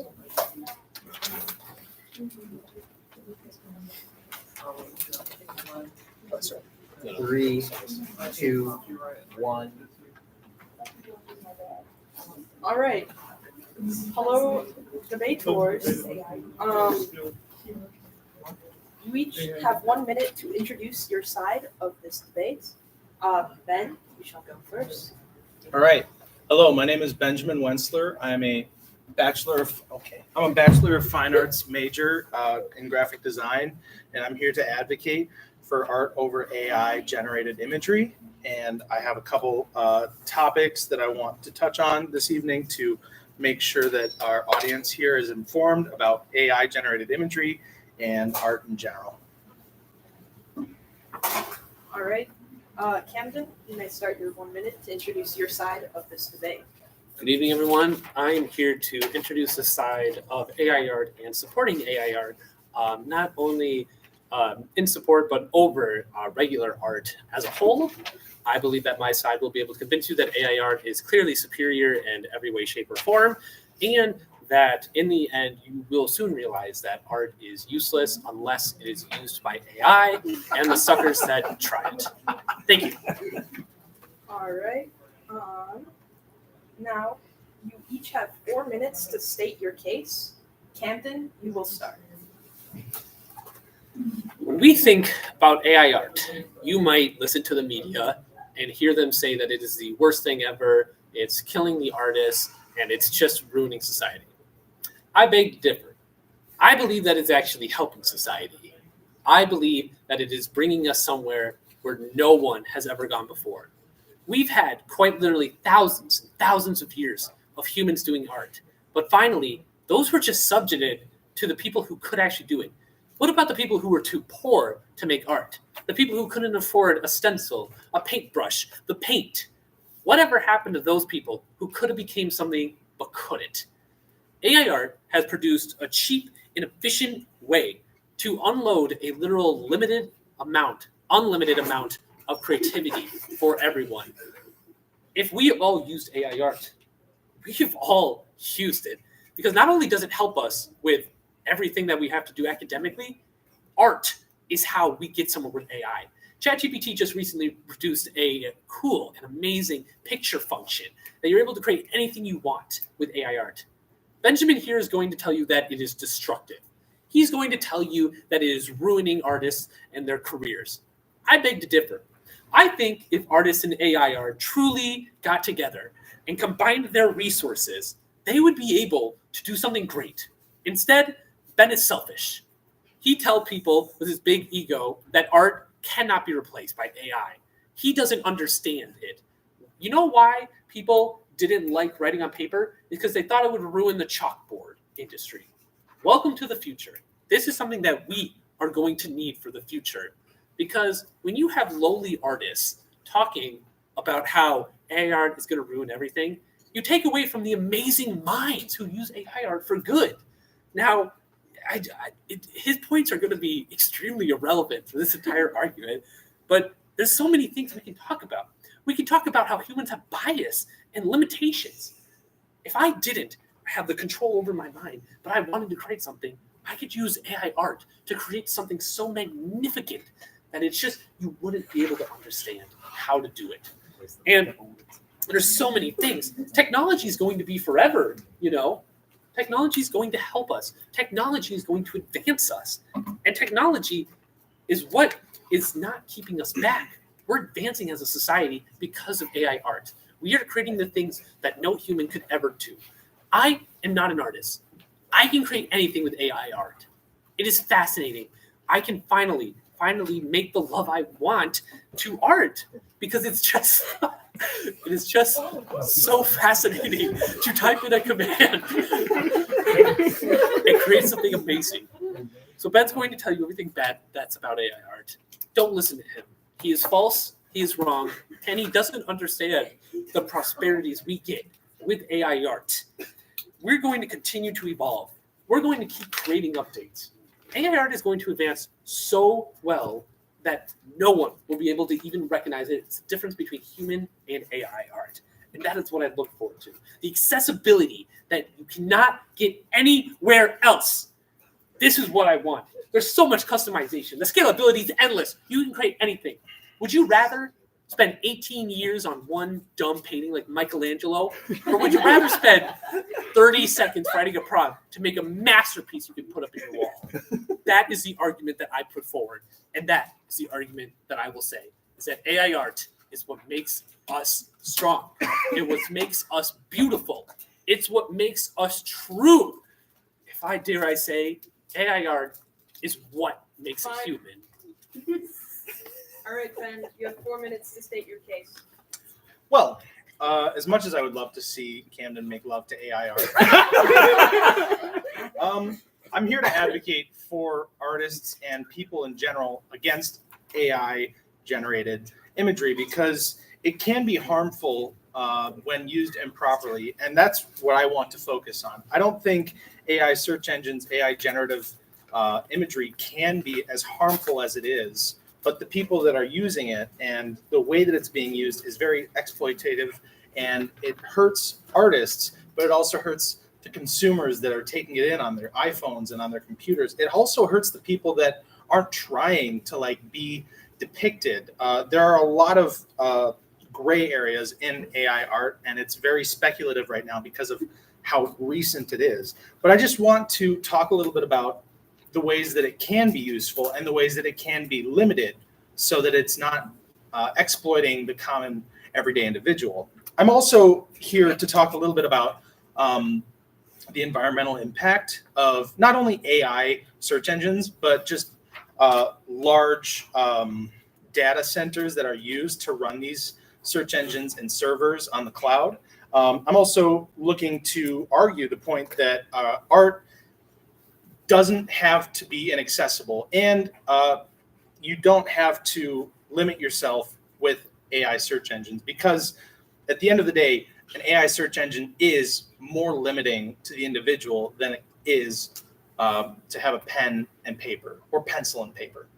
And I think to end this portion of my speech, I just like to say anyone can be an artist if they choose to be, because creative endeavors are something that everyone should strive for, and they should not limit themselves by saying that they can't do it or saying that they don't have all the right supplies. Again, you can express yourself in any way you see fit, even if that does mean using online resources, generative imagery. There are ways you can be creative as an individual without exploiting other artists or your neighbors.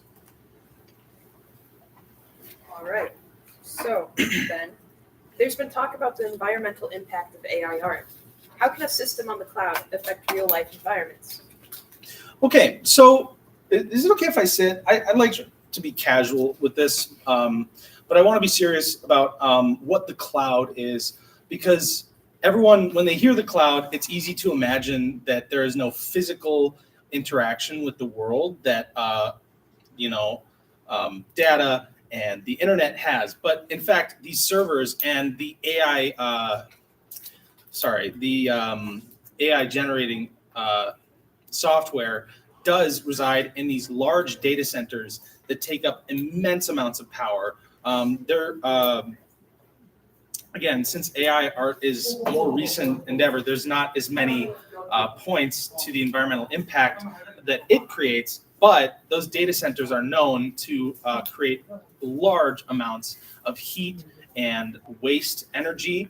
And so the more that AI art generation is used in the everyday consumer's life, the more those servers are working and overclocking. And it can create a lot of issues for both the companies that are running those servers when they get too hot and they have to be shut down. It can also create environmental issues by increasing global warming, eating up energy. And there's a lot of implications with what AI image generation can do to the environment right now. But if you follow the path, you can follow the trends, you can see where it points, and it's in a similar direction that a lot of this generative image can come from. All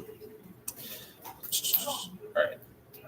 So essentially, the problem being the way that these systems are supposed to work, instead of giving you one individual image, they are meant to give you a maximum output of imagery. And because of that maximized output, that eats up a lot of energy. And every single prompt that you put in individually, even though it might only take a little bit of information, imagine everyone doing that all the time at immense levels. And that just exponentially increases the energy expenditure in these data centers. There's also the question about automated content generation.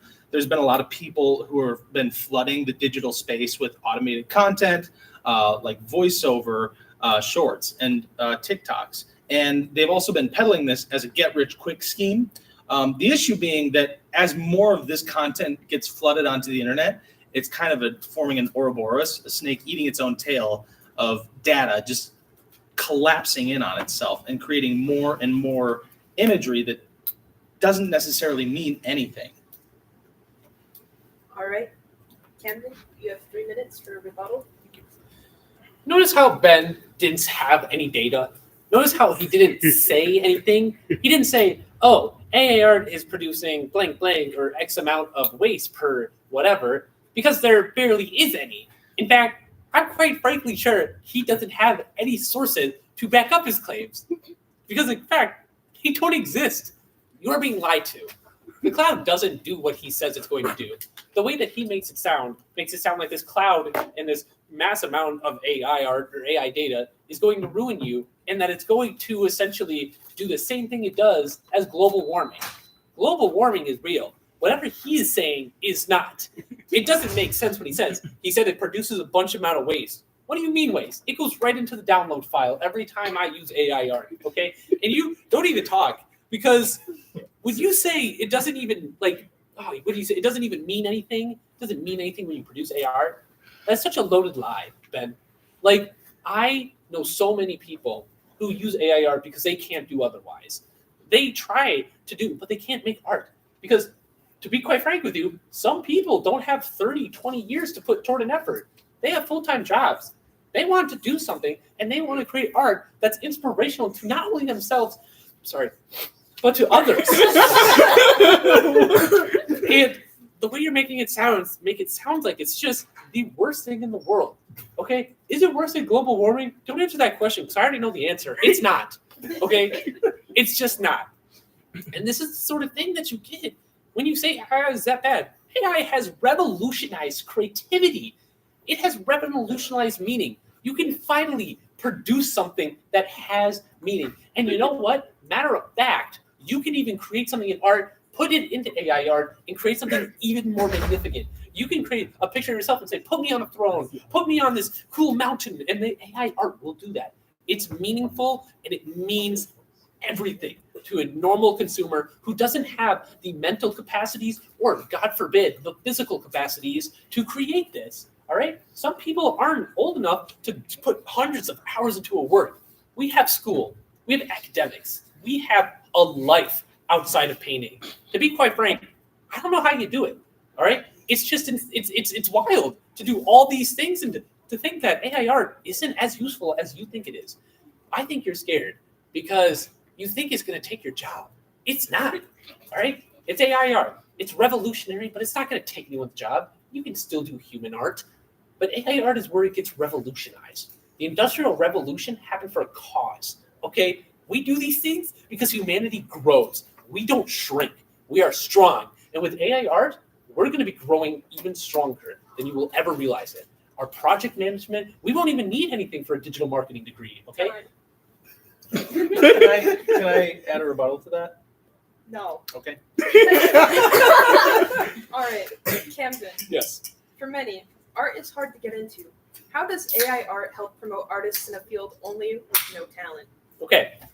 I love that the way that you referenced that, is that art has no talent. Well, although I don't completely agree with the fact that art does have talent, I think it's interesting because the way that we can promote it to people who that is that, hey, art, the way that you look at it, it is quite possibly the greatest, most unique way to create art, okay? You might think to yourself, man, I'm going to pick up a pencil and make the Mona Lisa. No, that's not going to happen because you don't have 12 hours to your day every day working for a rich man who will give you money to produce stuff. What do you have? You have a laptop. You have a computer. You have a phone. You have something to inject, to put in a prompt. And you know what? That kind of takes skill. You have to put so much effort into the prompt you make because you can, I don't know if you even knew this, you can actually put certain things on certain words that make prompts. I could go, I want this in a dark fantasy setting. I want this with eyes expressives. I want this in a Ghibli movie kind of studio type of way. Yeah, that's right. Don't do that. Shut up. We're able to do that now with the newest ChatGPT 4.0. That's the type of revolution we need because artistry is hard to get into. And to be quite frank, I don't think any of them have talent. I think the people who really have talent are the ones who put forward prompts and to put forward this idea that we're finally able to produce something good nowadays, all right? You see the slop that we make in movies? Hey, art can finally help us get somewhere where it doesn't take 20 years, 20 months to make something. And now we can make it within minutes, a week, if we do the prompts right. It is growing. We need this to grow even further. That's how I think it'll happen. Beat his ass. Scaredy. Ben, you now have 3 minutes for a rebuttal. Okay, so I really appreciate some of the points you brought up, Camden, especially talking about the amount of creativity that it takes to insert a prompt for an AI-generated image. I have to admit, it does take creativity to generate any kind of imagery, even if it is through an AI search engine. I don't think that it is a completely useless tool. I'm not 100% opposed to the use of AI. I need to remind the audience of that. I did say that earlier. I also stated earlier that AI search engines can actually be a huge limiting factor to an artist's, to an everyday consumer's creativity, because these search engines are only trained off of a limited amount of images. Now, you could ask, why don't you just take an unlimited amount of images from the internet? Well, that is unethical. And there are a lot of people whose faces are just on the internet who are being taken and used to train AI. That's unethical. There are a lot of artists who post their work for free to be seen online, and it's taken to be trained for this AI that is being monetized. That's unethical.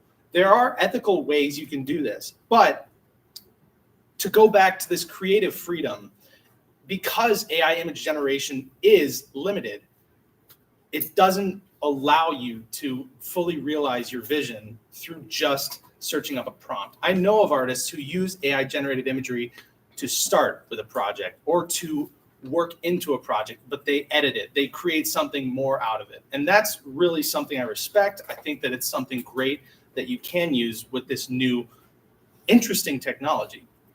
But AI can't promise creative freedom because it only copies existing work. That's why many images that are generated are ultimately not as unique. There are a lot of stereotyped images. If you ask an AI search engine to show you a picture of a man pointing with his left hand, chances are it's going to give you a man pointing with his right hand, because there are more images online of people using their right hands because they're right hand dominant.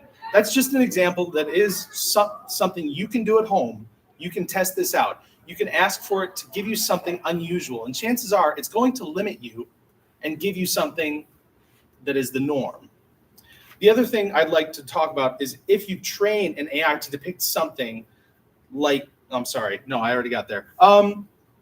Okay, so talking about accessibility for artists who don't often get the chance to spend their whole career trying to become a well-trained artist. It doesn't necessarily matter if you take a whole career or if you take time out of your day to learn about it. But artists need to train themselves on the fundamentals, and AI image generation can't necessarily learn that. It learns from reference, it learns from visual imagery, but it doesn't show you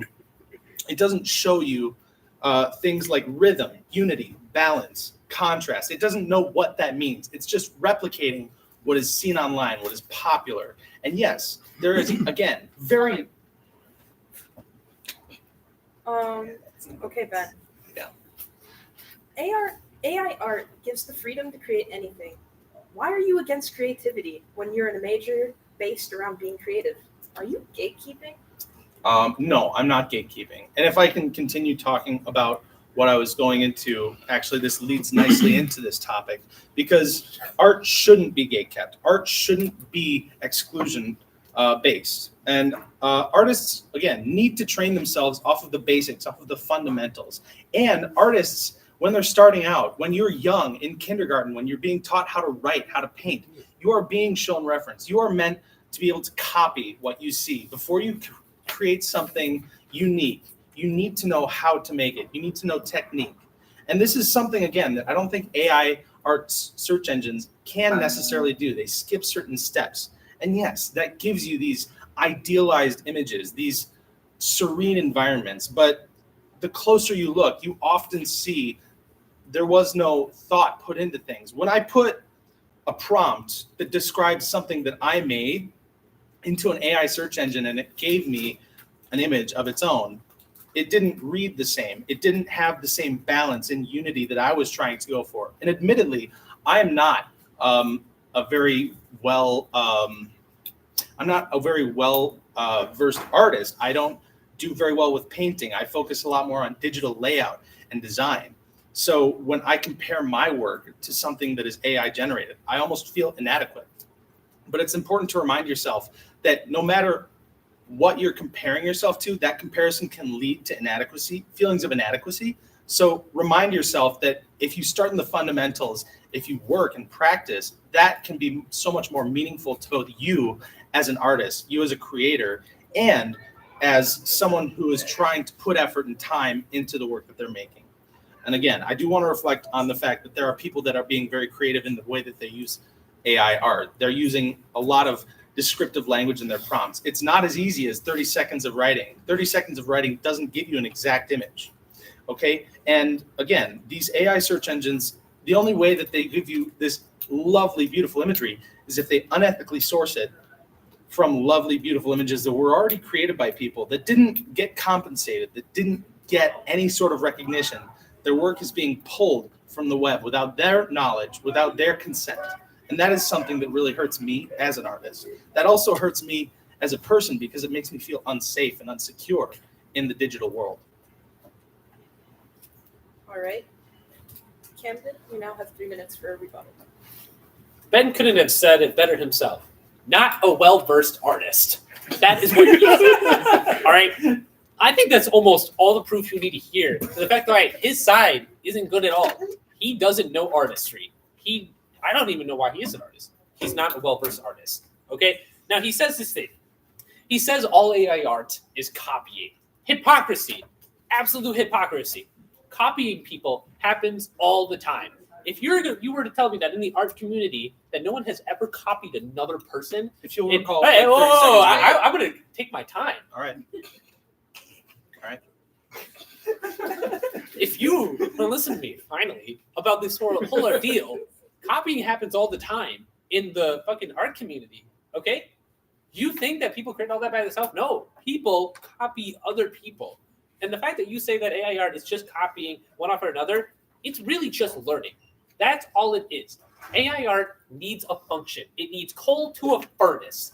So yeah, it's not going to produce whatever out of nothing. It needs source. That's what technology is all about. It's all about advancing. It's all about creating an evolution of technology. That's how AI art works. So sure, it takes images from other places. Sure. You know what it's doing now? It's boosting itself. It's creating those images. And it's doing that by itself better and better every single year, every edition. Now, you say it's unethical.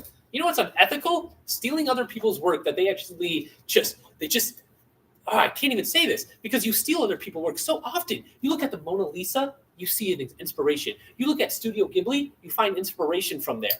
What's the difference between finding inspiration from other sources than AI using that the exact same way? AI is literally doing it the same ethical way that young artists use to get hired. Artists don't just randomly think they can draw and then do that. They find inspiration. They look at models. They look at different drawings. They base it off of that. And you know what it does? When you were an artist, when you were 13, has your style changed? Yeah, it was probably bad. Now it's better. That's the same thing AI is doing. So although you may critique it as it doesn't look that good if you do that at all, it's getting better. That's what an artist is all about. That's what AI art is all about. It keeps getting better all the time. Artists copy each other all the time.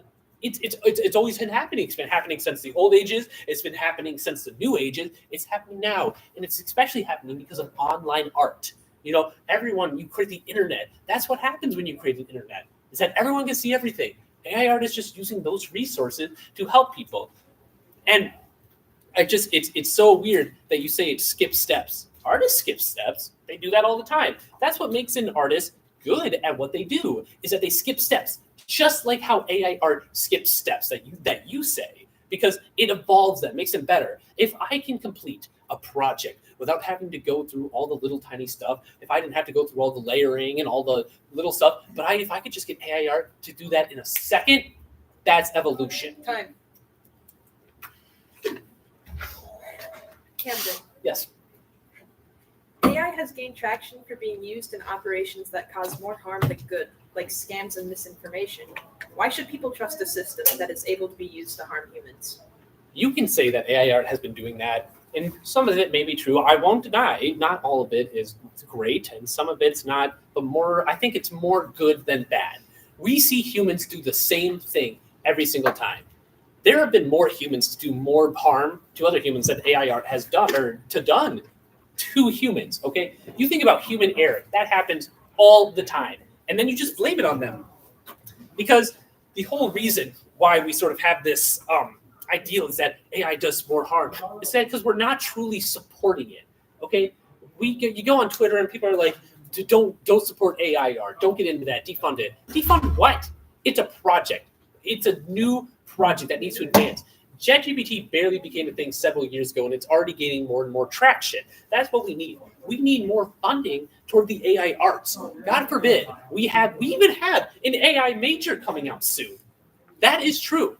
We have an AI major. So when you ever tell me that AI is not important, I'd love for you to correct me. In fact, the fact that we have a major now, people are going to be graduating in AI, and they're going to be understanding how to utilize AI art to such an advanced level that it's going to become revolutionary for all of us, to be quite frank. So when you say it's done all this harm and whatever, you have to think about all the good that it's done. You think about all the good, all the people who would never be able to create art. You think about the posters, think about a poor small business owner who doesn't have the money to afford a $400 digital artist to make anything. AI art, boom, they can make that. They can poster that. That's something that we need. It saves so much money for the people who need it. I'll take my time. Okay. Ben, you have 3 minutes for a rebuttal. Wow. I'd like to focus in a little bit on what you kind of meant there when you talked about how easy AI art is meant to be. And I need to remind everyone that I don't think AI search engines are inherently a horrible device. I think that they can be used creatively, but I think that they are misused and used to exploit people. So let's get into some examples of that. First of all, you did bring up something interesting earlier about artists copying other artists. Yes, this is a tale as old as time. You have seen people who will repost content online scrubbing someone's signature off of their own work and reposting it as if it's their own, or at least because they found it, they have some kind of ownership over it. And so I'd like to look through the lens of like AI art taking that kind of imagery and doing that in and of itself. Even though it doesn't create exact replicas, it mashes them together. It takes and it takes. And the issue again being, there are companies that don't have any oversight and they just pick imagery from online all over. And this is harmful because this is affecting people who do have existing careers as artists and as photographers, as illustrators, as people who are doing graphic design like myself. It's harmful because it will eliminate any careers that they have. As more companies are relying on AI image generation, there are many people who are suffering from this. And again, I'm speaking, for my career. Like I'm speaking from personal experience. It's scary. It is. And I need to be honest. Like the ones to blame are the companies who are exploiting these artists. Like there are companies like Adobe that do use their own stock imagery to create AI imagery. And you could say that is more ethical than some of what other companies are doing because they own those images. They're only using those images. But you still need to be wary. And you need to be thinking of where you store your data. And I'm sorry, but having to pursue that kind of security, that personal security, it can be scary. And I think that it is a harmful practice that companies have when they exploit everyday people for the images they have on their own personal cloud, or artists who are uploading stuff online for their own career gain. I'd like to pull up a couple examples of harmful use in AI in commercialism. I don't feel like you really touched on that at all. So there have been a couple cases of the misuse of people's. All right. All right, Ben. You have 2 minutes to talk about your research done for your side of the case. Okay. Well, I'll continue talking about what I was talking about. So I think you can all recall online ads that use the likeness of a famous individual to promote their own brand or product without that individual's consent. I think you can recall stuff like Dwayne "The Rock" Johnson promoting Rise of Empires a couple of years ago. I think you can think back on multiple people's voices being used to train AI voice chat to dub over videos to get, again, more recognition without compensating the people that they are impersonating. I think that's harmful. And I do have sources. I know Camden said I didn't, but I do. My sheets have little sources down here. A lot of small articles from MIT that talk about environmental impacts, again, of these data centers, which I have to say, these data centers have been in use for many years. And it's well known that a single data center can use up to 50,000 American homes worth of electricity in the same tiny condensed building, just to keep all of those processors and all of those computers at a cool working level. There's a massive amount of thermal output from those data centers that impacts the environment, that does contribute to global warming, which Camden did say was a real thing, which I do congratulate him for finally realizing. There are also, sources about how using and relying on AI-generated content can actually damage brand awareness. There's an article that I was reading about it that talked about when people recognize AI-generated imagery in a brand's advertisements, they actually lose trust. They actually lose, they don't want to be associated with that brand because of the general knowledge that people have about AI-generated imagery and how exploitative it is. I am fairly concerned because... Camden, you have 1 minute to compliment Ben's research. I think that you definitely do have a lot of sources. I like the fact that you have a source from MIT. I think that is definitely a extraordinary source. I think they have a lot of good information there. I think they do a lot of good research there. we were also just talking about some articles that I also think is good.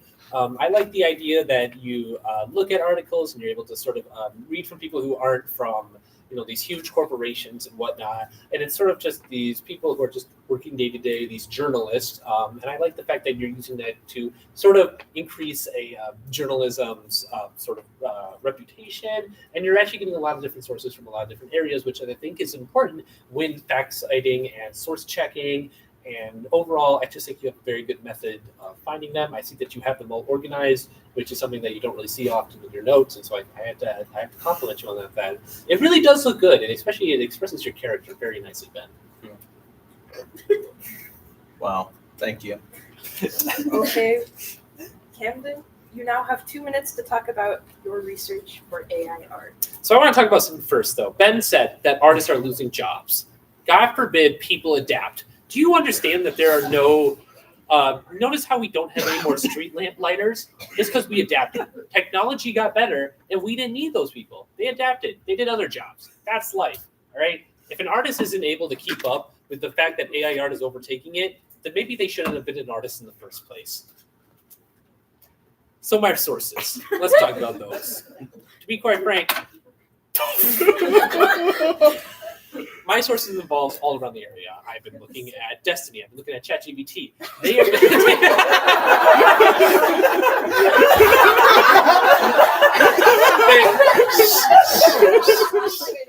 So my sources all come from ChatGPT.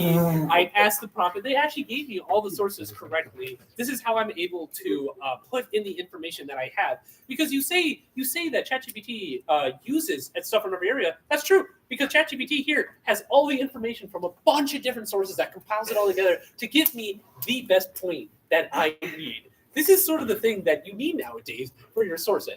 If you can easily get your sources from ChatGPT in a AI sort of plier in it, and then it can also make AI art. I used AI art to make my arguments, okay? I said, paint me a picture of me kicking Ben's ass. And it showed me exactly what I needed to say. Like Moses in the 10 Commandments, I knew what I needed to say, okay? This is a gift, to be honest. Is that my sources? I knew them all because AI helped me out that dearly. Time. Okay. Great. If I can get right into it. Yeah. You have 1 minute to absolutely obliterate, insult him. I know. Okay, so first of all, no, I appreciate all the research you did. I just have one question, rhetorical variety.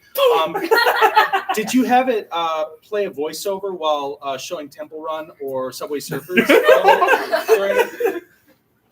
Anyways, no, I think that you got some really great information from an online search engine that says it's AI, but it's just the same Google search engine that's been around for like 15 years. But no, I think AI is a buzzword that people use a lot for digital manipulation, just in everyday situations. And I think that you've done a really great job of showing how you've been digitally manipulated by AI image generation. And also, like, talking about kicking each other's asses. If you want to see it, I'll just give it to you right now. I'll do it. And I can draw it too if you want me to.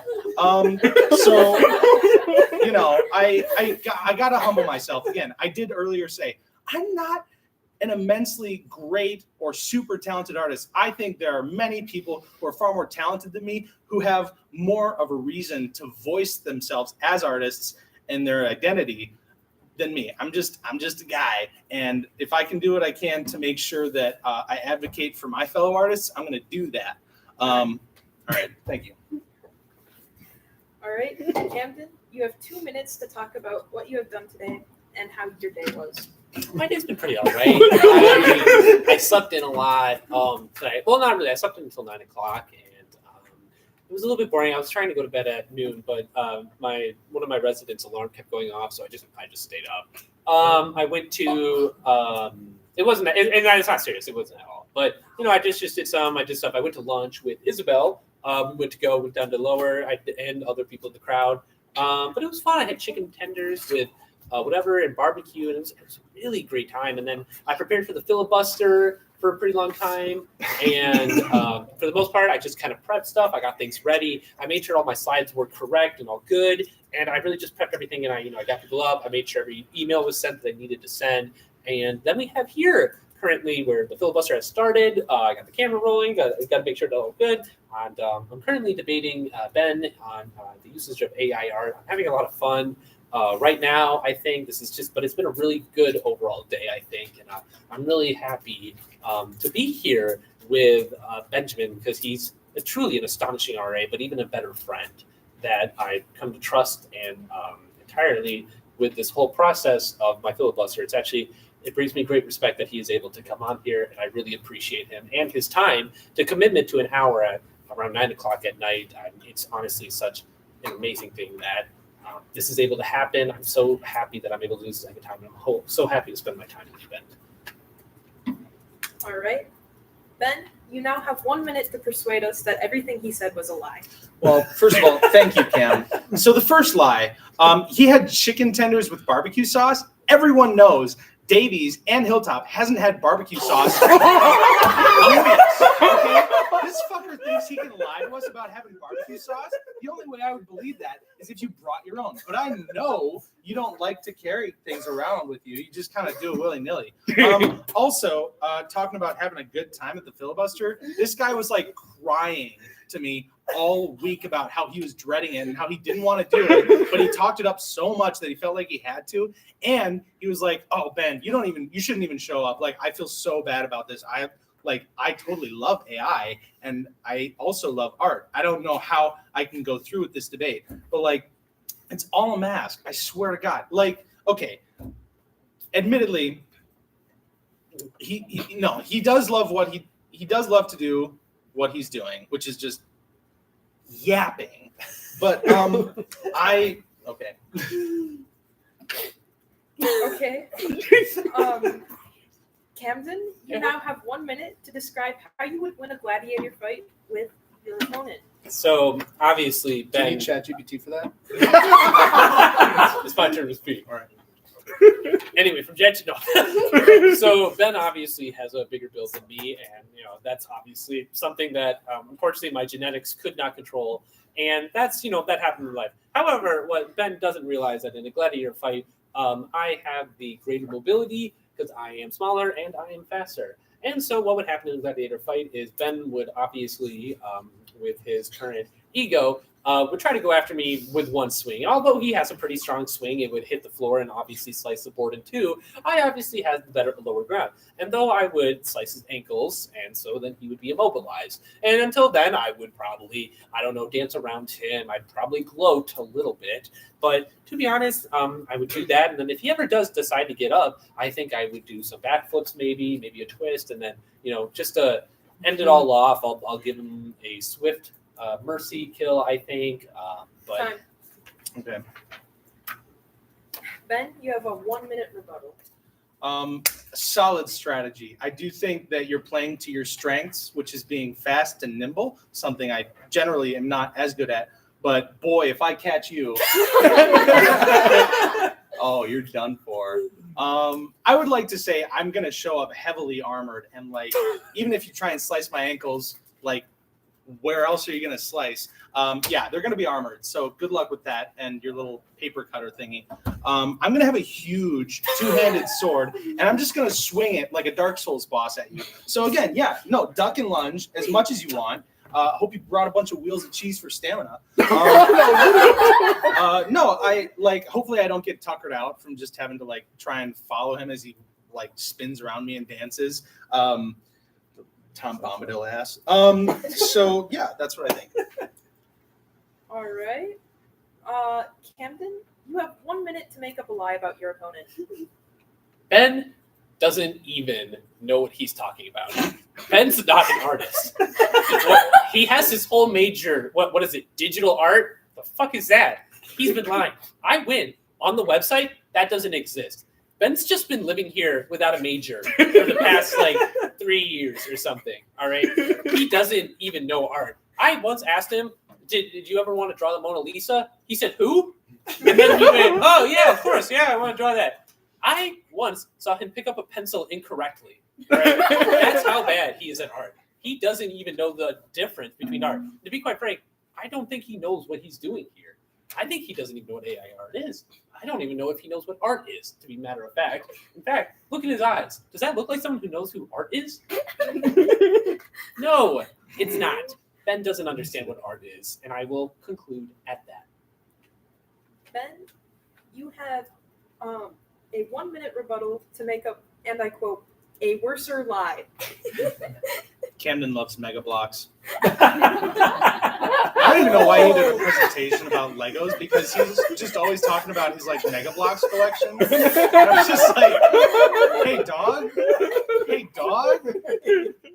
They're like the worst Lego. I'm sorry. Okay, no, I love Legos, and it hurt me to watch that presentation an hour ago because, again, when he was whining to me about not wanting to do this, he was like, I just want to make my Mega Blocks Pikachu. And I'm like, they're actually going to do a Lego Pokemon thing. And he was like, I don't fucking care. I want Mega Blocks. And I was like, all right, dude, whatever. Like, it's your life. I don't care.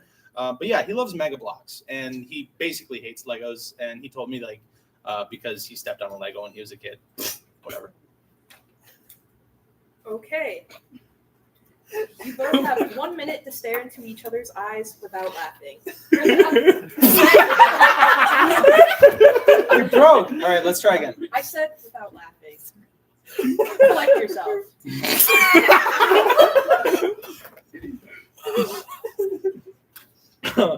When you're ready. Can we get a time check? 44. I have Fuck. What? Okay. 3. Wait, is this? Should I have been censoring myself? I'm sorry. All right, I'm ready. Can we get back to the staring? Go.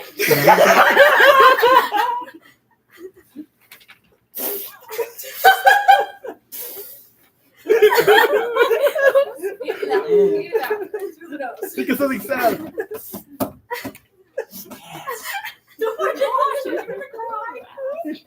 No, it's just trying to hold 1 minute without laughing. And listen to each other.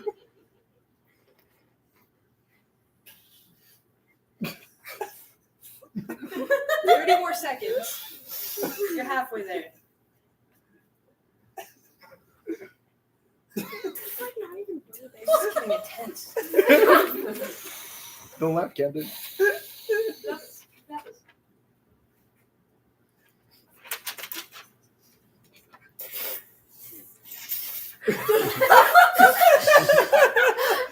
You guys find the tension here? Yeah. There's something going on here. Kiss each other at this point. Time, I guess. Okay. Okay. You now both have 1 minute to talk over each other. Yeah, so basically, I don't understand. Yeah, When you look I'm in like, my I've eyes, used it. I I've actually learned feel about a it. little bit like it just, you really get, why are you not talking? Sorry. When you stare into my I'm eyes, sorry. I Like, just I feel had like to try laughing. and like It's work with almost this kind of emotional. art. It's like, But it's it's this hard. way because Cameron I actually asked me want to you like to make stare me. stickers for this, And but like, I- why can't he just use AI? So I honestly think you're right. Just when you look at me, okay. it's all over me. I It's love just that. kind of fascinating. And then you held my hand, and now I'm like, what are we? So I don't really know what's going on. But anyway, no. But like your AI art is probably better than this stupid ass artist stuff. Like AI art would be honestly, better than this whole thing has fucking been just 25-hour rage baiting. I filibuster, hope you I know what work. I'm I saying? actually want to apologize. I don't really apologize mean too. anything. I'm sorry. Well, fuck you, really, man. If you're I'm not gonna sorry. apologize, No, I said I want to No, okay, apologize just too. I'm apologize. sorry. No, you can No, I'm apologize. sorry. I'm Apologize. sorry. Yeah, I'm trying to Yeah, apologize. no, you You're not go. letting me You can apologize. talk. No, you're not. Swear to God. No, you We do this it. every time. We do this every Literally. time. I swear to God. Do we have to do this here? Do we have to do this here? Time. Ben? Yeah, I'm fine. What? Yeah. You have 1 minute to insult your opponent about something he can't control.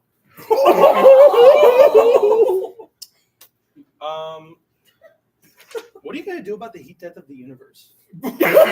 Like seriously, like you got Mr. Big Talk over here, but like, what are you actually gonna do when everything implodes and ceases to be? What are you gonna be like? Dust? You're gonna be dust? Oh man, this guy. No, he's just Mr. Big Talk over here. Like, oh yeah, AI art trumps all. Not the heat death of the universe. Can't escape it. Neither can I. You gonna save me? Are you gonna save me? You can't even save me. Okay. Camden? Yeah. You have a 1-minute rebuttal. You know, yeah, I can't control the heat death of the universe, Ben. Couldn't have picked any other thing. You really think I'm that good to control the heat death of the universe? Don't even talk. I wish you were. Don't even talk, man. I don't even want to hear it. You think of me as this big guy, and you Big man on campus. you think of me as this big man on campus, but I'm 5'8", dude. I'm not that big. I'm a frail man, all right? You think I can just do the heat death of the universe? I fell on ice earlier this week, man. On the bus. There were people behind me. What do you think I did? I got up. I went to the bathroom and centennially cried. And you think I can be the heat death of the universe? No. Can't. I find it insulting that you would even say that about me. You know me better than that. I can't believe you would say something like that. It's so hurtful. It's so humiliating. Time. So all right, Camden? Yeah? You have 2 minutes for an ending argument. my fellow people, for the past however long, I have concluded that effectively AI art is the best. It's better than the artist. Because as a human, we need to evolve, we need to adapt. And that's exactly what AI art is doing. In fact, we are getting so good at AI art that, matter of fact, I have some AI art. And matter of fact, it's in family heirloom. Who will I introduce? My family heirloom of a grilled cheese sandwich that my mom did AI art, bought it on Etsy, and printed it out. This is what the meaning of evolution in humankind is. This is how we are going to evolve. Ben might say all these false things that he's about to say in the next 2 minutes, but me, I'm real. This is real. This is what, you just stole my pencil. This is what's going to happen, all right? AI art is the future of evolution and humankind. It is art. It is better than art. And artists, honestly, should kind of go away. We don't need you anymore. This is all we need. Time. All right, Benjamin, you have 2 minutes for your ending argument. Okay, I'm just gonna draw a stupid picture of Camden with the remaining 2 minutes that I have. That's all right. I think I did a pretty good job at defending my career choice and my fellow artists in the world. Shout out to my mom and dad for being super chill when I was like, I want to be an art student. They weren't like, are you sure? They could have been. I think that AI art is going to be something that changes and evolves, and it's going to be something I have to deal with in my everyday life. But at least I won't have to deal with Camden in my everyday life. So I'll miss you, buddy. I'm just, what should I draw him doing? Drinking milk.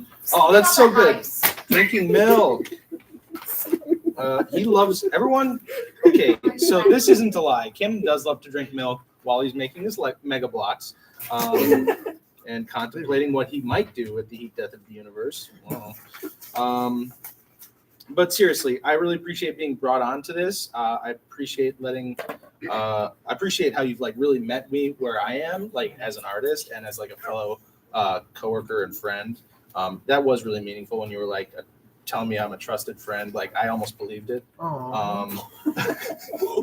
But yeah, so this is here. I'll show this to the camera on the way out. But look, this is a little drawing of you drinking milk. I made this. Yes, if you'd like to, you could train your AI with it. But guess what? Guess one other thing about art when it's churned up into an AI search engine. It loses all meaning and image. So if you put this in with 100 other photos, you'll never see it again. So yeah. All right. Shake hands, you two. I want to leave you this lozenge for later. You might need it. It's been a pleasure. And that is the end of the debate. So beautiful. Oh my God, dude. I'm so sorry. I'm gonna get you. Should I get this table out of here? Yeah, let's move it. Okay. On three. Teamwork. 1, 2, 3. Oh, they love each We're other. We were friends the whole time. Camden actually hates AI, I think. Wow. Is this the camera? 7 minutes? How are we looking? All right. What was it that? Is it? That's No, what we it call is the a computer. Filibuster. Well, wasn't that exciting? What an enormous and amazing battle done none other by Benjamin. Truly an inspiration for all artists around the world. I'd like to also just state for a fact, I do not believe in AI art. I believe it should be purged, but that is more just a matter of fact for the people listening. I did my best to rage bait Ben, but once again, like humans, we succeed. Yes, question. I was just gonna say I looked it up the Ben thing that every time he looks at a man pointing with their left hand, Mhm. I did that with AI. It pointed with the right hand. Oh, so Yeah. Benjamin was correct. Yeah. Wonderful. I'm so glad. Well, we got how many minutes we got? 6. 6 minutes. Well, we got a few times. I guess I could talk about what is about to happen, what we're going to get into. The next topic's a little bit more lesser. That'll be more fun, I think. I'm just going to change this because we don't need this. But it's going to be a little bit more of the defense side because we're going to be talking about, I believe we're going to be talking about Camden's Guide to the Worst Self-Defense Tactics. That's going to take, I don't know how long that's going to take. To be honest with you, it's going to be a little bit of storytelling and improv. We're just going to kind of go with the flow. Also, whose donuts are those? It's been there for like 4 hours. Who cares? But Steal them. yeah, sure. But we're going to be talking about just that sort of thing. We're going to be talking about some self-defense stuff. I guess we could do more audience interaction since there's less. We could talk about situations, and we could talk about what we really want to do. I have some guides I want to say. So we'll get into that. After that, though, it'll be a lot more fun. We'll get into the Piston Cup GOAT debate. I'm excited about that. It's going to be an intense one. I will probably lose yet again, but in life, that is just how it goes. What else? I guess I'll drink some water. I'll even have some wheat thins as my only protein. Interesting source of protein. Wheat thins have protein, right? No. Okay. So I'm going to be eating grains, basically. That's good. That's good. That is good? Short burst of energy. Protein just keeps you full. Ah, There's more, I guess, long-term energy. But yeah. get the Delicious. carbohydrates. subtle, but good. Subtle? Sorry, I don't want to do that. Does I'm that trying come to be picking up a sassy, but word? it more Okay, came off yeah, as rude. Yeah. Um, We're kid, Justin. Well, Noted. that was a fun debate. I'm glad I got Ben mad, I think. I hope he wasn't that mad. I hope he's not mad at me.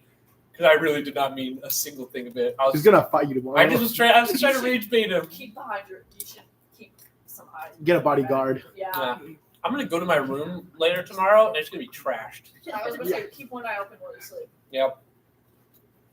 Ben's a great artist, though. Don't get me wrong. He's made some amazing things. I've seen it all.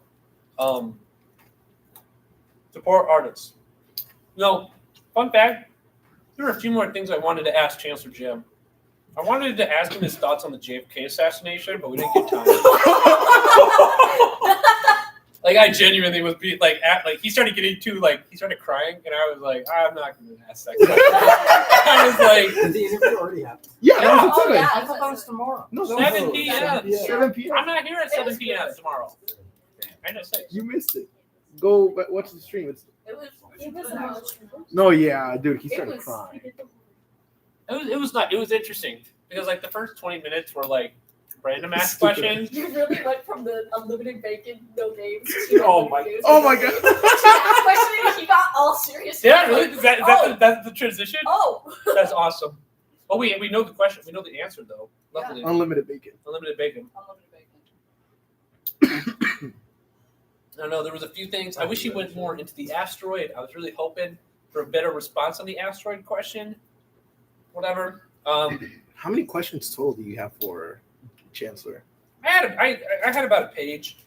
Granted, a lot of the other ones are just going to be improv, so we're just going to go with it. Granted, luckily, I will say this: is Chancellor Jim can talk himself up, and by talking himself up, I mean talk for the majority.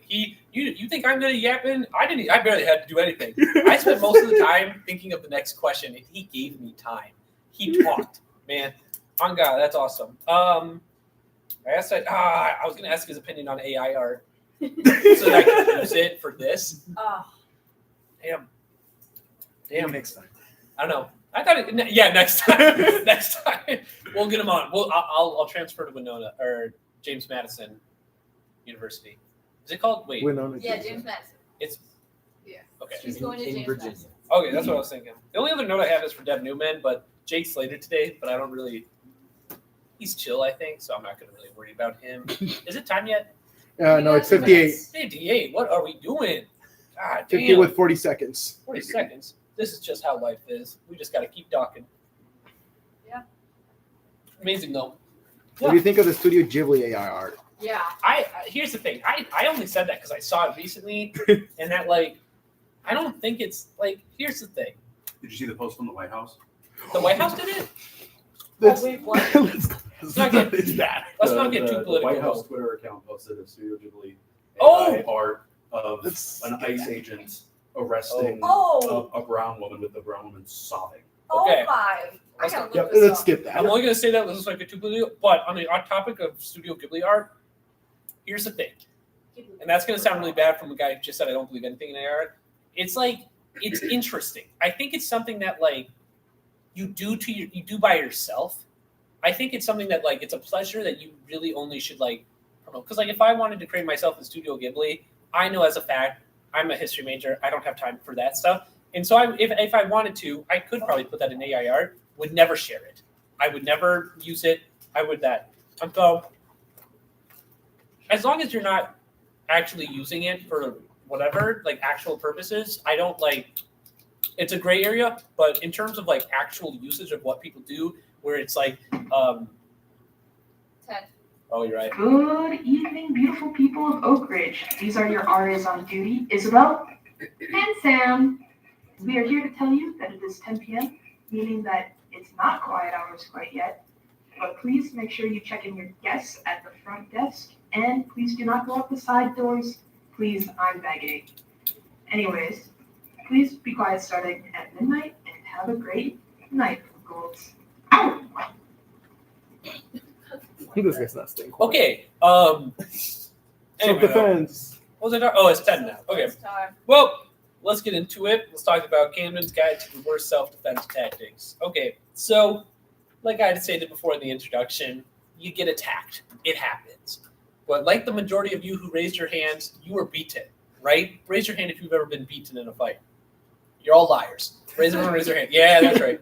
Zach? No. Okay. I don't get in fights. Coward. So you get in fights, you lose. It happens. Why did you lose, you might be asking? Well, isn't it obvious? It's because you didn't hear it from me. You don't understand the tactics that I know in my mind. You need someone who quite literally doesn't understand or know how to fight to be able to help you defend yourself against the people of the world. Could you imagine what would happen if a mine came up to you and started hitting you? No, you couldn't, because you wouldn't be able to recognize how to self-defense yourself. That's right. I have the worries. I know what you worry about.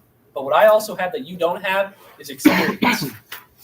Now, we're going to be talking about some more of the intense approaches. These will most likely result in extreme harm, but it's fine because it's self-defense. So let's get into just some of them. I'm going to talk about some of the approaches that's going to happen. So I'm going to play this as almost if it's a thing. Abe, give me a city. LA. LA. So let's say you're walking around LA, all right? Los Angeles, the big city, located in a state somewhere that I'm not sure of. California, I think? Yeah. Okay, so you're located in California. Obviously, gas is high, so you're going to walk, okay? Obviously. You're not paying $7.99 for gas, so you're going to walk to your local gas station for food. And what you don't know is that after you buy a Kit Kat bar, is that someone notices you buying a Kit Kat bar. And that's like cool, but they want that Kit Kat bar free. So what do they have? They have a knife, obviously, because that's what people do. And so you're walking back. Abe, now you're walking in a, God forbid, between two motels, okay? It's like an alleyway, but it's just between two motels. And someone taps you on your shoulder. Then they hit you in the face. You don't know how to register. But the time that you're back and registered, you know what's going on. There's a person in front of you who wants your Kit Kat. Are you going to give your Kit Kat up? Nah, kick him with the balls and run. Close. So you can't actually do that because by the time you put your leg up, he's already have a stab wound in your abdomen. Do you want that? No. So what you're going to do is do something that I call preemptive self-defense. Now, normally you think of self-defense as something that's sort of on your body or just like normal fighting that you can just use. Well, these are things that you almost want to use for self-defense. You're looking for something to happen. So we have a really common one, and it's obviously the sand in the pocket defense. Everyone knows what it is because it's useful. Sure, you could hit a guy in the eye, but what if you threw sand in his eye? Now what's going to happen? Now he's a guy with sand in his eyes, and you can do whatever you want. You can kick him in the balls if you want, because guess what he has in his eyes? Sand. He has sand in his eyes. Now, the thing with this one is that you're going to kind of have to keep sand in your pocket for a while because you don't really know when to use it. Now, I think a good amount of sand is between 14 ounces and 18 ounces. You kind of go in between. Is that like an actual? Is that a good? That's a pound of sand. That's a pound. Okay, so damn, I did not know that. So you're gonna get a pound of sand, put it in your pockets. You might want to buy you might want to buy pants that have pockets, or you buy multiple pockets with pants. So like if you have question? And also invest in a belt. The pants are gonna come down. Oh, I thought you were like, you can't put sand in a belt. Yes. How will you adjust for the movement inhibition from the weight of the sand in your cargo pants with 10 pockets? That's a good question. And So pounds of sand in the pockets. that's a really great question. So it's actually really useful to do this because you ever seen that one Naruto scene, I think, where that one guy is like, "Ah, man, I gotta let go of these like ankle things," and they're like, and so that's basically you. And so what's gonna happen is you're gonna unleash. You're gonna. So let's say you have like a bunch of pockets. Some guy hits you, and you go.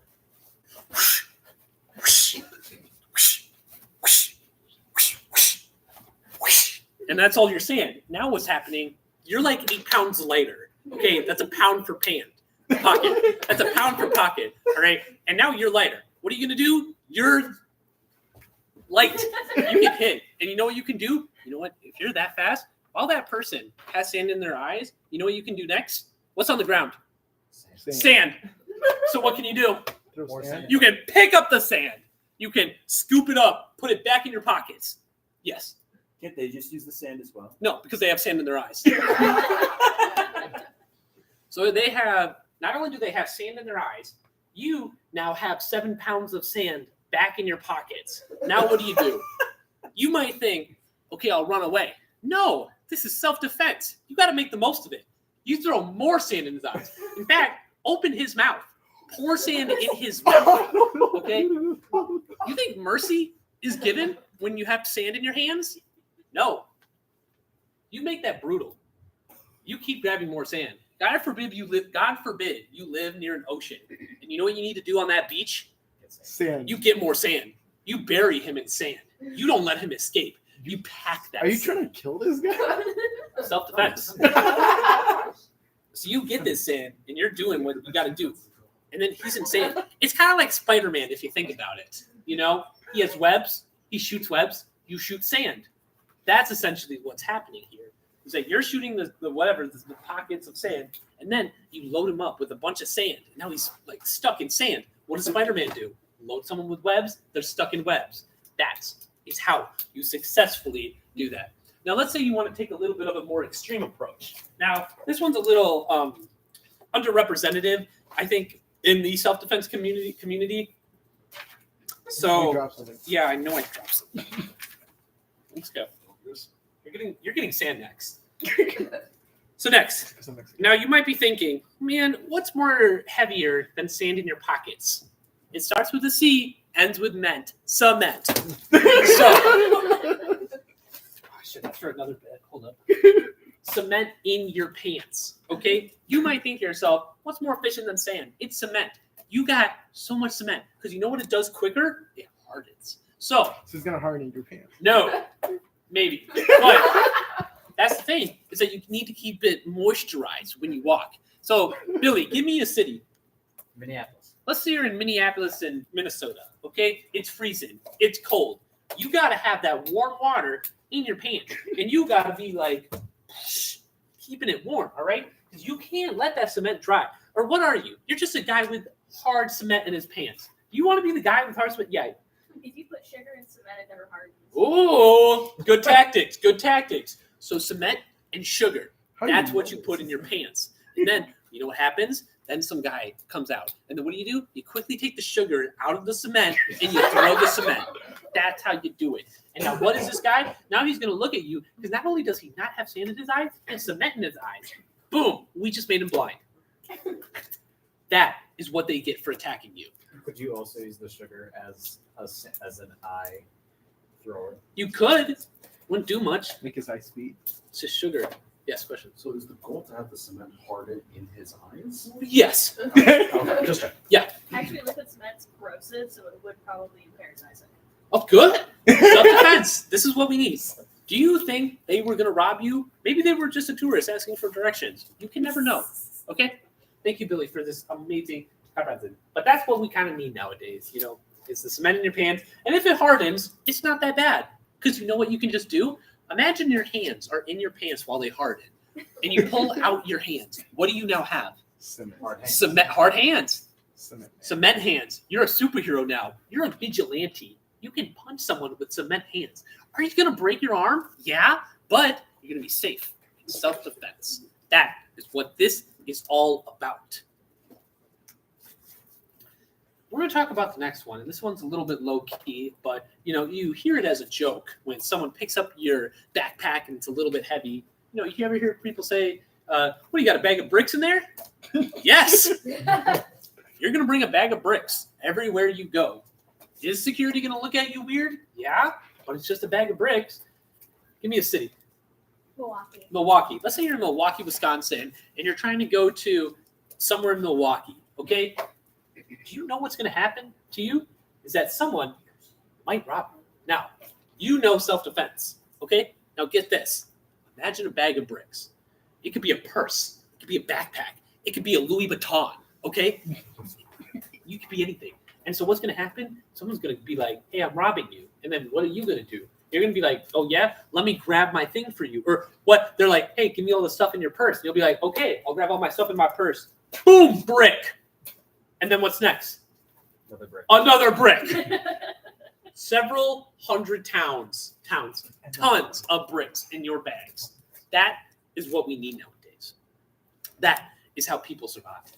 And also, they're good for everything. Because if you have a bag of bricks, you can make a table. You can make a chair. Yes, question.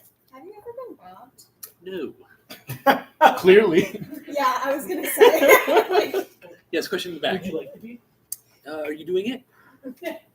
I'm fine with that. I'll practice some self-defense. Yes, question. Can I? Yeah, you can join him. Okay. Can I do Yeah. You want to join? Yeah. Okay, yeah. Just you guys. It's actually the next Gotta event. fulfill my No, Mexican it's filibuster. It's a different question. So then, you know, bag of bricks. That's sort of what we're going for. And honestly, if you even wanted, there's something truly special about a bag of bricks and a pocket full of cement. You could mix them together. Could you imagine, instead of trapping your opponent in sand, you built a house around them? Yeah. Yeah, that's how you do self-defense up in here. You put the house and you put it. Next, we'll talk about another one. Now, this one's a little bit on the more expensive area, vinyls. Do you really need to listen to music? We have Spotify, okay? Get over yourself. And so vinyls are a great way to have self-defense.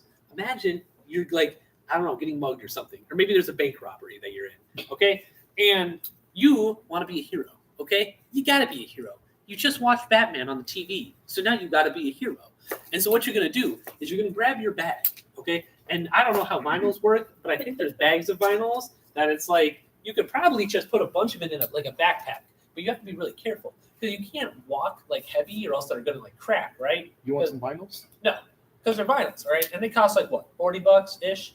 You can get some for like a couple dollars. Couple bucks? Okay. How do you think I made my rent? Oh man.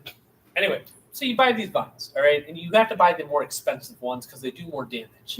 And so you buy these expensive vinyls because that's just sort of how you get through this age. And so what you're going to do is that if someone comes up to you, does whatever, you're going to throw the vinyls at them, all right? Now, you might be thinking, they can't do that much damage. It's a lie. They do tons of damage they're going to hurt, and also they're going to hurt someone more emotionally. Because imagine you're like a Tyler the Creator fan, all right, and you just bought a Tyler the Creator vinyl, all right, and you throw it at them, and then they realize it, and then they be like, wow, I really wanted that vinyl. It's really hard to get in stores. You just crushed a man's soul, okay? That's exactly where we're trying to go here. Because self-defense is not just about physical. It's about mental, okay? If a person is attacking you and you're trying to self-defend yourself and you can ruin their mind like permanently, that is also something we're looking for here because that's how you get away. Now, my next one, I've been talking a little bit about mental stuff. This one's physical. This is called explosive money, okay?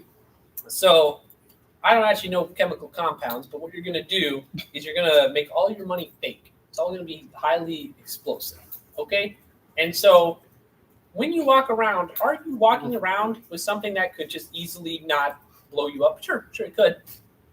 But if you get robbed, you give them your purse, you give them your backpack, you give them your Louis Vuitton, and then what happens? They walk 30 feet, stick their hand in it, boom, they blow up. That's all there is to it. There's nothing more to it. Although you can actually customize it with a lot of things. You could do coins. You could do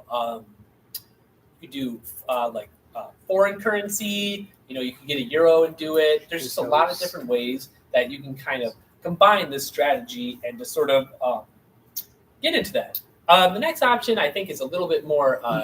We put the self in self-defense. This is called the self-hostage plan. So previously seen in Blazing Saddles, it worked in sort of a Western foundation, is that the best way to trick someone is to make yourself a hostage. No one likes being a hostage negotiator because it is a very difficult job. And because, there's a lot of troubles with it. If you create yourself as a hostage, you become the hostage negotiator as well as the hostage. What are they going to do? Are they going to give you money? Because now you flip the tables. You're making demands of the person who's doing whatever. So, self-defense, now you not only are getting it out there good, but you're also making money, probably $1 million in unmarked bills, and also a helicopter to the Bahamas, right? Full of gas. That's just how it goes. You got to start doing those things. Now, another approach that I don't see people say very often is the naked approach. Now, it's controversial. Why? Because you have to get naked for it. But sometimes there's a saying that sometimes something is just not worth it. And something that I personally have sort of seen a lot is that exactly that if I seem just weird enough, they might not interact with me. It's sort of like there's examples that I kind of have. It's not really self-defense, but sometimes when people that I don't want to solicit me on the streets, I say weird things that don't make sense, and then they kind of and walk away. That's the sort of strategy we're doing. But instead of that, we're getting naked. And so could be a good approach, could be a bad approach. It's really whatever. Honestly, it even could work for the other person. You make them get naked. No? Okay, never mind. Cut the cameras, not that one. The next one is going to be something I call psychic games. All right. So this is kind of goes in with the mental stuff, is that you could guess their name. Now, this might not seem like a good strategy because there's a billion different names, but let me tell you this. Let's say someone was about to attack you and you're kind of trying to do self-defense, and then you say their name. Let's say Billy was attacking me with whatever, his fist. And then I went, wait, Billy. It would make him stop, right? It would make him wonder, do I know this person? Was he part of my elementary school? Is he part of my cousin? Like, is he a family member? And that's where you get him. You can really do whatever you want from there because you can trick him. You can go further. But the only issue with it is that the further you go into this lie about what you're trying to say, it's that is sort of what you have to keep on remembering. Because I could say, Billy, don't you remember me? And then he might go, what, from what? And I'll go, oh, from Miss Fogo's class, remember? And then obviously Billy's never had Miss Fogo before because that was only my elementary school teacher. And then he's like, well, the illusion is ruined. And then he's going to continue robbing me or something. I don't know. And so that's the sort of thing that you just have to keep going. Although it doesn't mean that you can't double down. See, when you do these things, you can kind of guess more. So even if you don't successfully guess the person's first name, you can guess their mom's name. You can guess their dad's name. You can try to keep guessing names as they might obtain to that person. All right. I don't know Billy's mom's name. It could be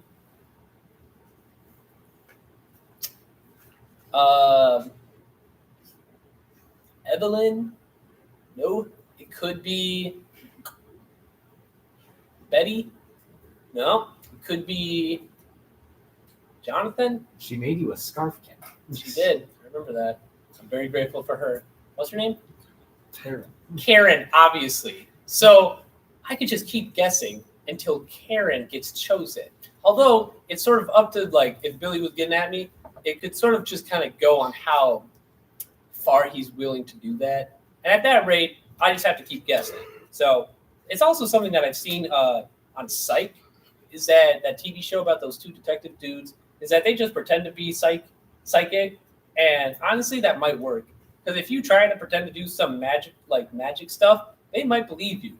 Because like there's a million things that could happen in the world. And one of the things that could happen is a random event that just happens normally. Maybe a piano falls from the ground, or maybe a hydrant or fire hydrant explodes.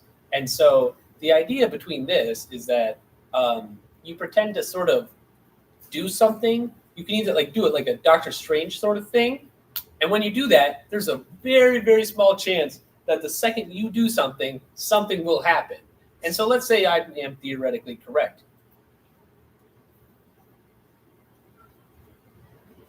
And something does happen.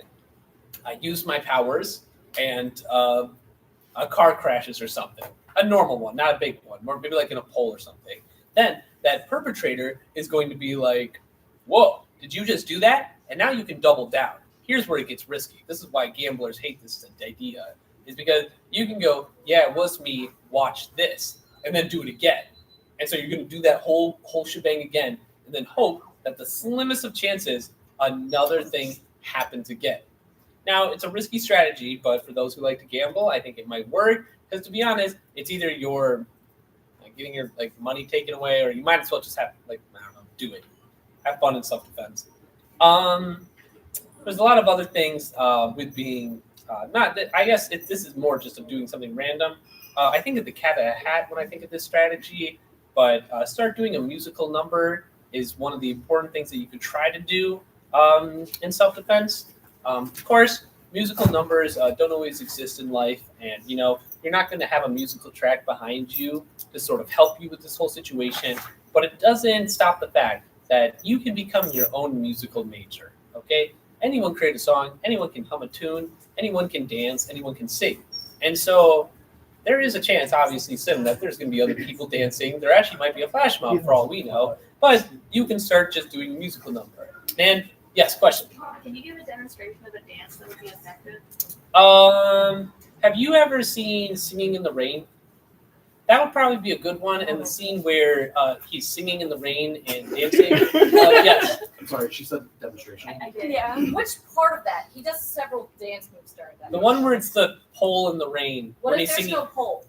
There is. What if there's no rain? Yeah. Okay. How should we do this? Okay, so let's go. Let's tackle those individually and then together. So let's say there's no poles. Okay, now that shouldn't be an issue because honestly, anything can be a pole if you really think about it. A brick wall, a umbrella, a street lamp, or actually, but let's say a car. Yeah. Can I be a pole? You can be a pole. The perpetrator could be a pole. You can really pull on anything. Now let's think about another example. What happens if it's not raining? Well, it sucks, but sometimes it can rain, it can't rain. Luckily, though, if it's not raining, you'll have more vision to maybe any poles, any not poles around, sort of to weigh your options through that. Yes, question? How am I supposed to use my umbrella as a pole if during the musical number he uses his umbrella as part of his dance? He uses it as a prop. It's kind of hard to do both the dance using the umbrella as the pole and also to dance. Oh, I'm supposed to carry two umbrellas with me? Okay. You're supposed to have a big one and a small one. Oh, okay. Like a pocket and a full-size one. Okay. I think that's how that's how it's And that's full of sand. Yeah, full of sand. Oh, Look at that. You can add more pounds. to the sand. Anyway, but yeah, that's true. But then we can combine that. What if there is no rain and no pole? Well, then we can change the musical number up a little bit. There's some great musical numbers. You could do a Hamilton and kind of just like spin around in a circle. You could do a I don't know any other musicals, to be honest with you. The good ones at least.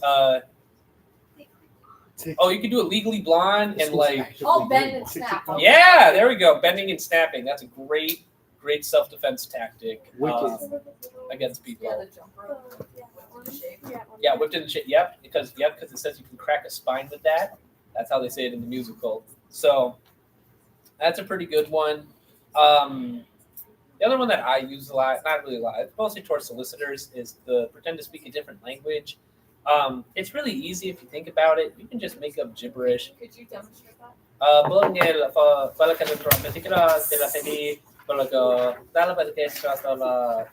Thank you, Sarah.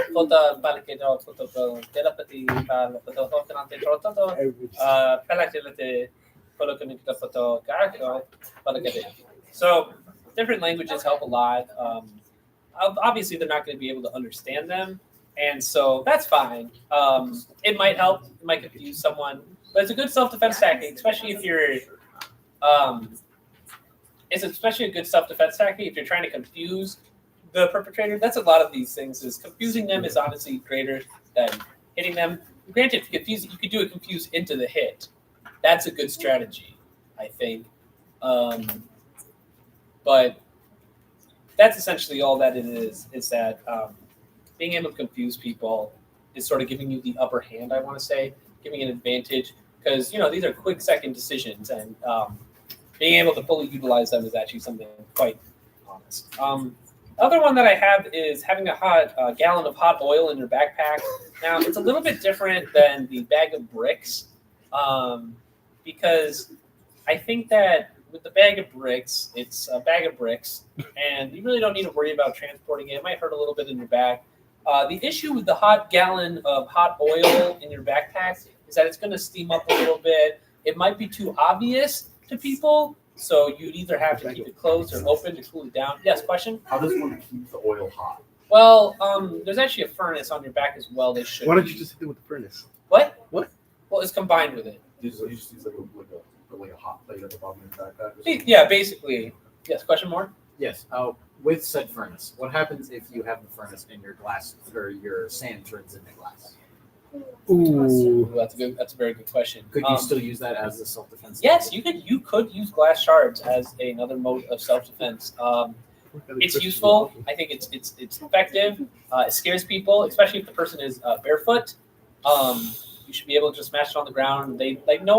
They say people really don't like to do the Liam Neeson thing because it's boring and it actually hurts a lot more than you think it does. Oh, that was a terrible throw. Sorry. But I think with that, the hot plate and maybe a furnace in the back, the hot gallon of oil can be actually very useful. Because let's say question? Suggestion for the gallon of oil, use like one of those pesticide sprayer things. Oh, yes, question in the back? Okay. That could be useful. However, the only thing is that could be portrayed as a weapon to government officials. But if you're just carrying a gallon of hot oil on your back, that's you're really just transporting to a restaurant if you think about it. And so if you do that, you're able to just have a full gallon of hot oil. You trip, boom, they're done for. Or what if you trip? If it falls on you. Well, trip backwards then. I don't know. Land on it. I don't know. Yes, question? Well, do you have any insights into how you could possibly make a water balloon-based delivery mechanism with the hot oil piece? That is a good point. So you'd probably want metal balloon. So you'd want to case it in metal first, and then put the hot oil in it, but then make it really loosely nailed together, like it's dripping almost, and then you throw it, and then it hits a port, it'll just break, I think. Or no, that's really the only option. I think, unless you're magic, but I don't think that'll work in the end. Unfortunately, for that, yeah. Let's see. The next one we got is a classic. It's the Sherlock Holmes method of saying everything you're going to do right in front of them in your head out loud. So, as we all know, the discombobulate thing that came from Sherlock Holmes, and the method essentially is that you look the person and you just tell them what you're going to do to them. What? He doesn't say it. Well, no, but that's the thing, is that you say it out loud. It's like a fear tactic.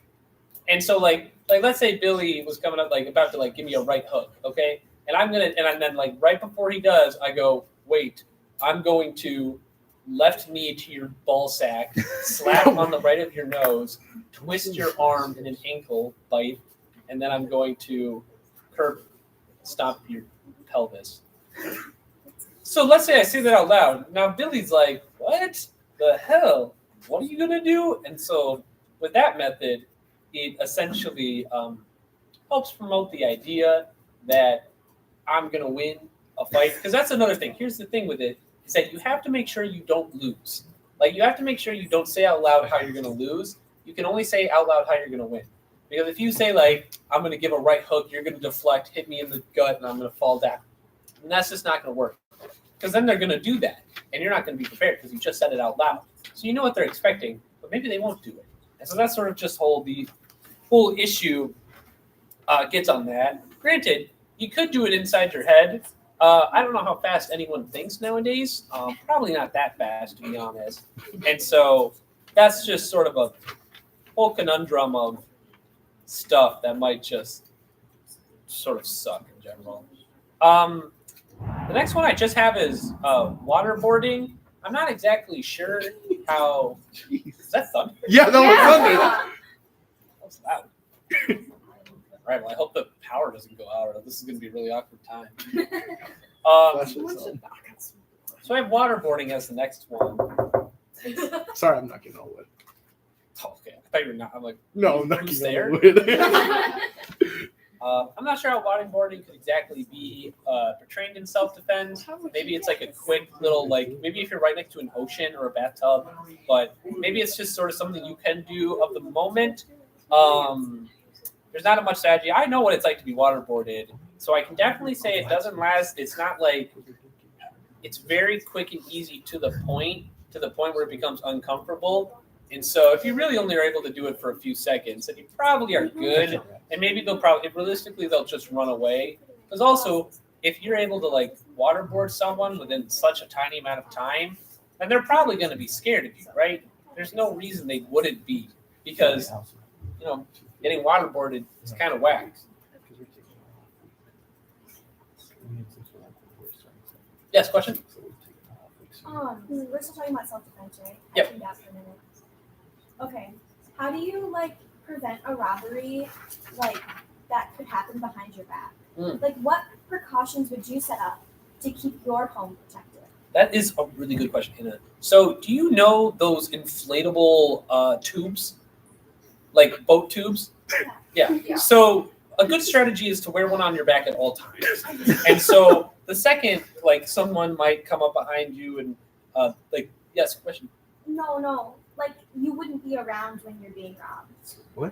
What do you mean? Oh, They're robbing your house. they're robbing your house. Yeah. Oh, are you just specifically talking about only your person? Well, we can talk about house because it's an interesting strategy as well. Because It happens to some of us, Yeah, it could be considered a mode of self-defense. Have any of you seen Saw? I love Saw. So what they don't tell you is that those work, and you can use those strategies. It's not ethical, and to be quite frank, you might set off the traps Half the yourself. things you're saying are not ethical. What? Half the things you're saying are not ethical. What do you mean? So I'm pretty sure the entire point of Saw to show that it does work. Oh. Anyway. That's a lot of thunder. But there's a lot of things you can set up at your house. Of course, there's cameras and there's booby traps. But other than that, though, you could also do what I consider a greatly huge thing, is buying a butler that is trained in the martial arts. People only buy butlers for the fact that they're able to clean around the house, maybe do some upkeeping. But it's sort of like who's that guy from Batman? Alfred? It's kind of like Alfred, and that sometimes it also could be a maid. It could be anyone, to be honest with you. It could be any service worker, but you could pay them to just take care. The night shift, you'd have to pay a little bit more though per hour. But that happens to the best of us, honestly. But it's sort of that thing where you could use that. But if not, booby traps would work well in your house. And to be quite honest, that also works with self-defense, is booby trapping yourself. You know, there was back in the day, they used to have this bad briefcase who like its strategy was like when it like you like it was a dead man switch, and when you put your finger off it, like shot a bunch of spikes, and that's something you could do with you on person. And so if you ever let go of like a dead man switch, a bunch of spikes would go everywhere. You'd sort of be hanging out in the midair, but it's a strategy. You know, it's kind of like to get away people. What time is it? 33. I have a lot of free time after this thing. My last one is a hydrogen atom bomb. What? Whoa. Mixed reactions. So a hydrogen atom bomb is basically, well, it's an atom bomb. It'll basically get rid of anything within a 165-mile radius. This is definitely a last resort, but to be honest, sometimes it's just what you got to do. Is it ethical? No. But I don't know. Would you rather have an atom bomb or a gallon of hot oil on your back? So sometimes you really just have to weigh your options into what you're going to do for self-defense. Yes, questions? Can you tell us of a time that you were in some sort of situation of struggle and what self-defense tactics you used in the moment to protect yourself? I will. So there was this time that I actually used the hydrogen atom bomb, and it was back in a little town called something. That's what it was called. It was called something. It had some German like symbols on it. But it was basically a little town called something, and someone went up to me and they were like, please, can I have some money?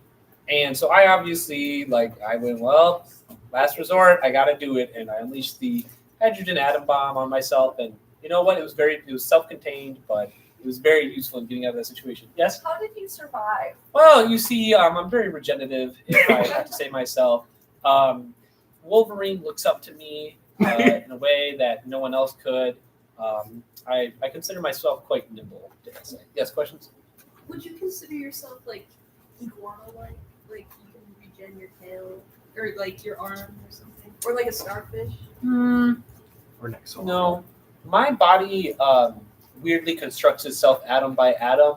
So it takes a long time, but it's sort of like a hologram, if you dare say, where it kind of loads up. That's sort of how my body regenerative process works. Yes. So I think in all the situations you've listed so far, you're like obviously cooler than the person who's trying to hit you. What if they're cooler than you? What do you do then? If they're cooler than me, that is a great question. Well, if they are cooler than me, I feel like I'd almost be starstruck, and I'd kind of just give them whatever. If they want my wallet, they can have it, I guess. If they're cooler than me, I don't really have a choice. Yes, question? To go back to the regenerative thing, how many times would you say you've gotten like a new body? I would say about 9 times. Okay. Yep. Yes? Have you heard of the ship of Theseus? Yeah. So are you declaring that my body isn't actually what it previously was? Who's asking if you think you do? Is this like the substance? Spoilers. I believe I am me because I therefore I am. Yes. So you've gotten a new body 9 times. Yes. Does that make you a cat? Okay, nice. No. And if that does, that means I'm on my last life. Somebody get the bat. Or the hot oil. Are you able to demonstrate any self-defense techniques? Let's see here. I mean, the dance one was pretty easy. I think you could just do that. That's true, but I can't sing. We'll learn more about copyright laws at You 2 don't have to a.m. sing. You can You just can dance. just You can dance. like the Just like sing. 1, 2, 3. Just count it out. I broke my ACL. So Oh. Just do it with your arms. Like maybe Not- wave. I just want to Yeah, say no, it's your broken. Totally tips and broken. tricks and stories are Brooke can't truly walk for this, inspiration. but- I look forward to using all these to protect myself in the future and to get a time machine and go back in time and protect myself in the past. Thank you. Well, to be honest with you all, I actually don't have any more self-defense tactics. Oh, yes, questions? So will you be like starting a self-defense class anytime soon? And if so, how much like per day do we have to pay you? If I were to start one, I believe it would be around $40,000 per day. It's a little bit expensive, but as everyone knows, that hot oil, it takes a lot of money to buy hot oil, I think. So, yes, question? Is this BYOS? Bring your own sand. You can bring your own sand. Are you going to provide the sand, or do we need to bring our own? I can bring my own sand, but it's more environmentally friendly if you bring your own sand. Sounds good. Yes. Miss Zach? So just to be clear, the cost of the oil and not the hydrogen. I got a government grant for that, so.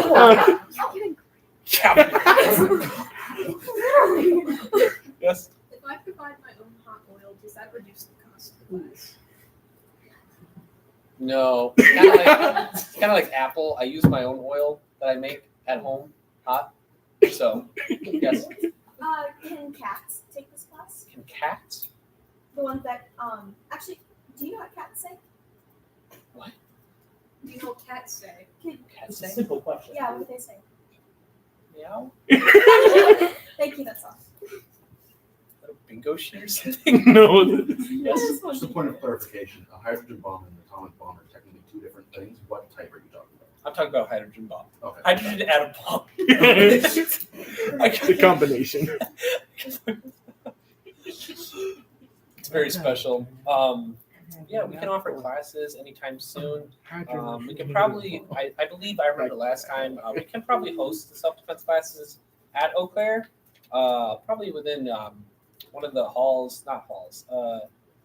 Yes, question. Could you provide practice by randomly attacking everyone on the street? No, Why not?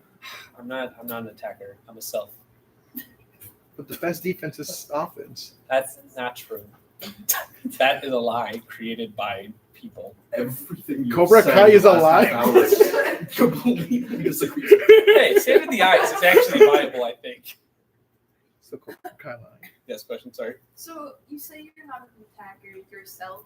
How about that one time you hit me with a battle axe multiple times in the rib cage? So I was given permission for that. I have a written contract that says I do. So that's right. Can we see the contract? No. Yes. Any tips for building booby traps on a budget? Yes. So you can actually go to your local thrift store to find a bunch of materials for that. They actually, I believe Goodwill just opened a section called Booby Trap. And it's this sort of, it's kind of, they are hand-me-downs. And so they're probably not going to be the best, but something is better than nothing. You can find things in nature. You can make sticks. You can sharpen them. And that's sort of this huge thing that you can kind of just promote and make yourself. Yes, question? If I can just add something, just watch Home Alone and you'll kind of get the idea. I don't like Home Alone. Home Alone 2? Yes. Okay, so Don't watch Die Hard. That's a how grown-up do you version of make Home Alone. booby traps on like the which scale one of is Fred from like Scooby Die Doo, Hard. like that great of quality? Fred is an innovator in booby traps, and to be quite frank, I'm just an amateur. I know quite literally nothing about booby traps as much as he does. Fred is inspirational in the community. He has done so much work for so many people. But you should follow Fred's blog post. He actually posts a lot every time he makes a new booby trap or finds a new booby trap. He's an incredible person to sort of look at. But I think a lot of times, but he also, the thing is that he does come from money. And so he's able to afford these things. That's what makes him so great, is that he's able to afford this because he's a rich white man. And so that's just sort of the things we kind of have to deal with on a regular basis. It's kind of sad. Yes. So I've never seen the Saw movies, but I feel like from the clips and like pictures I've seen, all of his traps are very elaborate and large. How would you recommend bringing that down to like a smaller, simplified scale for something like a dorm room where there's not a lot of space? Yeah, of course. Well, the first thing I should say that if you're especially doing it in your dorm room, keep your roommate updated. There's not a lot of things we want. One of the big things we don't want is roommate conflict.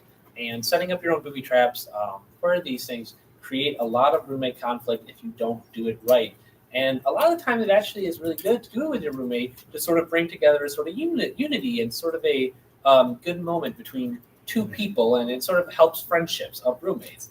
I would say on a lower scale, It would definitely sort of be just minimizing it. I think a lot of his the saw traps there are sort of have to do with capturing a person, and so you'd have to make room. Move your couch, move your TV, sort of make a center space. Maybe instead of going up, it goes down like on the floor. There's a lot of elaborate ways you're able to move this, pivoting and all that. I think it's doing that is actually really good for you and yourself, and I think it's a great experience to have with your roommate.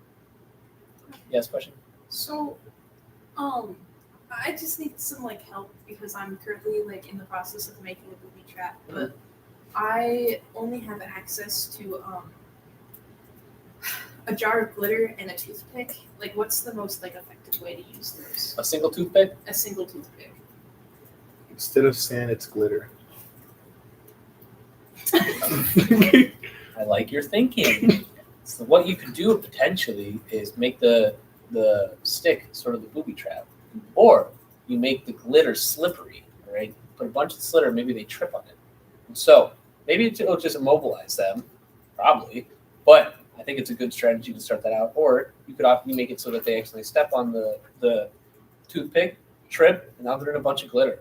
What are they going to do? You can't really escape glitter nowadays. They sort of make glitter a lot more solidary, and they make it a lot more harder to get out of. So I think that's a good strategy too. Yes, question. My childhood home was broken into. What could my parents have done differently to save our belongings, like our TV and Xbox? What we see here, I think the best thing for that situation might be the hydrogen atom bomb. Maybe. There's a lot of different cases, but that might not be bad. But also the saw traps could work. Yes, question. How about my dad's truck got stolen in Mexico? What could he had done different over there? Okay, so a car is actually very interesting. Something that I do a lot is that every night before I go and leave my car, I take out my brakes. So if anyone's going to steal it, first of all, they don't work, so you can't start the car. But if somehow they start the car, they're going to it's not going to be fast, but they're going to crash my car probably into the stop sign. So maybe that's a strategy work. Yes, Isabel? So I had a question for my abuela. Rest in peace. She had her life stolen by a semi truck in my abuelo. What could she have done differently?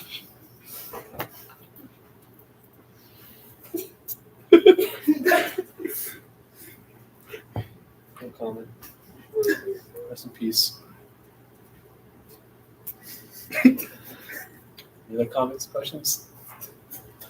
Thank you so much. Thank you. I'll tell my parents they should set off bombs. How much of this was written by ChatGPT? I don't know. Probably not that much. Yes. Actually, I have a question. So, talking about homes, some of us have pets. Obviously, the cat, our cat's able to take the class. How do we make these traps and make sure that our pets, our animals, are not the ones who are accidentally being injured or harmed by these? Having a dog, having a cat. It's not there to harm them. I want them to be safe. It's for anybody who wants to harm my dog, for instance, or steal my Xbox. That's good. That's an excellent point. A lot of times what we do in these situations is make weight counters, especially because humans normally weigh more than 100 pounds. And so I don't believe dogs weigh more than 100 pounds on the normal, especially not cat. Yes, question? Do they? Actually, sometimes they do. Okay, so you can sort of calibrate your own weight. Yes. What if a child is breaking your house? Are you going to kill a child? What about somebody who's Yeah. We're debating how to defend our home. If a child breaks into your home, they probably won't get far in terms of getting arrested. I mean, Well, but they're not going to trigger any of the weights. yeah, but you wouldn't want to trigger a weight on a child. What? That's your opinion. Would there be a way to set a non-lethal trap then for a child just to kind of capture it until the police come? Of course, self-defense doesn't all have to be about lethal. Oh, okay. A lot of times, self-defense is just about disarming. And so what you could do in that sense is that tranquilizer darts do well. That could work. Yes, question in the back? No, you finish. No, that was my finish. Okay. I was gonna ask, where do you draw the line? With the sand tricks, you'll kind of chat a little bit too. I think 17. or maybe 18. I think 18 is like a good adult age that you can do the sand in the eyes. Maybe anything under than 18, you like sand in like the ears, maybe just something like just like it's a 17-year-old. Well, it depends. It always depends. Yes. How would you integrate ChatGPT into a trap? So you'd probably connect it to a bunch of wires and frames of whatever, and you would probably be like, okay, ChatGPT, defend my home or defend me, and then you would let ChatGPT do whatever. Like it would tell you what to do. So then you would just do whatever ChatGPT does. I believe. Does that answer your questions at all? Ah, my phone. You dropped something. 12 more minutes. Well, this was great. I don't have any more tactics. We can always think of fun. Yes, question? So, like, how about landmines? Like, what if you find yourself stepping in a landmine? Like, your own or? No, someone else's that they laid in your own house so they could rob you because you stepped on it.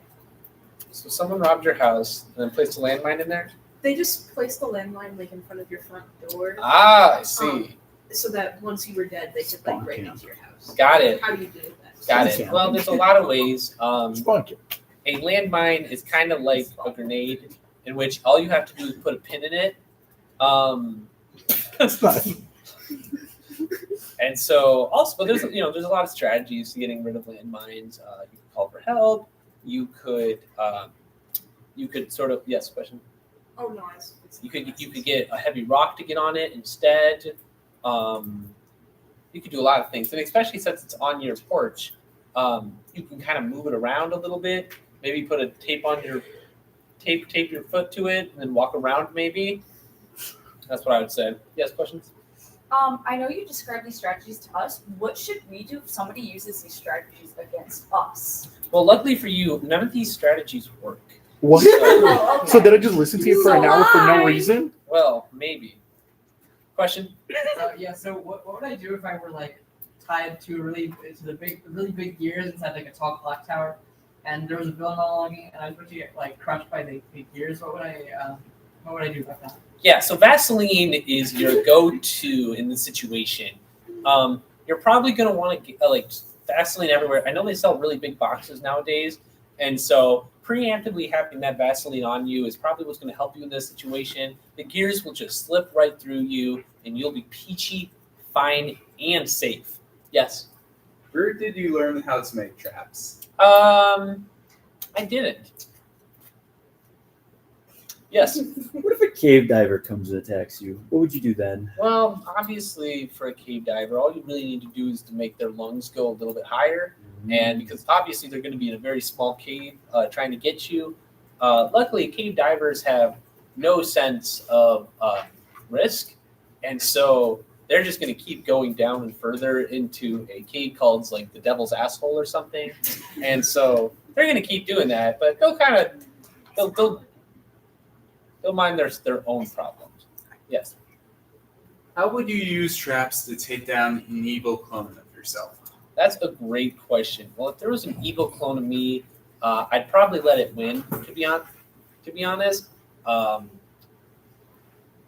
can't take myself. I know that for a fact. I'm whoever I am, but if there's an evil version of me, they'll probably get me right off the gate. And so, unfortunately, the traps will not help me at all. That's just life. Yes, question? So we've been talking a lot about like things that explode and such. What happens if I have a grenade and I'm about to use it on my attacker, but as I'm doing it, they chop off my hand? Ooh, that's a good question. What would you do next? Well, I think what the greatest thing in that situation is that if you've ever played soccer, kickball, and you have excellent footwork, you could realistically do a good portion of kicking it toward the perpetrator. Also, of course, since I assume that there's like at least within chopping distance, I feel like a good old maybe kick to the knee, make them sort of immobile, and then just let them deal with the grenade. Yes? For context, the attacker is a toilet. you making a death toilet reference? Death toilet one.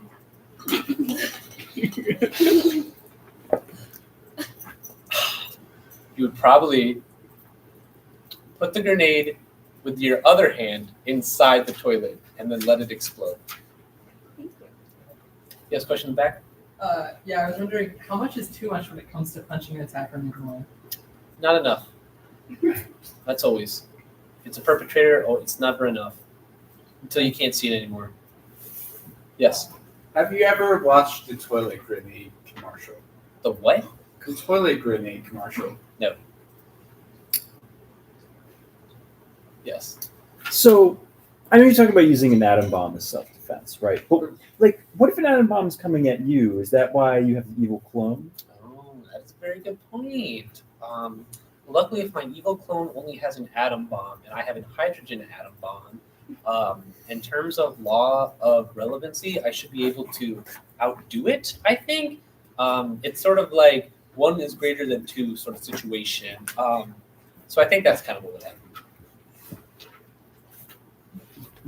Yes, Zach? You can have an option to be like, when you parry the bomb, you get the perfect timing, and then like shoot it back at them maybe. Yeah, I think that's a very good option. I think parrying is a viable strategy for a lot of these notions that we kind of put through.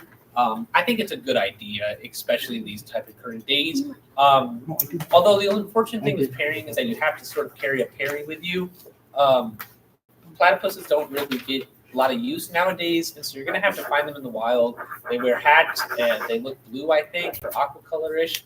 And so, but if you're able to find your own parry, then, Lord, that's good, and you're able to use it. But other than that, I think that's just sort of what you're going to have to deal with in this whole period, then, I'd say.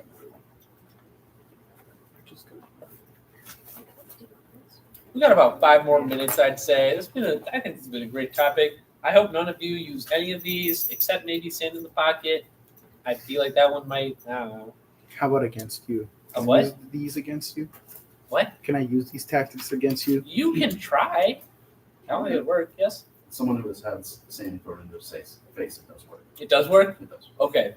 I'm sorry for you. Yeah, brother. That makes sense. I should do it to my sister. I'm lucky my sister's never thrown something at us. She probably has. I don't remember. I put it in the head with nunchucks. Well, I hit my sister with an orange once. it's about 10:55. I think it's a good time to sort of, unlike the last filibuster where I was super strict with the timing, I'm not really going to be that strict, I think. I think this filibuster is going to be a lot of leisure to make sure I don't absolutely hate whatever I do.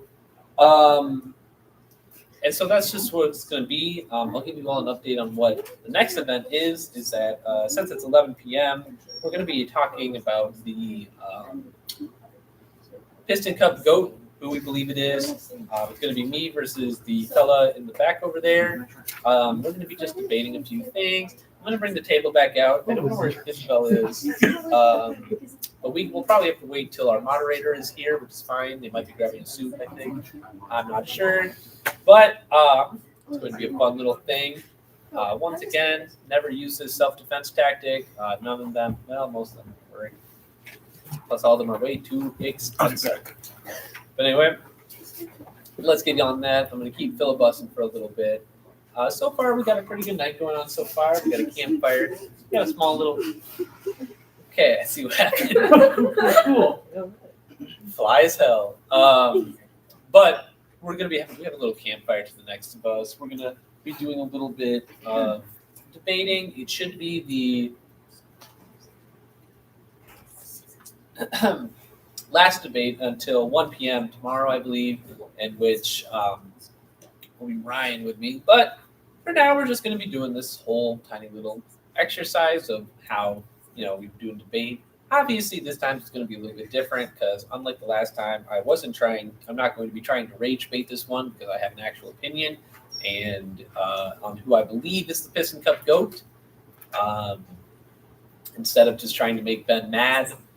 For those who don't know what the Piston Cup is, it is within the Cars universe. It's sort of the Daytona 500 of the Cars universe with like Lightning McQueen.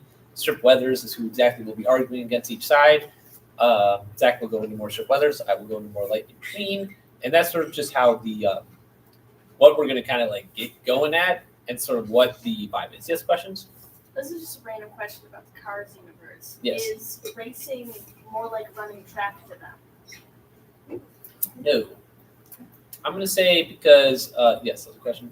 Do you agree that canonically the headlights are the car's breasts? Because No. in the first film they flashed Lightning McQueen. Yes. So I want to make sure that we're clarified that we're not seeing car nudity throughout these films. I clarify that is just randomly BS made by media.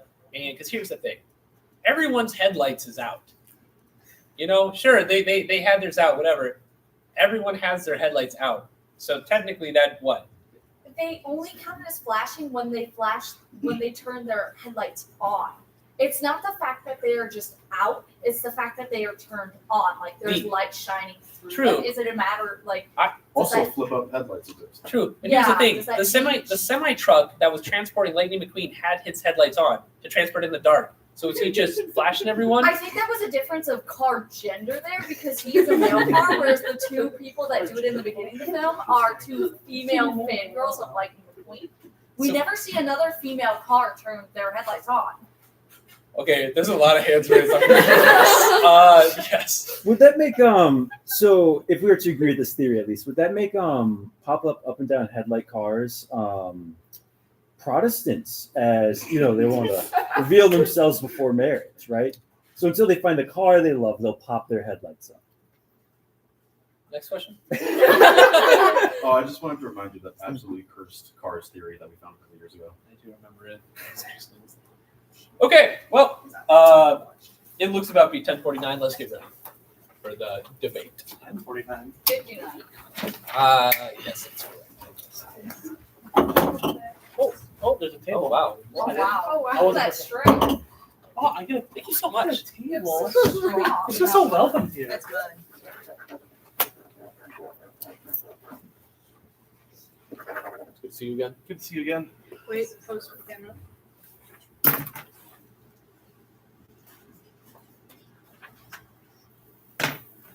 Sorry. Okay. Get your hands off me. Well, we haven't gotten there yet. We will. All right. Zach,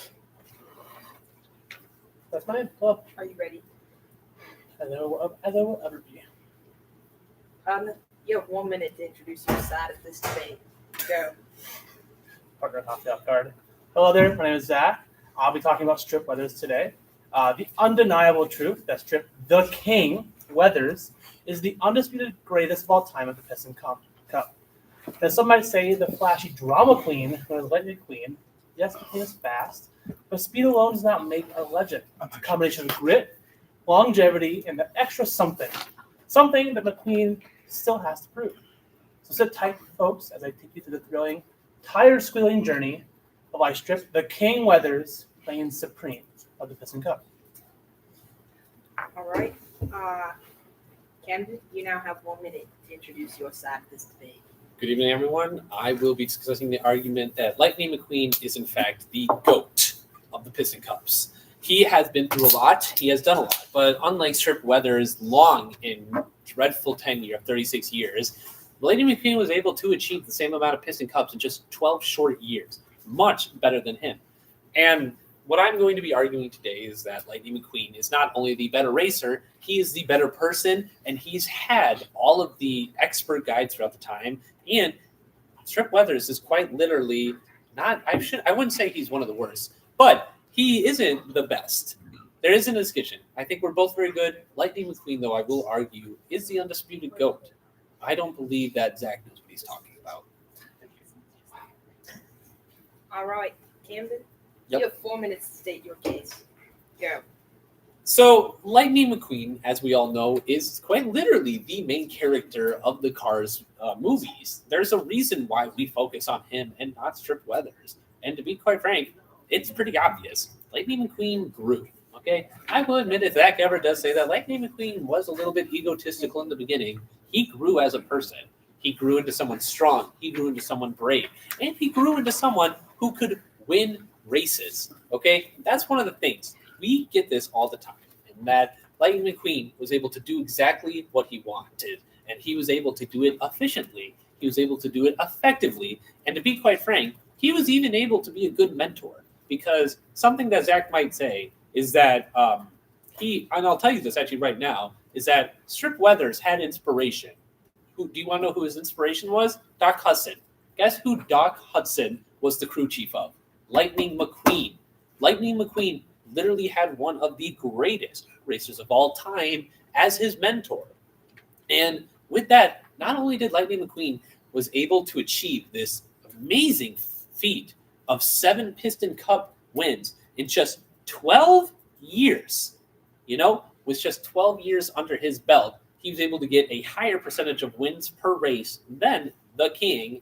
And he was also able, and I'll talk about this more actually, is that he almost was able to win a Piston Cup his rookie year, right? He got 3rd place his rookie year. And that's only because he helped First Weather after he crashed. Lightning McQueen was going to be the undisputed GOAT of all time. And because the fact that he didn't have 8 Piston Cup wins, because he was helping out Strip Weathers after he got crashed by some other random loser. But because of that, it's sort of something that you have to think about, where it's like, yeah, sure, his tenure is short. It's not as long as Strip Weathers, but it proves itself worthy. He was able to be a king in his own self.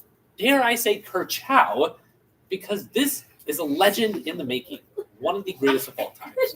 I rest my case. Kerchow? Kerchow. Camden. No, sorry. I'll hold my case.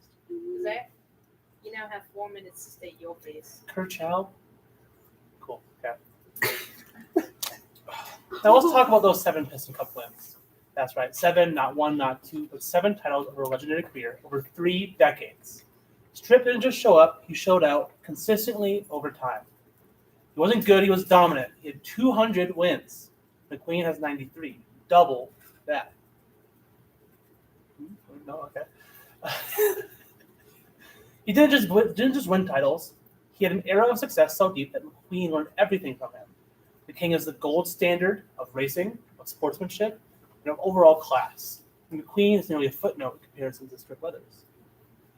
In the world of racing, consistency is everything. You can win a race or two, but if you don't continue that for a season, you can't win that famous Piston Cup, as it's a track of success over a long term rather than one race as a whole.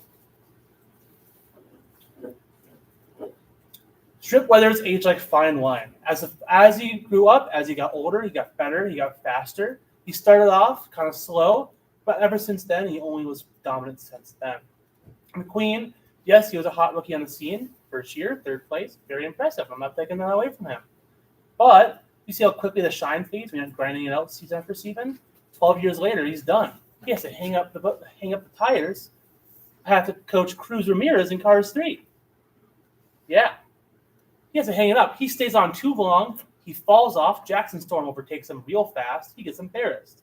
But he is stubborn. He doesn't give up. And because of that, his legacy is tarnished. Let's be real. Strip Weathers is the reason we care about racing in the first place. His success and legacy created the blueprint for racers like McQueen. McQueen had the luxury to look up to Strip the King Weathers and learning from him and getting all sorts of advice. McQueen's an awesome racer, but because of Weathers, he's where he's at today. Like I said, sportsmanship is this very big part. He's a type of champion who respected everyone, not just in the racing world, but from fans everywhere. But McQueen has been very flashy and had a lot of sportsman, just kind of showmanship. Did he get better? Yes, he did. I will admit. But he started off hot, he came off aggressive, and that can turn fans against you. Strip Weathers was the heart and soul of the Piston Cup for all 30 years that he raced. Yeah, that's my case. Short and sweet. All right. Zach, what makes a racer worthy of a Piston Cup GOAT status? Yeah. I mean, there's 3 main points. I've touched on this, but we'll break it down some more. First, it's consistency, right?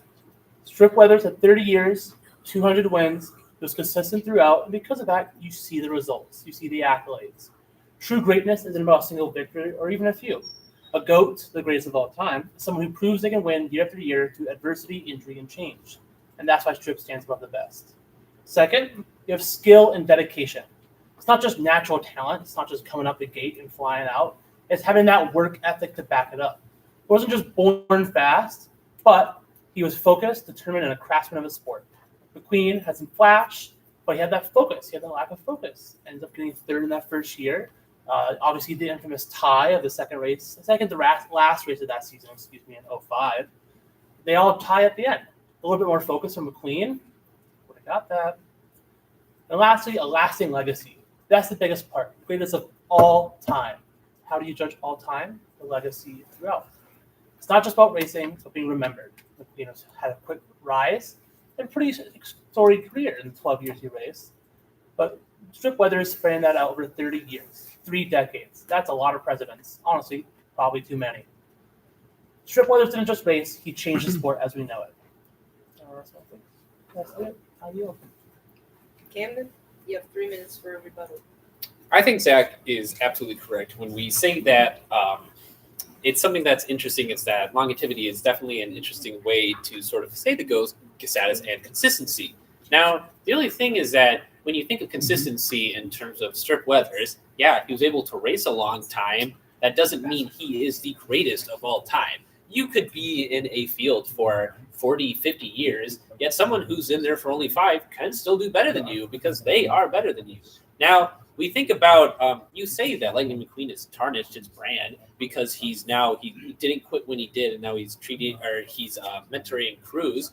How is that a bad thing? In fact, if I look at my data right here, Cruz has won 3 Piston Cups with Lightning McQueen being her mentor. That is huge. And Lightning McQueen's brand hasn't died. Sure, he didn't last as long as you did, but also, if we look at the facts here, Lightning McQueen only had 93 wins, as you said. However, he had less races won. So he had to win every 4 races, while Strip Weathers only had to win every 6 races. It's just something that you see is that, sure, you can be in there for the long time. Doesn't mean you're going to be winning every single time. And plus, if we think about it in literal statistics of how you had 36 years, and that means with 36 years, 29 other cars beat you in the Piston Cups. Whereas for me, only 6. Only 6 have ever beat me in the Piston Cup. And some of them just because Lightning McQueen wasn't in there. And the only reason why Lightning McQueen doesn't have an 8th Piston Cup win is because at the very end, Lightning McQueen was at the very end of making him history, all right? His rookie year of winning Piston Cup, he chose humility over a win. He didn't choose. He let Hitch win, and he brought you to 2nd place. It is the reason why Lightning McQueen isn't tarnished. He's an inspiration to many, right? He is someone that you will remember for the rest of your life because he shows something. He shows humanity, but car-manity.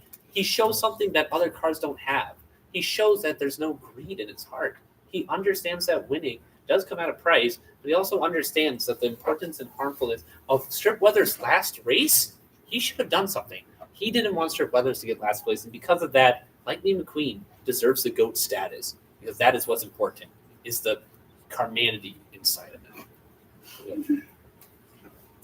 Carmanity is a big one. I'll say that. All right. Camden, Yes. does consistency or longevity matter more when it comes to winning Piston Cups? I think consistency does, right? You can say that whatever is happening, and sure, Strip Weathers has had an extremely long time. I won't deny that. He's almost 3 times the amount of time that Lightning McQueen has, been in the game. And that's good and all. Only the thing is, the matter of fact is that longevity doesn't really mean better. Because if we're looking at it realistically, are all the cars that Strip Weathers is going against, are all of them amazing? No, it was the 70s to the 2000s. That's not really the greatest cars of all time. Lightning McQueen definitely had difficulty with the new gen cars because they're new gen for a reason. They're good at what they do. And Lightning McQueen decided to step out when he could. But in terms of consistency, Lightning McQueen has been consistent with his wins. In fact, if I dare say, Lightning McQueen is the only car in Piston Cup history to win back to back to back to back. Never done before. Doug Hudson once did it with 3, but never in the world has someone won back-to-back 4 times. That's the kind of things you expect in the GOAT status. Sure, he can say he won once every decade. That doesn't mean he's great. That just means he found an opportunity every so often to win a race or whatnot. But Lightning McQueen, he stayed in the game when he could, and he won the games when he could. He understood what it took to win the Piston Cup, and he did it consistently. You could bet on him and you'd win. That's how good he was. Thank you. Zach, you have 3 minutes for a rebuttal. I want to talk about two parts there. Talk about why in that tiebreaker race in 05, he got second. I think we all know why he got second. Because that bastard chick kicked. Look at that. And you talk about, McQueen can't keep up with the change. Change is part of the game. I'd argue that only helps Trip Weathers more because over 30 years, a lot of change can happen. Tell me 30 years ago, would this be possible? Would this laptop right in front of me? Could I have my phone watching TikToks all for 4 hours on my phone 30 years ago? No. Change is part of life. Change is part of the game. And Trip Weathers kept up. He was dominant in the 70s, 80s, 90s, and the early 2000s, getting second in his last ever season. So I just want to rebuttal about that first. We also talk about longevity and consistency. I'd argue that Strip is pretty consistent over, but longevity is the important part, right? I want to tell you a story real quick, not about Strip Weathers, but about a young kid from Akron, Ohio, LeBron James. The greatest of all-time basketball player.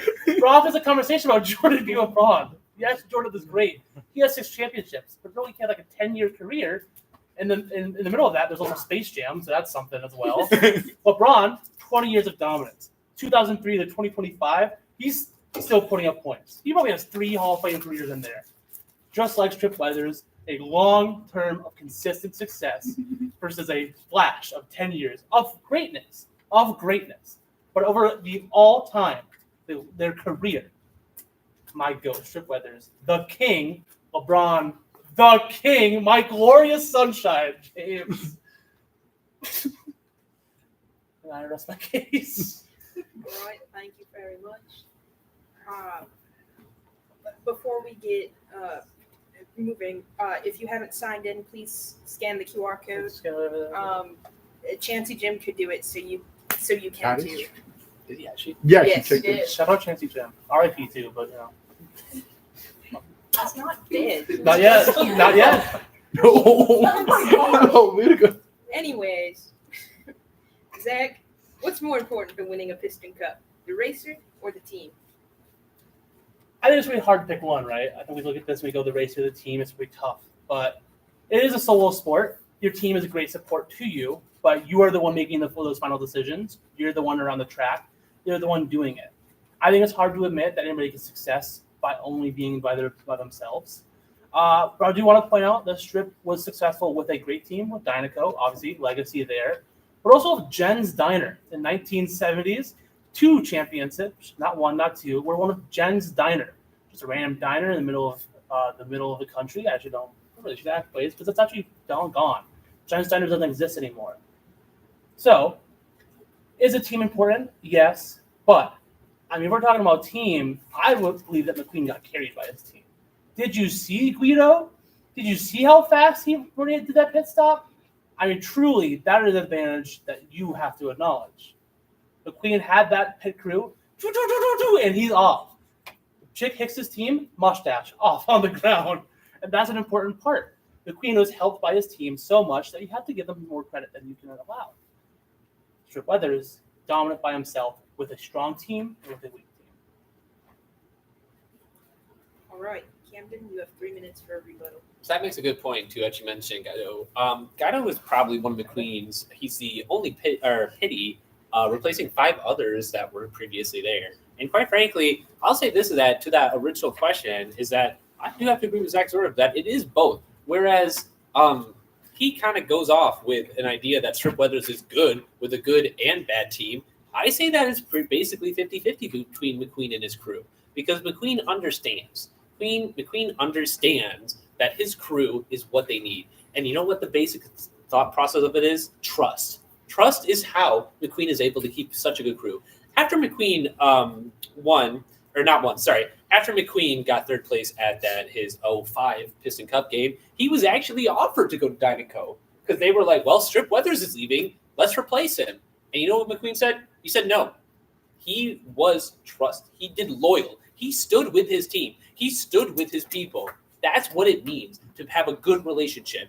And so because it's such a good relationship, you might say that Guido is doing all the work. Is that not how you say it? Guido. Sorry. I messed up twice. That is really embarrassing, but keep going. But Guido is how this sort of happened. And also, McQueen is also great at not only racing, but being a crew chief himself. He understands the ins and outs.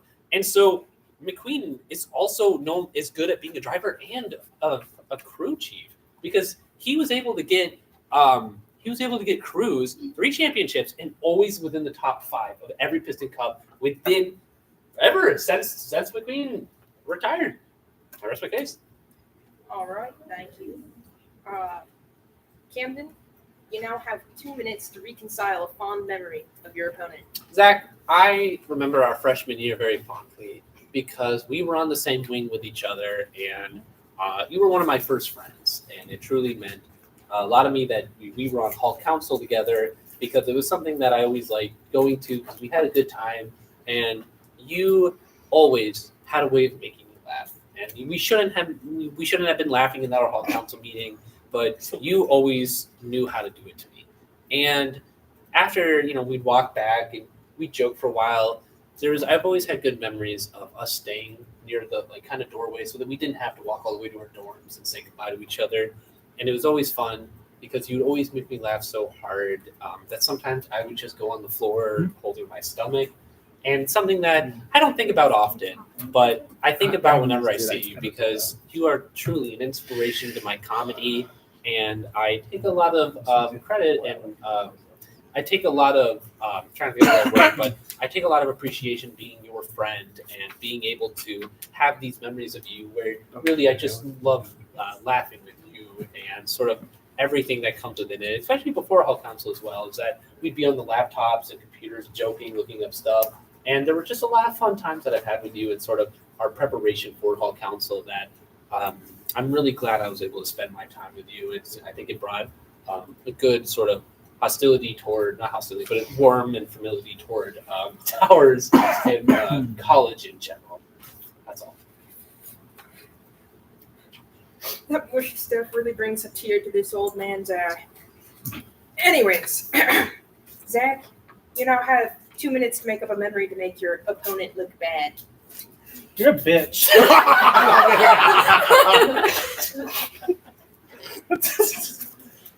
So the makeup one, or can I tell an actual one? Do what you want, bro. I don't know. We talk about Hall Council all the time. You did a lot of weird things with that money. There's a lot of money that went missing, Cam. Yeah, we all know it. We all know it. Yeah. The amount of slushies you bought for yourself.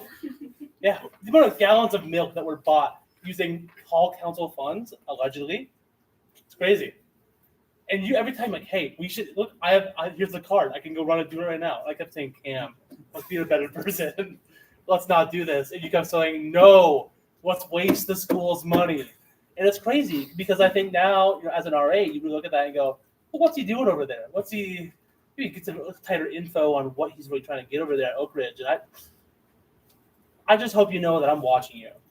And yeah, watch out. Okay. And you're a bitch sometimes. Only sometimes. Sometimes. Thursdays. All right. All right. Well, moving on. Camden, why does your opponent not deserve the Piston Cup GOAT status? I don't believe he deserves this Piston Cup GOAT status because something that people don't really know, Strip Weathers is a Nepo baby. All right? That's been confirmed. Did you know his father was Lee Weathers? That's right. Lightning McQueen didn't have that. He didn't have this instant ride to stardom and ability that his father was able to just. His father. Hey, that's your stuff. Hey, my time. Been able to purchase that stuff. And not only that, not only was he a Nepo baby, he became the Nepo daddy. That's right. Cal Weathers was his son after he retired. And you know what? He wasn't even able to compete with the new gen cars. His son gave up. The inspiration, the king to many.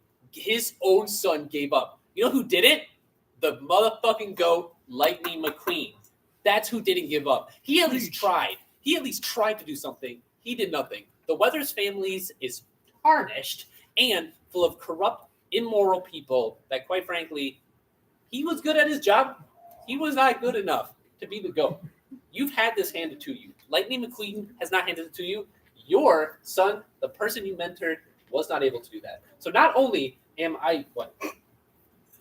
Yeah, okay, yeah, he won once. Big deal. He won a championship for your team. I'm sorry. It's Camden's time to talk. You're on thin fucking ice. Short bitch. So that's actually all I had. All right.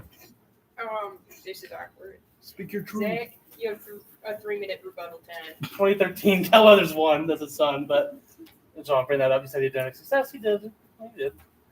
Lee Weathers, deadbeat. Left him in the dust. He was off racing. He went, hey, Strip, you go fend for yourself. Mom, overworked, busy, a teacher, hard to keep up. Lee Weathers left him behind. So you say they're a Neville baby is crazy. Does he have the last name? Yes. Did he have any of the support, any of the resources, any of the opportunities that he was given that you're saying? No. Because Lee Weathers was off, cheating on his wife, winning Piston Cups in the 50s. It's a crazy time. And it happened. It is not okay. Strip dealt with it his own way, and that's by winning races, okay? To prove his father wrong. He says, hey, Dad, you put me in this bad situation, but guess what? I'm better than you. And you know why? Because he's the greatest of all time. I also want to talk about something else earlier. I have the time. You mentioned coaching, and, I think that's very important, but I also think that's not the conversation we're having today. We're having the greatest racer of all time, not the greatest coach of all time. Taking it back to my basketball example, Steve Kerr would probably be the best player of all time if we looked at coaching as well. He's not. He was a bench player on the Bulls. Was he good? Sure. But if you look at him, he says, yeah, you have 10 championships. No, you don't, bud. Let's calm down. Lightning McQueen as a coach, good career. Lightning McQueen as a racer, a great career. Combined doesn't make you the greatest of all time. We're looking strictly at racing stats. But I think if it's valid, he did go to coaching. He did great. That's all I have. All right. Zach, Roger? what are your thoughts on Chick Hicks? Oh, Chick Hicks. That's why I feel when I think of Chick Hicks. Just a villain. We all love to hate him. Yeah, he had some skill, but when you think of a GOAT, you think of somebody who takes shortcuts and cheats their way to the top? No. You saw the incident in 2005. You saw how Strip Brothers flipped and barely made it and crashed because of that bastard. And the green. A stunt like that could have been much worse. Could have been a death, and we both know this. It was unprofessional. It tarnished the sport. And I mean, if we're looking at who he surrounds himself with, you have a sponsor. Strip Brothers has Dynaco, you have Rusty's. He has HTB. You know what that's for? Hostile Takeover Bank. This is the people who want surrounding ourselves? This is the person who won the championship? Are you kidding me? I'm sorry. I get emotional. Chick Hicks did a lot to ruin the sport. And every time I think about him, I just think, what could have happened? And just took out Strip Brothers. I don't. He's a bad person. Oh, wait, can I get the tears to come? I see it. When he pulled that stunt, it could have ended a lot more lives. Yeah. Zach, I'd just like to say you're so brave for crying. Good day, buddy. Camden? Yeah. You have 2 minutes for a rebuttal. I completely agree with that. I think I'll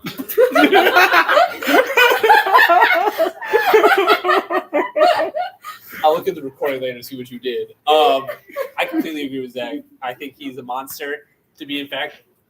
I don't believe he deserves to be in racing. And quite matter of fact, he's been in racing for a number of years.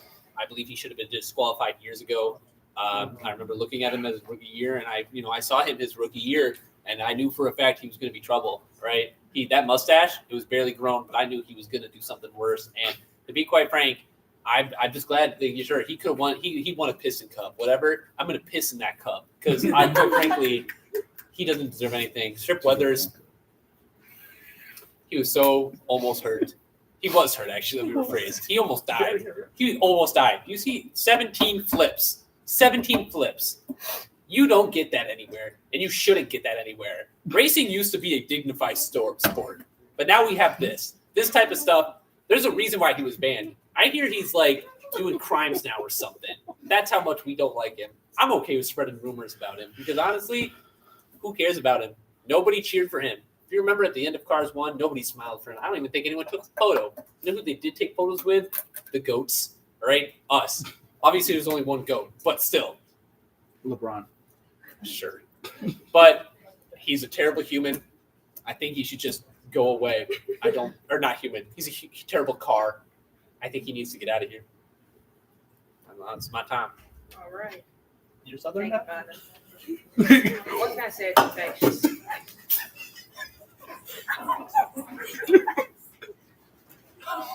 Anyway. Bingo. Sorry. Oh wait, bingo too. Good job. Camden. Starts with an accent.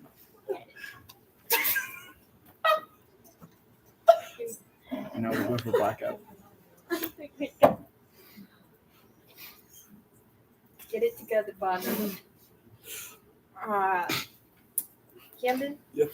Who is the least deserving of a Piston Cup? Back in the early 2000s, there was this car called the iMac car.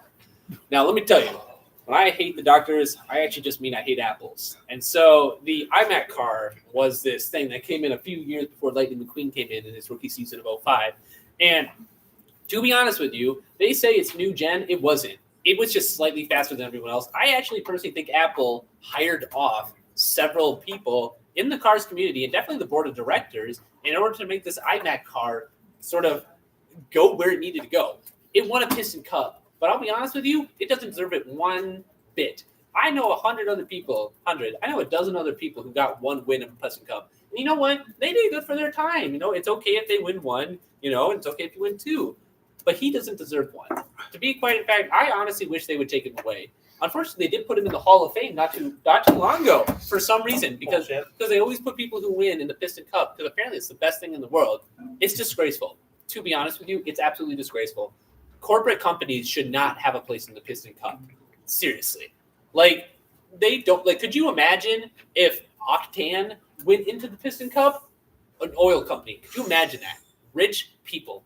They don't deserve to be in there. And to be quite frank, I think he was all hired off. And it absolutely disgusts me that the iMac car was not only able to enter, but to win. And there were a lot of greats that year. But it's a sad fact that he was able to come out on top because I believe, quite frankly, by pretty close. It was a pretty close game. And so it was unfortunately a turn of the die. Maybe the wind was off a little bit, but it's just, I believe the iMac car is the least deserving of the Piston Cup. All right. Thank you very much, Camden. Zach, you now have 2 minutes for a rebuttal. I'm not going to review him at all. He's correct. I mean, Chick Hicks is also up there, but iMac, are you kidding me? A corporate shill? Get out of here.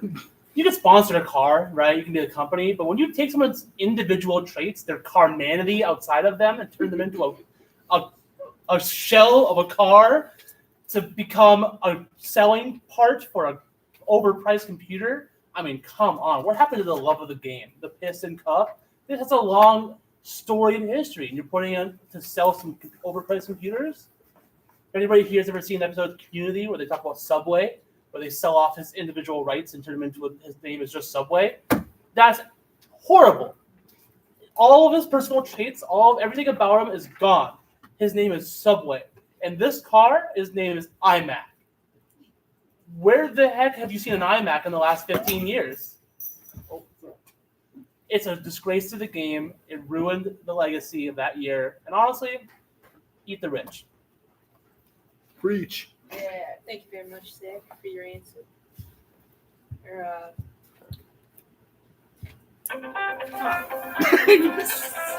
Dance break? Yeah, dance break. You want me to take it? Already on duty, Isabel. How much? Did they hung up? Yeah. It was right for the door. Oh. Anyway. Anyway. Wait, for what? Zach. Could your goat Oh, wait. car beat the other in a fight? I think this question, I'm not going to answer it the way you like. I think Strip wouldn't want to fight McQueen. I think Strip has enough sportsmanship to realize that this isn't necessary. Violence is not the answer. No self-defense there, no hydrogen bomb there. In his current state, if this is what we're asking, Strip has a long storied career, and because of that, he's in a pretty rough state, because he's given his life to the game. McQueen may have won, may have that energy still in him, he's still kind of in a good shape to race. Not at the top of his game, but still pretty good. If it came down to a fight, I think Strip Weathers would try to be the diplomat to end that conflict. Hopefully McQueen will do the same, but I don't know if he would. That's it. That's all you have? Camden? That was a trick question that he's trying to get me to play into. Strip Weathers is like 80 years old. On God, like, why do you think we have this whole debate about longevity versus consistency? Because he's been in the game for a lot longer. That means he's old. That's why his legs, his wheels don't work like they used to. You know what I mean? His gears, they're breaking. All right. Me, Lightning McQueen's cool as hell. He could win in a fight. Have you seen who Lightning McQueen's best friend is? Do you know what they do on the regular? They do a bunch of weird stuff. But I'll tell you one thing, they're active. All right? You know what I mean. like cow tipping. That's what you call him now? Yeah, tractor tippet or whatever. So we take that, and he could definitely beat Strip Weathers in a fight. But not only that, I can say that in its prime. Because not only am I thinking about that kind of fight, I'm thinking about a race fight. Lightning McQueen could beat Strip Weathers. You know why? Because he already did. He already beat Strip Weathers in the 05 Piston Cup. Sure, it might not look like it, but he could have won. He could have won. What? Strip Weathers. Oh, is that it? No, you're good. Okay, don't talk. Strip Weathers lost fair and square. Lightning McQueen would have won fair and square if he didn't have that carmanity in it. All right? Dare I say, Lightning McQueen has that dog in it. Or that minivan in him. That Porsche. that Porsche in him. That's good. And my time. All right. I would like to say that you guys are like 20 minutes ahead of schedule. So, Camden, if you would like to say ask your opponent another question, you may. Otherwise, we can move to closing arguments. So, I had a thing I wanted to ask you. I have a question if you don't have that. Oh, okay, yeah. What are your thoughts on the incident of what's the name of the race?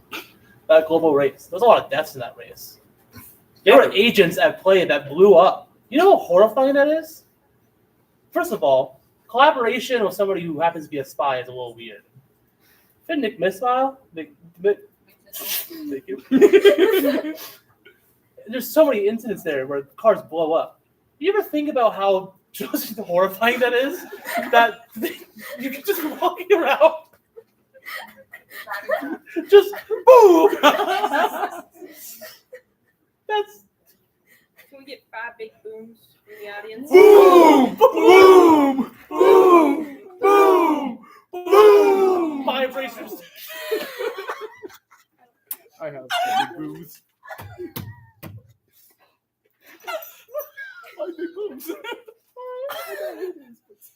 I just want to say I have no idea what you're talking about. Cars 2, man. Cars 2.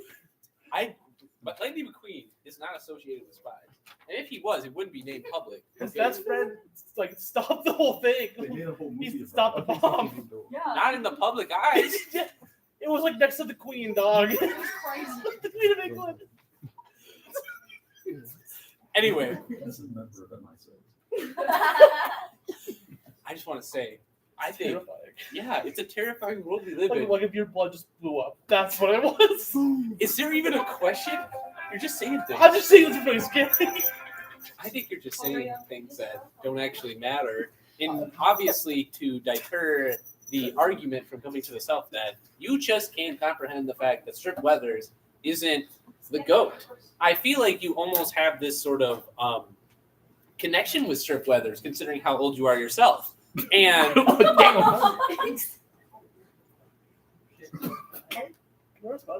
I'll be younger than you. yeah, I know.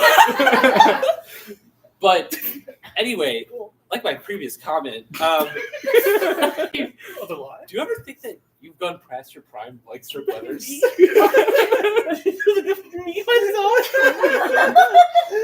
God, I hope not. To answer your question honestly, I really hope not. I hope my prime is to come soon. But honestly, probably. I don't know. We'll see. Okay, let me ask you this question then. Tell me why Strip Weathers has never won a Piston Cup back to back. So was he only good for 1 year and then not good for another decade?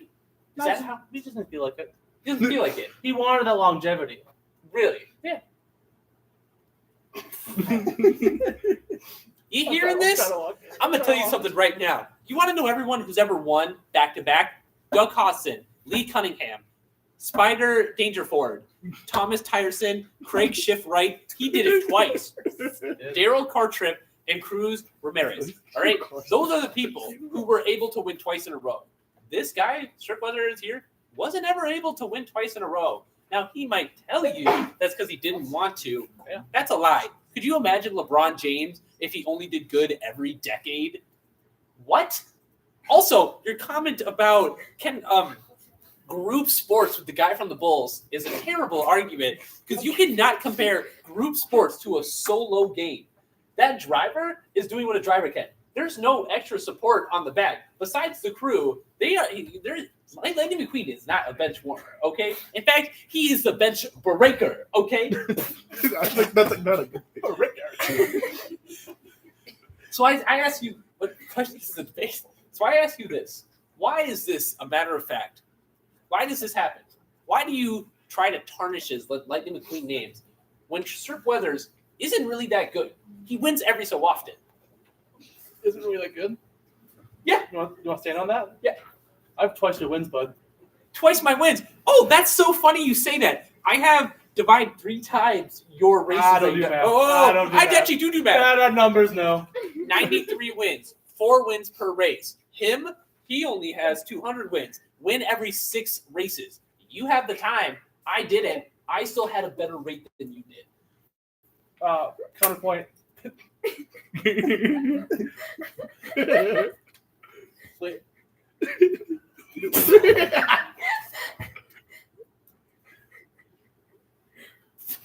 Just gonna look away. You don't want that? Bigger number, better person. Better. What? Bigger. I want you all to hear what he said.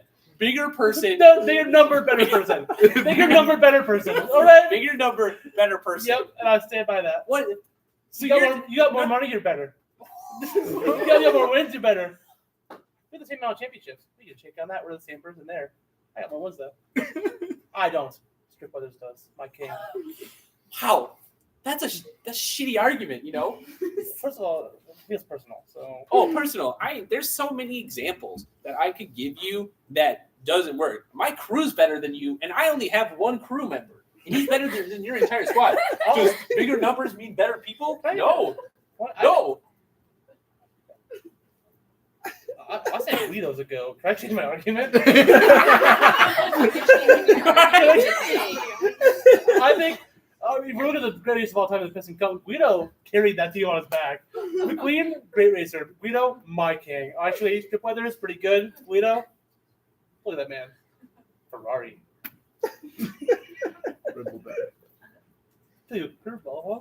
No, actually, that's a straight home run for me. I'll tell you, who's the crew chief of him? Who is his boss after Lightning McQueen retired? Guido has no boss. Guido's a lone wolf. All right, so that's like a sovereign citizen argument. That's a shitty argument. Guido's a sovereign citizen. Lightning McQueen was his boss. Still is his boss. Cruz is still going. She still has a team of Lightning McQueen. We're doing good. I don't know why you're looking it up. I'm right. I'm right. You just can't comprehend that Strip Weathers suck so bad that you had to change your argument halfway through. To be quite frank, what's the time check? You 42. Well, you're about 10 minutes ahead of schedule. Okay, what's another argument I can say?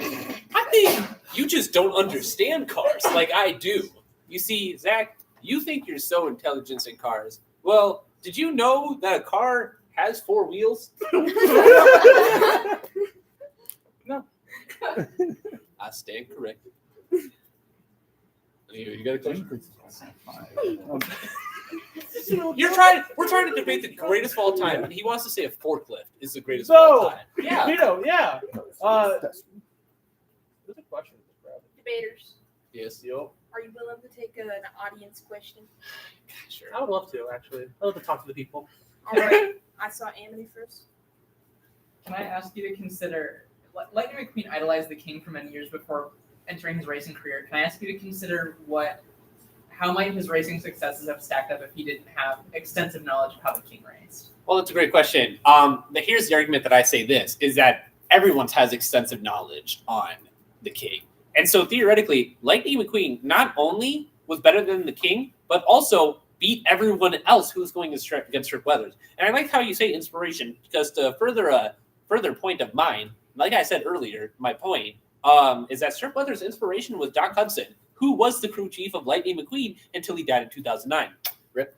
And so that sort of thing is that, sure, but also you can change your inspirations from time to time. You know, a lot of people were once inspired by someone cool, but now turned a bad person. That's how life works. You choose when and then it kind of just dizzle out. And so Lightning McQueen probably did, but then he got to be a coworker. And then, but here's the thing: that inspiration didn't last even that long because Lightning McQueen's rookie year, guess who retired? Trip Weathers. He was gone. He didn't have time to, really get into how he moved and all that because he was already winning. And here's another thing, is that Lightning McQueen probably already won. It's only because of the first movie in the very beginning. The only reason they were having that tie race is because Lightning McQueen's machinery broke down a little bit. Imagine if Lightning McQueen didn't have that. Imagine if he had a better crew at that point. He would have beaten them by miles ahead, I tell you. Miles. Zach, do you have a rebuttal to that? One specific thing you talked about. Look up to an inspiration, they're really good, and they kind of turn into a bad person, and then go from there. That's how I feel about you sometimes, Camden. I looked up to you. You as a person, not you talking about McQueen. You as a person, and look what you've come to. You're talking for 25 hours straight. This is crazy. All right, I've tried to talk to you before, and you just keep saying the filibuster, the filibuster, the filibuster. It isn't getting insane. We're trying to work on the assignment. The filibuster, the filibuster. I want you to know, it's okay. All right, we're here for you. I think we're all here to support Camden, right? Hey, we're all here to support you, Cam, right? And sometimes you need inspiration. I have you. That was a lot of nothing. I opened my heart to you. It's nothing. It's okay. Did I see a question from the person with curly hair and cool tattoos? Yeah. Does it have to be about racing comparison, or can it be just a general cars question? I would love a general cars question, please. What do you think of the anatomy of a car? Is it a human in a car, or do they have the organs? What makes them come to life and have car managed? I'll take this one if you want me to win. You have a good answer? Because I don't. I can bullshit. I'll just say I'll bullshit. You think of a real one.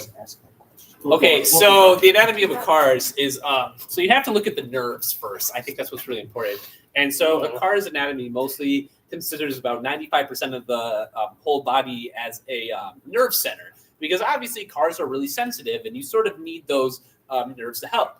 And because of those nerves, you only get a little bit of percentage of actual organs. Of course, you do have the eyes, which may or may not exist. A lot of times their cars are presumed to be sort of omnipotent or echolocation, whatever that's called.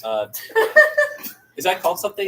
They use echolocation, I think, because I think the eyes are sort of a nature thing where they don't really try to it's sort of just to get people away from them. But the echolocation helps them talk around, and that's why they're good at racing, because they're able to echolocate around them. And so that's some of the things. I think a lot of the other stuff, a lot of it is exterior. I don't think it actually exists in terms of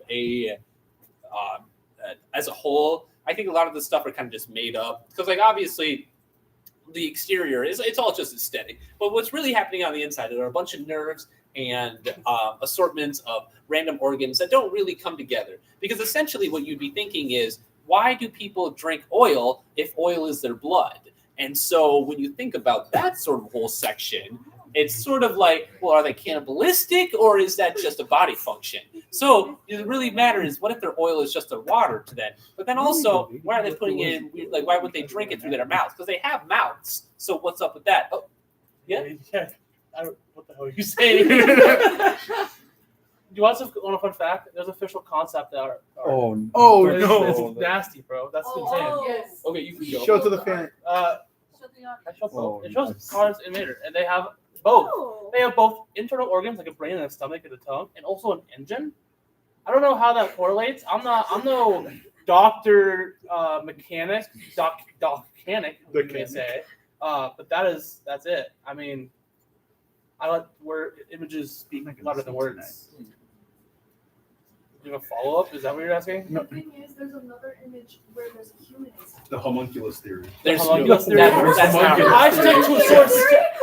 I stick to source material, and this is apparently a recreation of official concept art. I saw your hand next. So we have car pope. So there's obviously Catholicism, right? And so that would also imply that we have car Jesus, right? Okay. And so to refer to an earlier question from before, would that mean that all up and down headlight cars are in fact religious if we believe in the car headlight nipple theory? I would like to turn that question actually, if you don't mind. I'd like to argue that the having of a pope and having of a Christianity as a whole leads to a bigger discussion on the car crusades, which I think is a larger problem at hand that I was talking about is a religion. There were wars fought, there were tires slashed, all right, in the span of these crusades. They spent out what's the equivalent of a baby car? What's like a motorcycle? A moped? No. A tricycle. There was a clown car. A clown car? No, a little tyke. A little tyke? Yeah. There were crusades that had the little tykes. There were the children's crusades. Those are real things. Look them up. They're real in real life. It's horrifying. They sent kids to go kill people in the name of Jesus Christ. And they did that with cars too. The little tykes went after them and they slashed their tires. Time. Camden, do you have a rebuttal?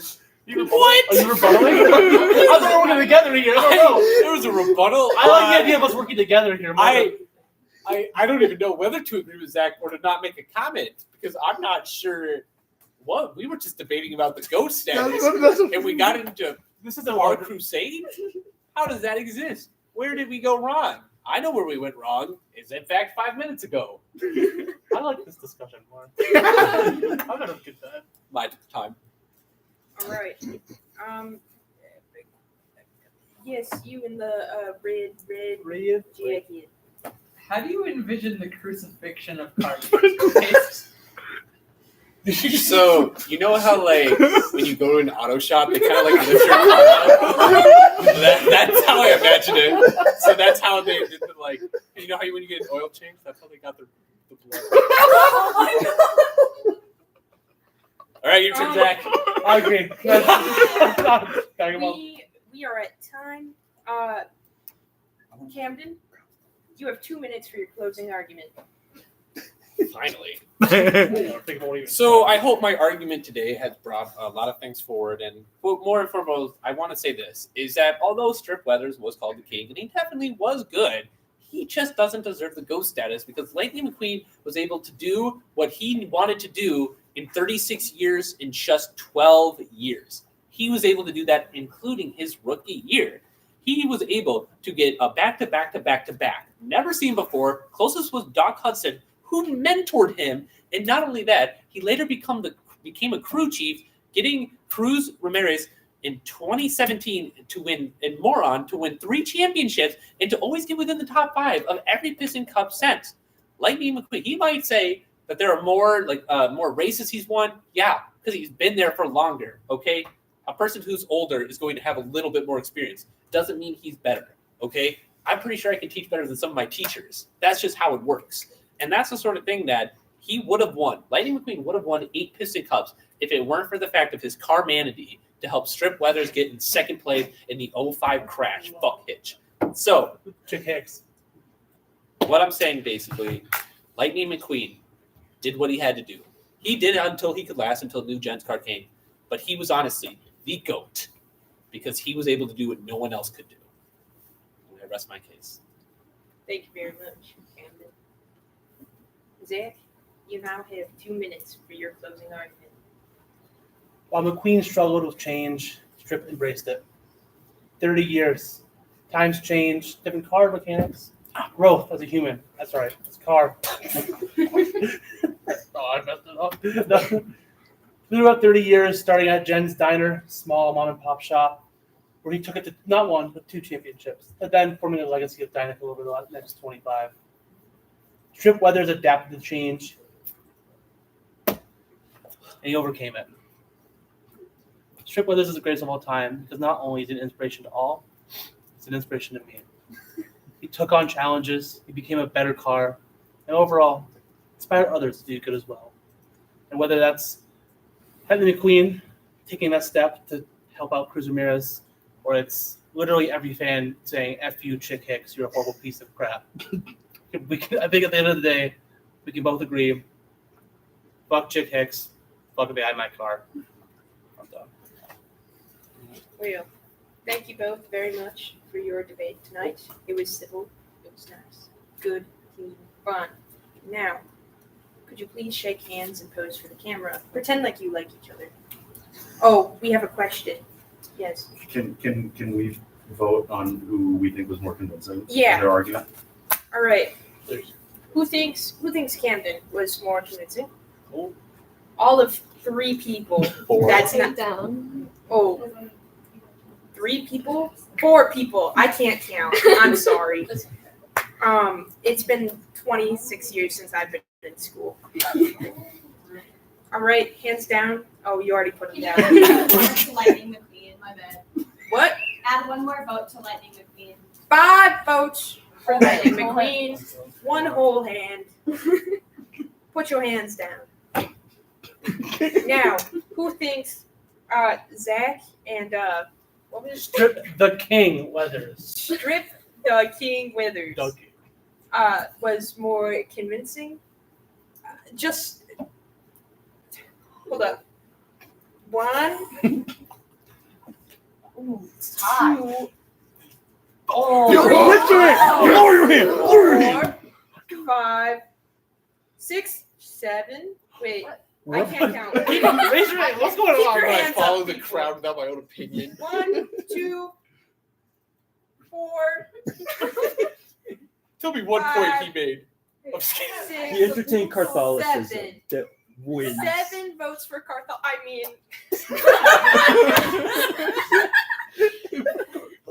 7 votes for the other guy, I guess. For the other guy. Now, can you guys shake hands and pretend like you like each other and pose for the camera? How close do you want to get? How? Get closer. Like, way closer. Like, closer. Why is her hands better. all over here? Why are her hands all over? Like, yeah. Don't shut. Thank you very much. Well, you have 4 minutes left in this hour. We could do a Jeopardy thing. Jeopardy thing. What does that mean? I don't. Well, you know, like I'm just here. I'm I don't know. sure. I don't even know what that means. You have me for the next 4 minutes. Zach is the winner of tonight.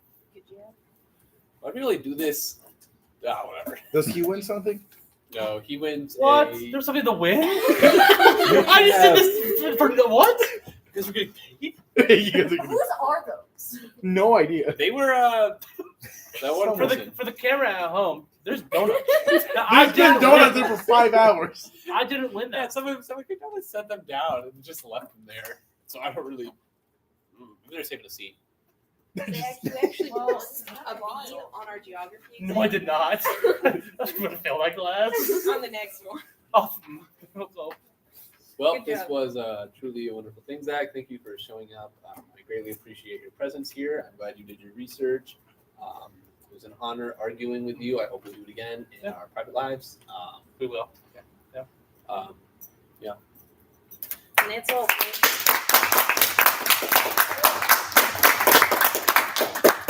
How many minutes do I got him for? You have him hostage for 3 more minutes. Damn it! I was hoping that was gonna take the whole 4 minutes. So, what are your thoughts on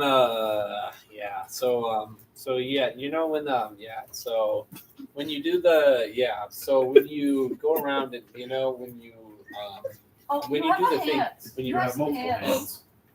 I would like to ask a quick question. Since we were talking about the anatomy of cars and car past wars, I was wondering if you happen to know anything about the effects of Agent Orange on Vietnam. Just by chance. Oil, is it? One more time. Agent Orange. Agent Orange. Are we allowed to talk about that? I think we're actually an NDA. I don't think we can. It's still classified. It's still, maybe we can release here soon. Yeah. The car CIA is Yeah. going to Car CIA. The CIA.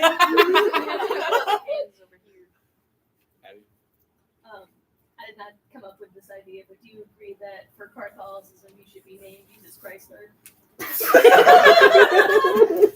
Yes.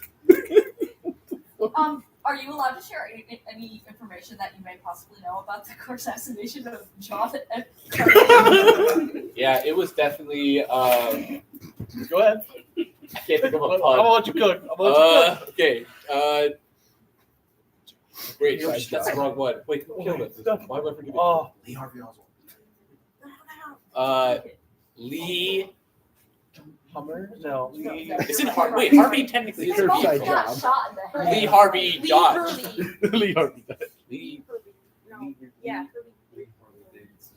I think it was an inside. That's a fire one. No, say that louder. Lee Harley Davidson. Lee Harley Davidson. That was good. Big motorcycle came out. Yeah. Yeah. However, I'm pretty sure it was an inside job. I'm not. You have 20 seconds. Okay, so yeah. Do you have anything to speak about the racial tension between cars and motorcycles? We just got car political. Political. We're gonna cut it there. And on that question, it's midnight. All right, next topic. What's the next topic? Diary of a Midlife Affair. Oh. Well, Good this. I'm not going. Oh shit, my bad, gang. Yes, okay. I don't want to hear this. That's fine. Also, I gotta go to bed. I don't gotta go to bed. Go to what's that? What? What's going to bed? I'm getting in someone's bed. Listen, I have to be here till Are you 4. finished the monster yet? Or- No, I'm gonna start. I have Chug to. it. Yeah, please. I have to be here for the 4 a.m. I need it for my bingo. Monster Tea. I got a key for it. Shotgun. Shotgun. I Can we have- show that on camera? It's an energy. This is water. You have water on a And my throat doesn't hurt. That's all. And just like I said, throat doesn't hurt. Amazing. I want to be here for the Reddit review. It's 12. The Reddit review. He's doing Okay, a Reddit review. so welcome to 12 a.m. We've officially hit tomorrow. That means we've been doing this for 7 hours now. Oh yeah, my bad. So Right here. today I'm going to be talking about a book called. I'm going to see if I can put this up on the camera. But it's basically a book called Burning Bridges. Yep. Damn. Give me a second now. I'm getting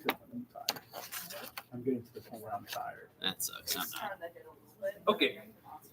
Burning Bridges was a book created in 1987 by the author named Annette Miller. Now, Annette Miller is an interesting person.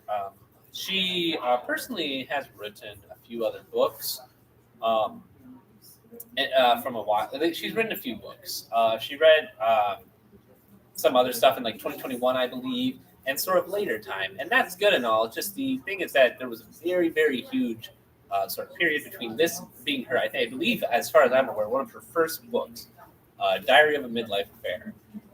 It tells the story of a woman who cheated on her husband and tells the story of kind of how she grew in sort of a womanhood of sort.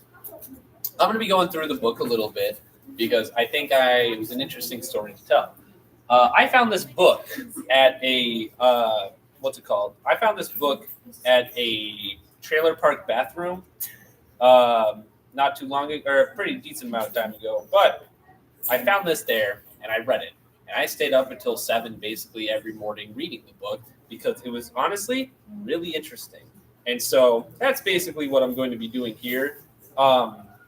Is I'm going to be reading the book. I'm going to be describing a little bit about it throughout the time. And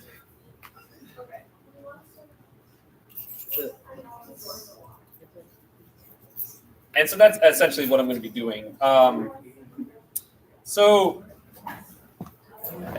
Sorry, I was just checking to make sure the live stream is still able to go on. Anyway, though. It's still going on. It is still on? Okay. So this is going to be more of a calm session. I'm going to be talking about sort of the history of what this book kind of came in, a lot of the plot twists that came with it. Because in retrospect, it really is an interesting book. I'm going to state one thing, though, before everything else. None of the characters are good.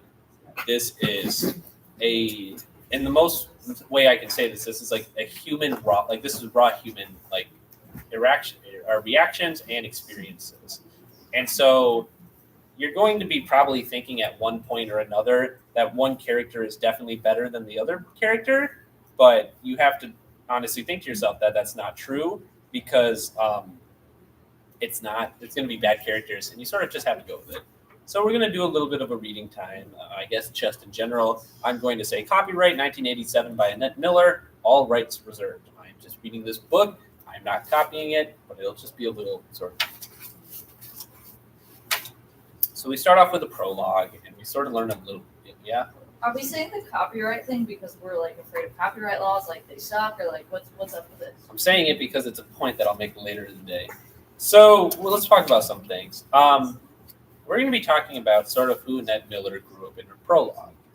She was the only girl, I believe, in a family, a bunch of boys, and she was treated special, as she describes herself.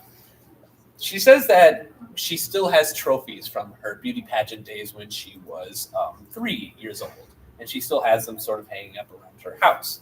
We learn more about Annette as she sort of lives her life, and we learn about someone very interesting named Paul. There are 4 main characters we need to know, but let's just go with Annette and Paul for now. Now, Annette actually courted Paul. She wanted to she sort of went after Paul, and what happened was that this was during the time of the Vietnam War, and Paul had essentially. I don't say essentially, he got drafted for the Vietnam War, which for a lot of guys is very, it's not, or actually it's just people in general, but mostly men in the Vietnam War was a terrible time because, Vietnam War was a very rough time and you were realistically not going to come back from it. And so she was really in love with Paul. And so what she did is she actually went to Vietnam herself because she was a writer / journalist. And so what happened is that she went to Vietnam to report, but also to just kind of stay with Paul, which you don't really see often. She could have stayed home, she could have wrote, but she went to basically war for Paul. So that's just a little bit of an interesting. We also learn about someone named Andrew. That is her child. I think it's not really the biggest point, but it's good to note that they do have children. All right, so it's something that you can kind of just keep in the back of your mind that this is a family. I don't think it's a nuclear family because I think they only have one child, but it's one of the things that you just need to take note of when you think about that. And so we start at the beginning. Now, the way that this book is written is like an autobiography, and it's sort of by Zach. Good debate. So this book is written as an autobiography and is written as a diary of the days by days. So we start on Monday, October 14th, 1985.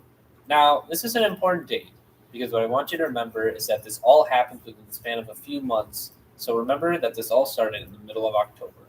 So she says that last night she wrote a note to a person named David. She knows that she wants to talk about the midlife searches of the adventurers, and she wants to inherit those ideas to her and him. And she goes, I have no idea how he would respond. I'm not sure how I would. But I do, Dr. Muller. that the ball, as they say, is now in your court. So what this letter basically is the start of a very, very interesting love affair. And so what Annette did is that she introduces this character named David Muller, who is a, I believe, surgeon in the same town named David, who is, I guess, of her interest. They are within the same social circle. They know each other. Their family knows each other. And this is sort of her kind of going out, writing a letter to him and saying, hey, I kind of like you. What's up? And so that's sort of how this entire book started, with sending a love affair note. And so she also talks about, the next day, she talks about her relationship with Paul. And she kind of does a few things where it's kind of interesting. Because although she is actively sending notes to cheat on her husband, she says things that I've never loved Paul more. There is no man better to be suited than my husband. And she says, I've been obsessed with my lover. I slept very well at night, but awakened early and made wonderful love to Paul. And so the way that Annette writes about their relationship with Paul is that they have a good, healthy relationship with each other. She believes that there's no man better to be her husband than her. And so she kind of has this whole perception that she's currently in a midlife crisis. I believe she's 39 right now. And so as of the time of the beginning of the book. And so she's kind of going out to this Paul guy, or not Paul, to David, saying like, hey, I kind of like you. What's up? And the thing is, though, is that she still loves Paul. She loves her husband. And so this tiny affair gets a little bit more as it goes. David Muller actually calls Annette, and that kind of starts off their conversation. And he kind of says, hey, that book you gave me is really good. Because that's what she basically did, gave him a book. And she said, this is really, your timing is incredible. I really need this. It's time in my life when everything has gone so badly. I need to take a left turn. And so this is how they confirmed their affair. There was then a swapping of available days, unavailable days, ways to get away. And so when we look at this, it's sort of a concept of they planned this. It's, you think about like, was this of the spur moment? No. She deliberately went out, sent a note, got a phone call, and came back, set days, and found ways to get away with it. And she kind of feels it as like a fantasy, but then she's like, oh my God, this is actually really happening. And it's kind of an interesting concept to see how she kind of goes around it. So then she writes later, but here's an interesting part that I think is interesting, is that she says, this sexual energy, this needs to be courted by a strange and handsome man. It's not to be denied. And so you think of like, it's an interesting sort of comparison where at the beginning, it feels like David is only being used for sexual needs. And so that's sort of how we should think about this, in the sense of this is what's going on right now. But then it also contradicts the fact that she says her and Paul have a good relationship. And she has a little bit of like, I want to say low-key abusiveness with the days coming up to it. Because she says, tomorrow's the day, and it's been the slowest week ever. I suffered violent swings in emotion. One day I smacked both children very hard. Had great sex with Paul, all while holding my breath from saying the word Dave. And so she has this sort of energy to sort of get into, to see David. Yes, question? Just to clarify, was that all written in one breath? Yeah. Yeah. It's like same paragraph, same sentence. And so that's what it is. And so we sort of see this progression, I want to say. I believe, oh no, I thought I didn't know. Okay. She actually even saw, they saw them. Like I said earlier, they're in the same social circle. So that's sort of just what happened. And so they met at a baby shower. They were kind of conducting their business at a baby shower, and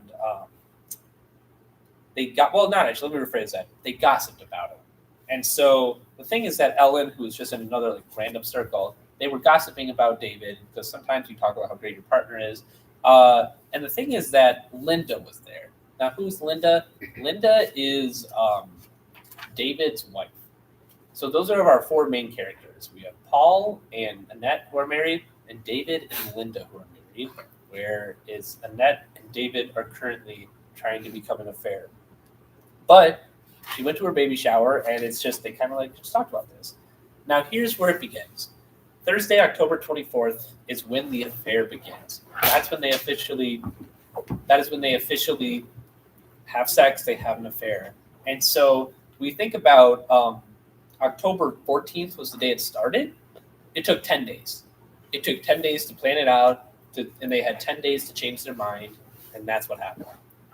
And so they talked about how they were sneaking around the town, and because, she describes it as a very kind of it's a weird, not a weird fantasy, but it's a fantasy to sort of like have to hide yourself, try not to get caught by people who might know you. And so that's sort of the whole business of this. And we learned that David and Annette have known each other for about 6 years at this point. She's had a weird crush, I guess, on him for about a year, I'd say. But then she also keeps saying things about how she's had a good marriage, how she's done all these things, and it's kind of it's interesting. But they both kind of it's almost as if they are attempting to discover sort of discovery in each other because they want to try something new because they've both been married for about 14 to 16 years, and so this is sort of a new cast on them, a new dice that they're trying to roll. They even say that they both enter this relationship with incredible innocence, with the belief that if we are discovered, our marriages will be unharmed. And so they have this notion that, sure, it's fun to not get caught, but if they do get caught, it's not really going to matter because they don't believe that anything will happen. Yes, question? You may have said already, their affair, is it purely sexual in nature? Are they also going on dates? Are they going out in public? It currently, as the way it looks right now, it is currently mostly sexual with going out in public a little bit. Yes. Obviously, you wouldn't read the sections of this on a broadcast, I think. But is this technically smut? Less smut, more about midlife crises. Okay. Now it's weird. Actually, it's funny. I'm about to say a little bit of this, but it's weird because if this is a sexual thing, she says this: Paul has always been my sexual leader and is still imaginative, always pushing me beyond my own inhibitions. And then she says, David is not. He is troubled by inhibitions and a strict Lutheran upbringing that has never worked through. And so Paul is smart and creative, and Paul knows me very well. And I love Paul and I love our marriage. Please, God, let none of this be threatened. And so it's an interesting kind of look into, I want to say, the mental capacity of Annette and sort of how, because it's, I guess, yes. She keeps talking about how much she loves her husband and how great he is. Why did she cheat? That's the thing. I have a theory about that. Yeah. If David is more sexually reserved, maybe for her this is a power trip. Maybe. Or in a lot of ways, maybe it's something new. A midlife crisis has people doing a lot of different things. You might buy a car, you might buy a house, you might buy a boat. And so I guess for some people, something new is a new fantasy, a new affair. Maybe trying to keep something secret. That's the sort of thing that is interesting. But what's also interesting is that something that I noticed throughout the text is, and that starts to form a codependency on David. And I'm not talking like how we talk about it now. I'm talking like a serious one. Oh, Davey, the pain of your phone call just now. What have we done? We won't speak again until Tuesday. That's what I'm taking out. But she is feeling as if not being able to talk to David is probably one of the worst things in the world. And it's, she's planned a lot of this stuff, and she's trying to take weekends up with her. And she even says, simply put, I need to be with David much more than I am. And so not only does she kind of start this whole affair, but she's also going into the affair that she needs to spend less time with her husband and more time with her affair partner. And so that's sort of an interesting sort of dialect into who she is but also into who the character David is. Because we'll get further into this, but David also kind of feels this. But she even says here that David and I barely know each other, possibly would hate the worst in each other, but we are divinely attracted and excited. So she knows that David is a terrible person. She knows that David sucks ass and they would hate each other, but for some reason they're so connected and she cannot figure out why.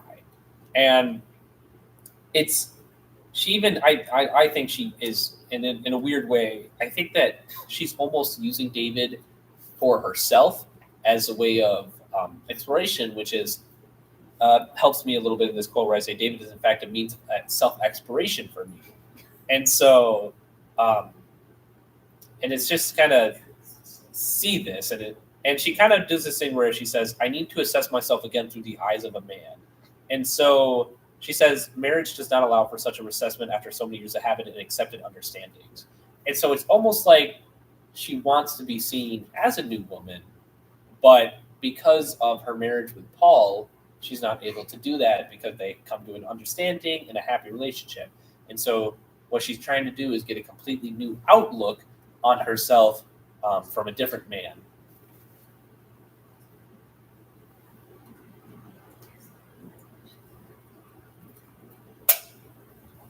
So they're both 39. It's whatever. But a lot of this I think about is about the midlife struggle. She talked about stroking. Is this about my endless midlife need to be stroked? Dave stroked my face, my arm, my 39-year-old ego. And so it raises a questionability. Is that so far in this? Is Paul giving the needed love that Annette needs? Because here's the thing.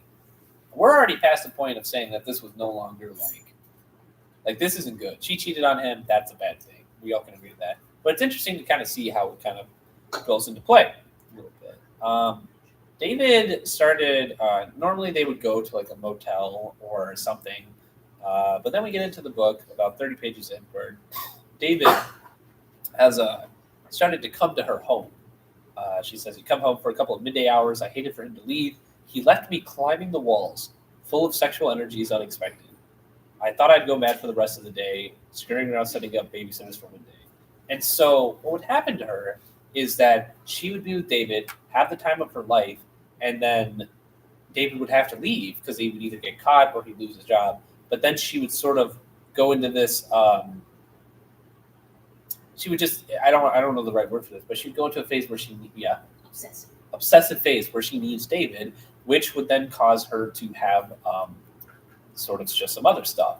And he actually, something that I found really weird is that he's really sexist, David. He talks about doctors' wives with such scorn. In response to one of my questions, he answered, who knows? They're women. I gave some feminist lecture on doctor wives who are caught in the web of being quipped by Horan. He is unsympathetic. He sees them as lesser creatures. And so it's sort of weird because now it's something that I think Annette, that we can realize in the book, is that Annette is no longer liking this man for the man himself, but liking him for the attributes that he's had in order to sort of complement her midlife crisis of trying to be perceived again. Because Paul, being in the same routine for so long, is going to have the same reaction rather than a new man who would have completely different reactions.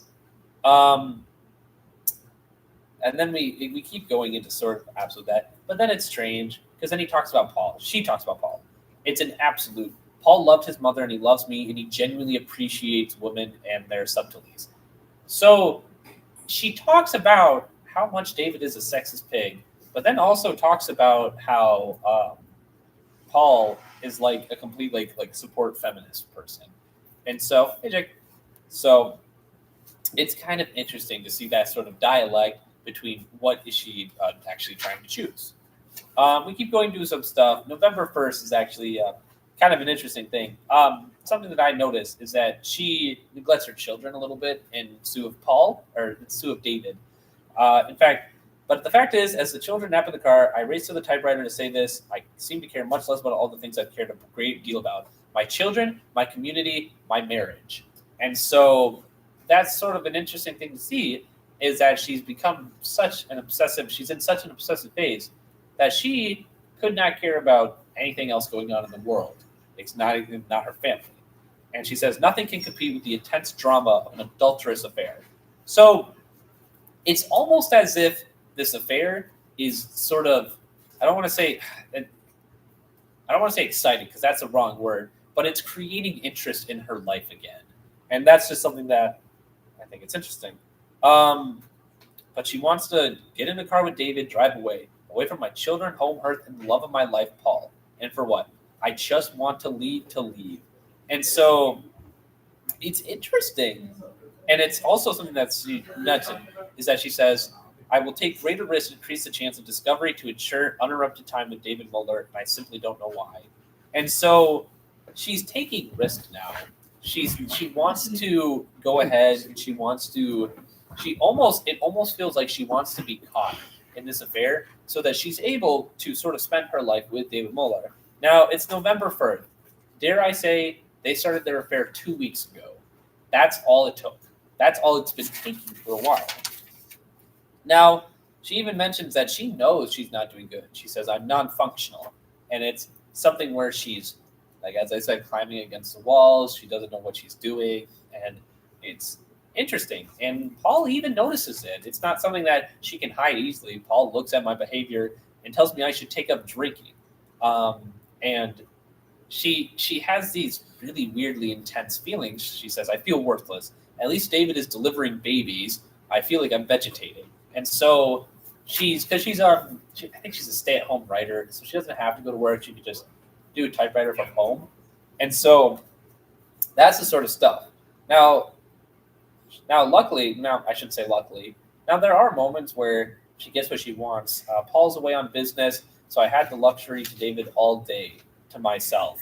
I'm free of the restraints of Paul's presence. I've never been happier that Paul's been away.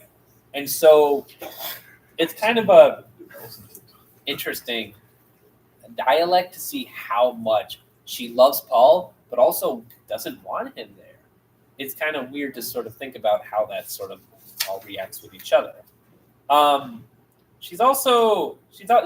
guess this is kind of interesting in that she's trying to get a New York Times thing. She keeps getting rejected though, so that's whatever. And actually, it's really funny. It's not interesting, but on this Sunday, November 12th, Paul and I, David and Linda, our first social excursion as couples since the affair, at one point were at a harp concert. They both took. They were cheating on their partners, and they took them to a harp concert where they sat next to each other. Annette was literally sitting next to her husband and her affair. That's how, like, it's weird. And she kept thinking of Dave. She kept thinking. She did not care about Paul's feelings. She cared about Dave. And that sort of, I think, is a really big tell, considering the fact that her husband was right next to her the entire time.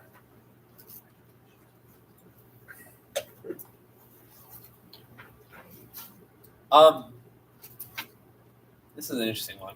We were alone in a tiny cabin in the woods and mountains for 2 hours though. So she finally got her wish to leave for everything. Granted, it's temporary, but they went to a cabin, whatever. And they both acknowledged the fact that they wouldn't work out. He says he is spoiled by his marriage. He says, you would never put up with my job, my hours. We agree that we are very alike in many, many ways. They agree that they wouldn't work well together because obviously Annette is a very obsesses over David. And so David works a long job. He's a surgeon. He's a doctor. He's going to work long hours, and that would kill Annette. Literally would probably kill her. And so what's next? They booked flights to Boston. There's a medical thing going on, and they're both lying to their partners about who's coming with them. But this Boston trip sort of becomes a huge sort of like landmark in their relationship because it's kind of going to the point where now they're able to like go on flights together. Granted, this was the 1980s, and so that kind of stuff was harder to catch. I want to say cheating wasn't because of phones, whatever. And so that was just really weird. But then she started something that I realized that halfway through is that she started talking bad about Paul. Now, she says, and remembering that I told him that Paul had wasted away after we met in Florence those 20 years ago. And so it's sort of an interesting aspect that I realized that because she is cheating on Paul, she is trying to find more negative things about Paul in order to justify it. And she even but here's the thing is that she totally contradicts herself when she says, David has never complimented me on a single physical quality of mine. And he doesn't give compliments easily. Granted, they've only been in this affair for about a month, but still, it's interesting. But she even says that where before my time with Paul was valued and valuable, now it's expendable. She says it's a trade-off I'm willing making to see David. So she sees Paul as expendable. After 14 years of marriage and 2 kids, she kind of sees him as an expendable piece of whatever so that she can continue to have her affair. She does this thing where she sends letters to David's office a lot, hospital, whatever. And so that's kind of, it's whatever. Here's the thing, no one thinks it's suspicious because everyone thinks it's his actual wife. It's either that or just no one notices that he gets that. Let's see what else happened. And so we keep going into the story. She talks a lot about just how Paul is leaving at some points, going on business trips, and how every time that Paul is able to get on a business trip that she goes and see David's. She also puts in a few of her sort of what they talk about. They talk about sort of how they're more getting into the factor of knowing each other. They're talking about father relationships and all this stuff. And it's kind of sad though. They actually, the way I say it, he's a terrible father. David is he has stuff, but he doesn't do anything for his children. He doesn't do anything.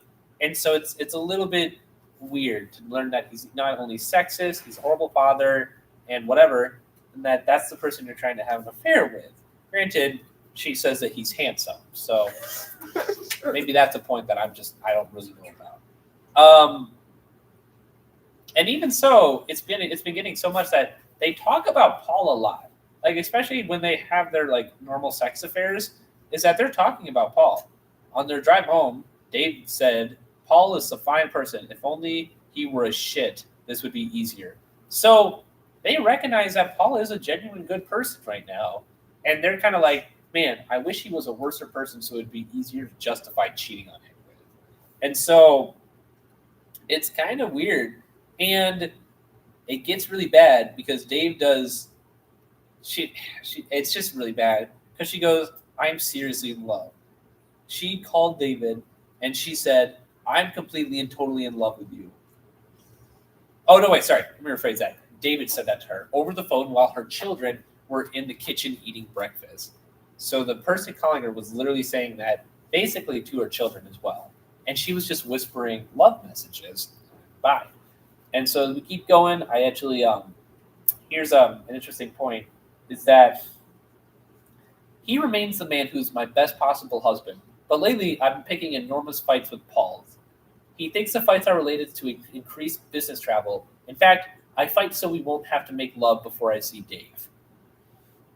That's kind of huge when you think about it, because that's sort of this whole thing where she's purposely if anything, she's just trying to pick fights with Paul so that she can have more stuff with Dave. And so it's just getting into a little bit of a weird area that I feel is not a good, because what I feel like is going to start happening is she's going to start creating, at least this part of the book, she's going to start creating fights so she can be go to your parents. I don't want to see you for the week. And then she's going to invite David over, which I don't know if it's going to happen. Probably didn't, but we'll see. We go further into the story. We talk about the letters that they wrote to each other. He writes things, forever your friend, confidant, and lover, Dave. I love you eternally for this. So they're kind of really into this, and it's November 24th. So it's about a month and a half, I'd say, of them actually doing stuff.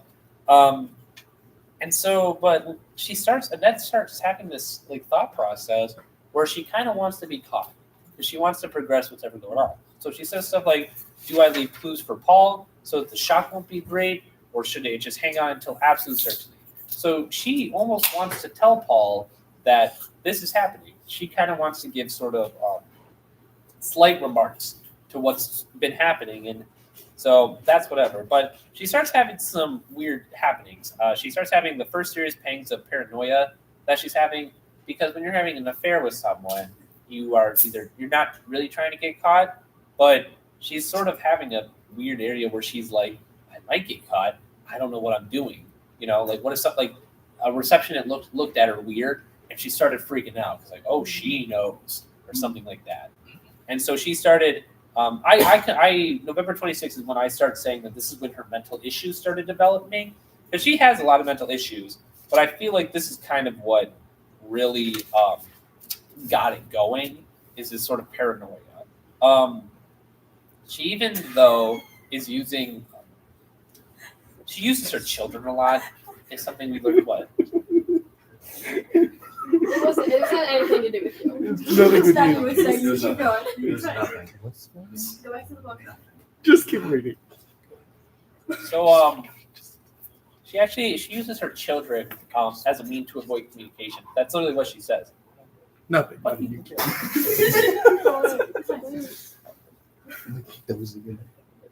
So then she uses, so basically Boston is next week because we're getting ready for that. So Annette and David are going to do that. She feels kind of guilty, but she doesn't really. She keeps sending letters to David, and she's using her children to avoid communications with Paul. So she's kind of a dick. She has kids? Yeah, she has two. Damn. Sorry, I missed that part. No. We talked about that's Andrew, right? Yeah, Andrew's one. I don't remember the one. 14 years of marriage, I don't remember 2 that. kids. So anyway, Who's the youngest? what? How am I haven't paid attention for the last 20 minutes? I remember it's Andrew. Huh? How have I not been I paying think attention one's for like 20 minutes? 3. I think the other one's maybe like 7-ish. Yeah, I know. I think there's something wrong. 14 years of marriage. This lady sucks. Yeah, we'll get there. Before they were even there. All right. So then we go into more. So we're going to chapter 2 now. And so this is I wrote big flight time. Not sure why. That's because this is Boston. This is when they go on their flight. That's the. And so they're using excuses. They used the excuse that Linda backed out last minute, so I flew as Linda. So she's actually committing a crime in general. And so that's sort of whatever. And they even kind of almost got caught, because when they went to this convention, they were talking about, he actually told people that Annette was his wife at this medical convention. And even a calling went, are you sure this was your wife? And so that's sort of all it was. But we kind of learn at this point that David wanted to end this whole affair. Let me not say the affair. He wanted to end the deceit. He wanted to tell people. So take that in mind when we talk about David's later actions. And then it's kind of sad. When she comes back, she says, Paul's joyful, welcoming face. Paul loves her. And this is kind of just has to do it. But then December 8th, I'm going to read this quote.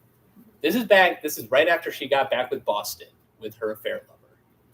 She goes to his Paul's welcoming face and says, I have something to tell you. I have to tell you something, and this isn't going to be easy. I said, I'm having an affair. I've been having an affair for 2 months. It's serious. I'm in love. I went on. I wasn't in Washington with Carol. I was in Boston with another man. Oh, She said that to him, face, after she just cheated on him. And then she said, he was consoling, loving, and solicitous of my pain. But I kept the image of David firmly in my mind. I didn't want Paul to think he could wait it out. This was serious. I wanted time, lots with my lover. I wanted it all. That's cool. What the fuck? And then Paul said, who is the man? He asked, is it the man we're meeting tomorrow for dinner and a concert? I said, yes. Oh my God. He said, of course.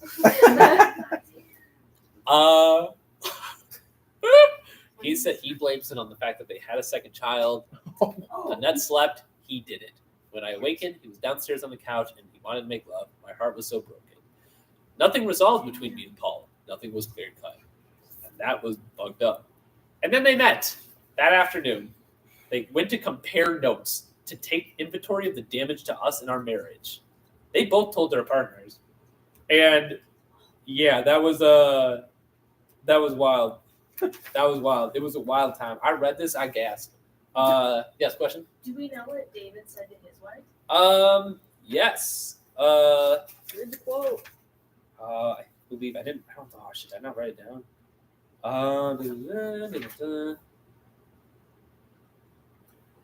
I don't think. Oh, a few things. So we know what Linda said. That Jewish bitch, Linda, warning David, and that is just after your money. Remember your responsibilities, Dave. If you do this to me, I'll pick your bones. So that's what Linda said Wait, after is meeting Linda Dave's wife? Yes. Honestly, valid. So what's valid? The second part, first part, yeah, to clarify that one. So then, and then they, Not the edges of it. they see each other.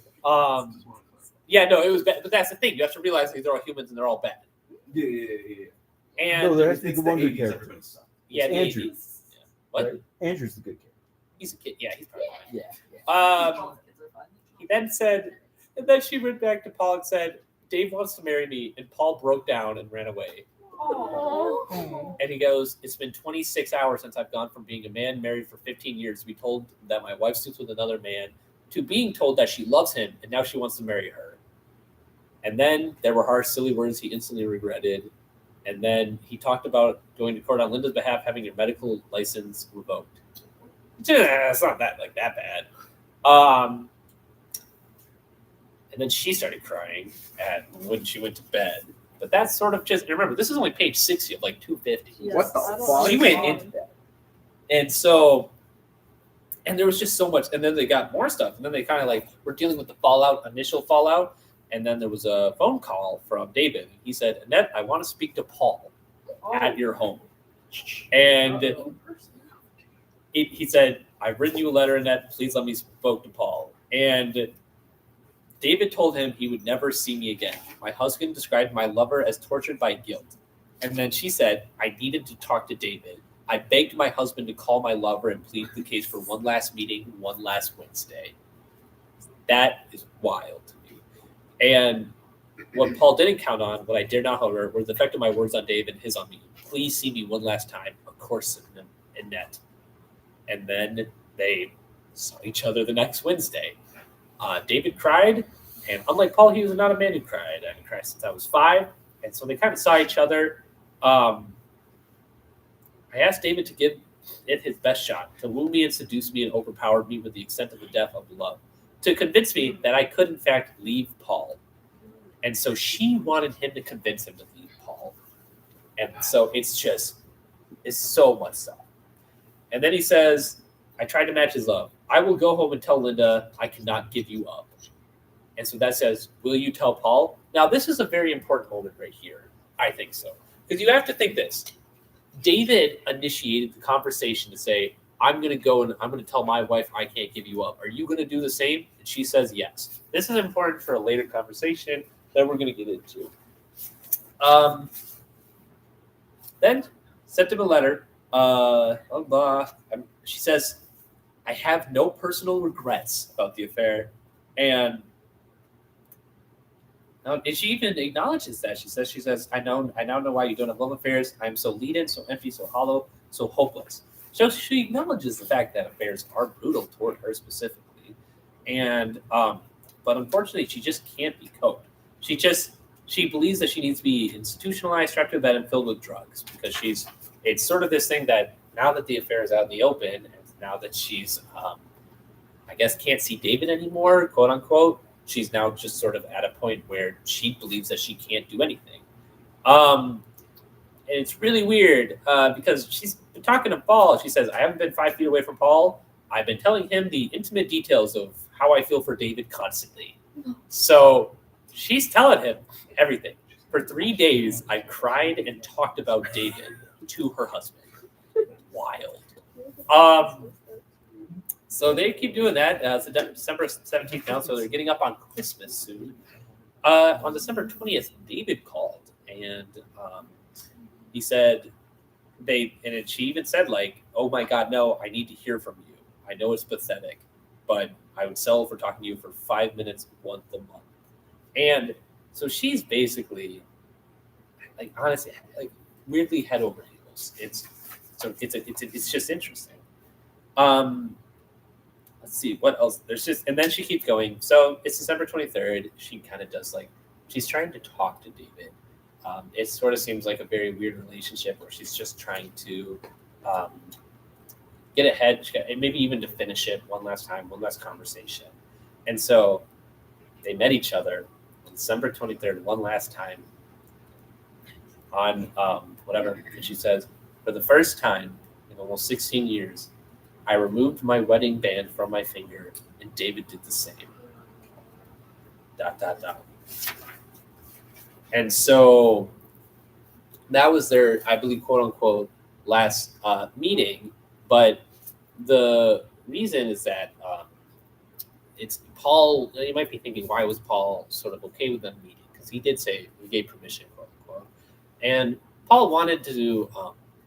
He believed that if they saw each other, they would fight because of sort of the fallout that's happening, and sort of do we blame each other? And so Paul then wanted them to see each other so that they would fight each other.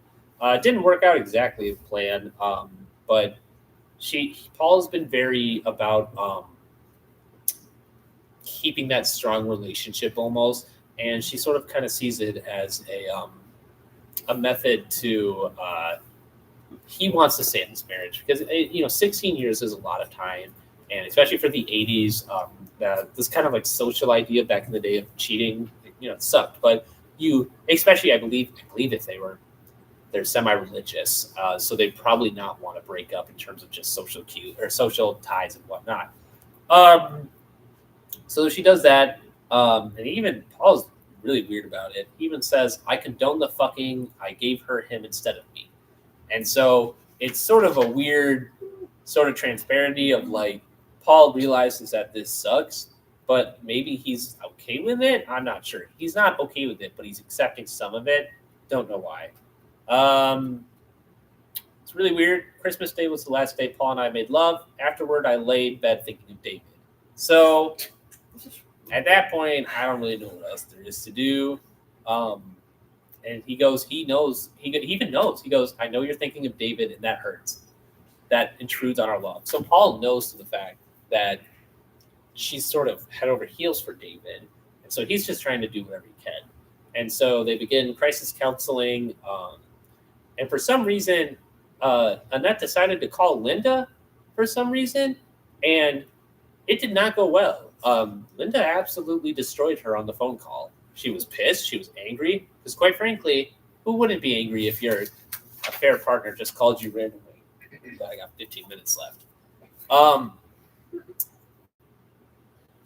God, no! This was actually fun. So this morning, this is awesome. You're gonna love this. This morning, Paul made a major miscalculation. He gave me an ultimatum. Annette, he said, I can no longer allow this affair to continue. You must give it up, or we must separate. And in a split second, without a moment's hesitation, I answered, "You're right. We must separate." Instantly gone. Did not give a fuck about Paul. He was stunned. Yeah, he did. I don't want marriage counseling. I only want to be with David, she says. I want the separation, but I hope Paul would move out.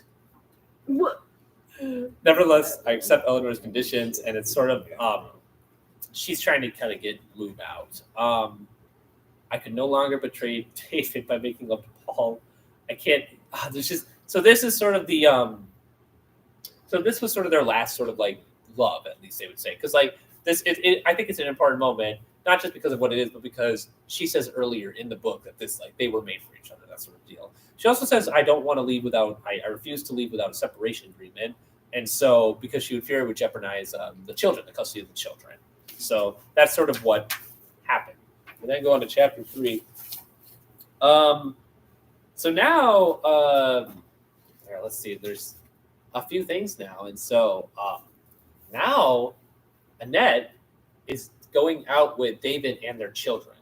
So now they're like trying to get to know each other. It's kind of like step sibling or like step parents. You're trying to like get to know them a little bit. So here it says Max age 5, Andrew age 2. There we go. That's what they both were. So they gave their parents a divorce, or they gave their children the divorce talk. And then they kind of got weird. Max said, "Mommy, I think you're going to change your mind before you marry David," which it's weird, but maybe that's just a child thing, but who knows. But on January 8th, Annette rented her first apartment. So she got to do that. Only issue is that David also did that. And so David's going to be living there, but he's also going to be paying for the rent because being a writer back in the 80s, I don't think gave you that much money, but whatever. But they finally got their dream. And I consider the next is January 14th. This is their 3 months mark.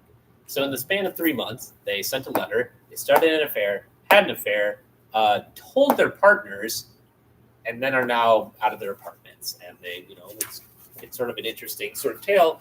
But I think it's also interesting because this is now Annette's a big moment for Annette because now she kind of owns an apartment, half. But it's interesting. She's been completely isolated from close local friends because they live in a town of like 400 people, 400 to 1,000. Everyone knows each other. It kind of sucks, but everyone knew about this. Paul probably did spread it. Kind of just, as like, this sucks.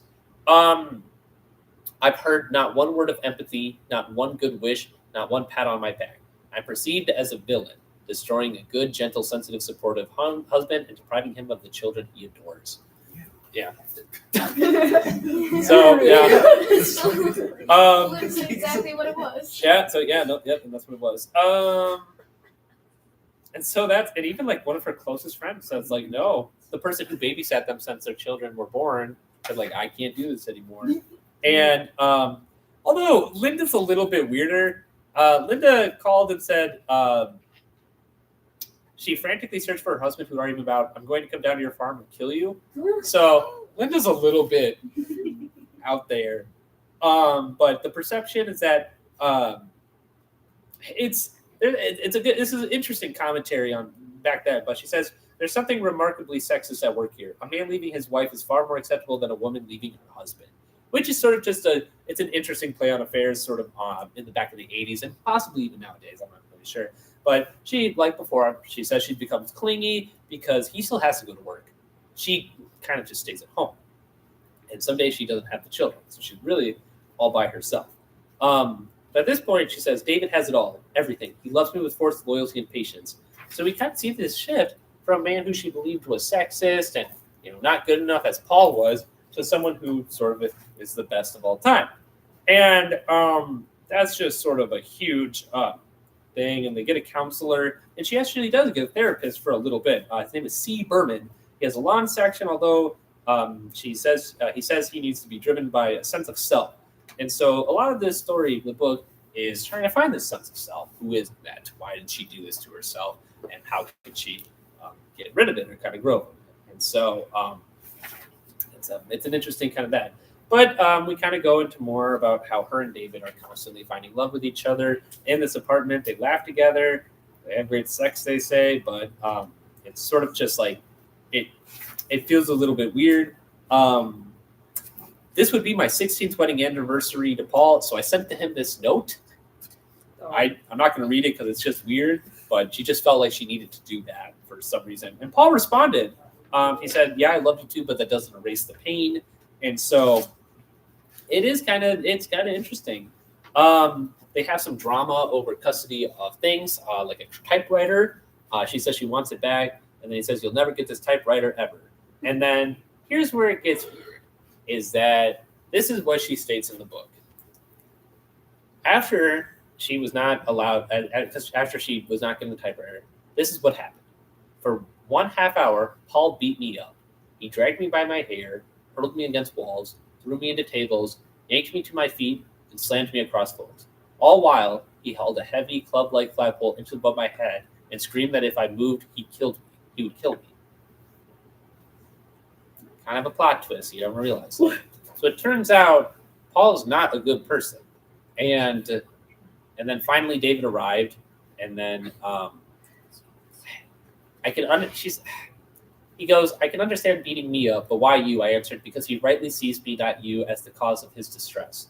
So there's this weird dilemma. There's a weird kind of dilemma between Paul and Annette, because Paul had a note the other day that he was like still in love with her, but now this is he's an abusive, he's now abusive. And so it's sort of an interesting sort of dilemma how fast these people can change. We keep going into sort of all this, we get more into the divorce area, and how they sort of are parting each other. They're not communicating well because the only thing they do is the bare bones about the children, and that's sort of what they are doing. But she kind of understands that she needs a fresh start. They need somewhere new friends, new people, because as of right now, the community that they're in are absolutely terrifying and whatnot. Unfortunately, a lot of things are the same. Is that her financial? Here's another thing that I found interesting is that David sees their therapist as a tool of sabotage. She says, after each 2-hour session, there's a 2-hour rehash of the session with David. So David is basically saying that you have to tell me what your therapy is going on and what doing that. And it's just, there's just so many different situations that have that. But we get to a point where she's starting to feel guilty about David being a surgeon and she's being useless. And so she has this point where now she has vague thoughts of suicide. And so now we get to the point where her mental health is now going downhill, even further than it was before. And then we talk about hospitalization. And so we talk about how our person is I think you need to get away from David because she's obsessed with David. So what's the best mode to do? She needs to get away from David. How to do that? Gets hospitalized. However, David is still getting a shitty character. He goes, David, I wanted the red belt. He wanted the white. David chooses all his wife's clothing. I like that sweater, I said, but not my color. Abruptly, in front of the salesman, he responded, I like it, I'll take it, and rudely dismissed my opinion. So he just keeps being a dick, and I don't understand why this is. But then here's the worst part. At the very end of a day that they are doing something, he says, you spoil me. For what, I ask? He speaks his fantasy. You are my slave girl. And then he laughs and laughs at the idea. So he's getting to a place where it's kind of like, what the fuck? And so they start living together. Now they're sort of getting through their thing. All right, I got a few minutes. I also got to pee, so I'll get through this pretty quickly. He feels as if. Oh, here's a great part. Yes, question. Sorry to interrupt. Apparently, this woman was a war correspondent in Vietnam. She was, because she went to Vietnam because of her for Paul, because Paul got drafted. Oh shit. Yeah. Now here's the thing. She was talking with David. I forced a discussion. I'm not even sure what's up. David confusion. Then the first word. He said he needed space. That awful deadly word, space.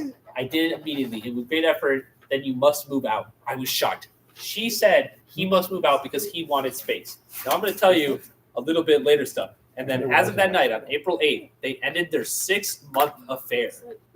Yeah. Yeah. Yeah. So their affair is technically ended now, and they are a space. So what did that bring? Now Annette is divorced. She has her own apartment. As a writer, she has nothing. And so it's kind of an interesting sort of she no longer has David. So she's just trying to do her best. And apparently they also got audited by the IRS. That's just a point that I found out halfway through that I think is kind of interesting. But she's too loyal to Paul apparently now. Does not make sense. And it's just an interesting thing because now I'll get to the end now. But as far as I'm concerned, what happens is Annette finally gets hospitalization, and it sort of gets better slowly because the story is mostly about a lot of a prologue, but also it gets into a lot of sort of, I guess, self-discovery in a midlife crisis. And so the action she took, and probably most of the actions that everyone else took, were not acceptable in any way, shape, or form. But it's interesting to see how it changed a person going from just a simple affair, I should say simple, an affair, to how her life was quite literally ruined within 3 months. And then the person who she ruined her life affair with, he basically gave it all away. And what happened is the craziest thing in the whole story is that, not really, but what happened was she said, David, you have to break up. You have to break up with your wife. And he said, okay. Went to his wife and said, we can't be married. And Linda said, let the children come in here real quick. Brought the children in and said, say what you want to say to me. Ooh. And then he said that, and they were like, Daddy, I don't want you to leave. And then he was like, I can't do this. Annette had nothing, no safety net, no nothing. And that's sort of how the end of the book goes, where Annette sort of gets hospitalization, it gets better, and now she's on her third husband. Some guy named White, I found out. Damn, where's Isabel? gonna say I need someone to help me because I gotta pee. Who's good? What? Yes, question. Is that monster empty? No.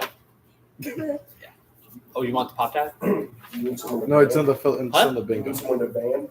Yeah, actually, come here. You're actually going to be the next one anyway. Yeah, I'll vamp for you. Thank you. Thank you. So, by regulations of filibuster rules, I give my current. You sit right now. Okay. So, yeah.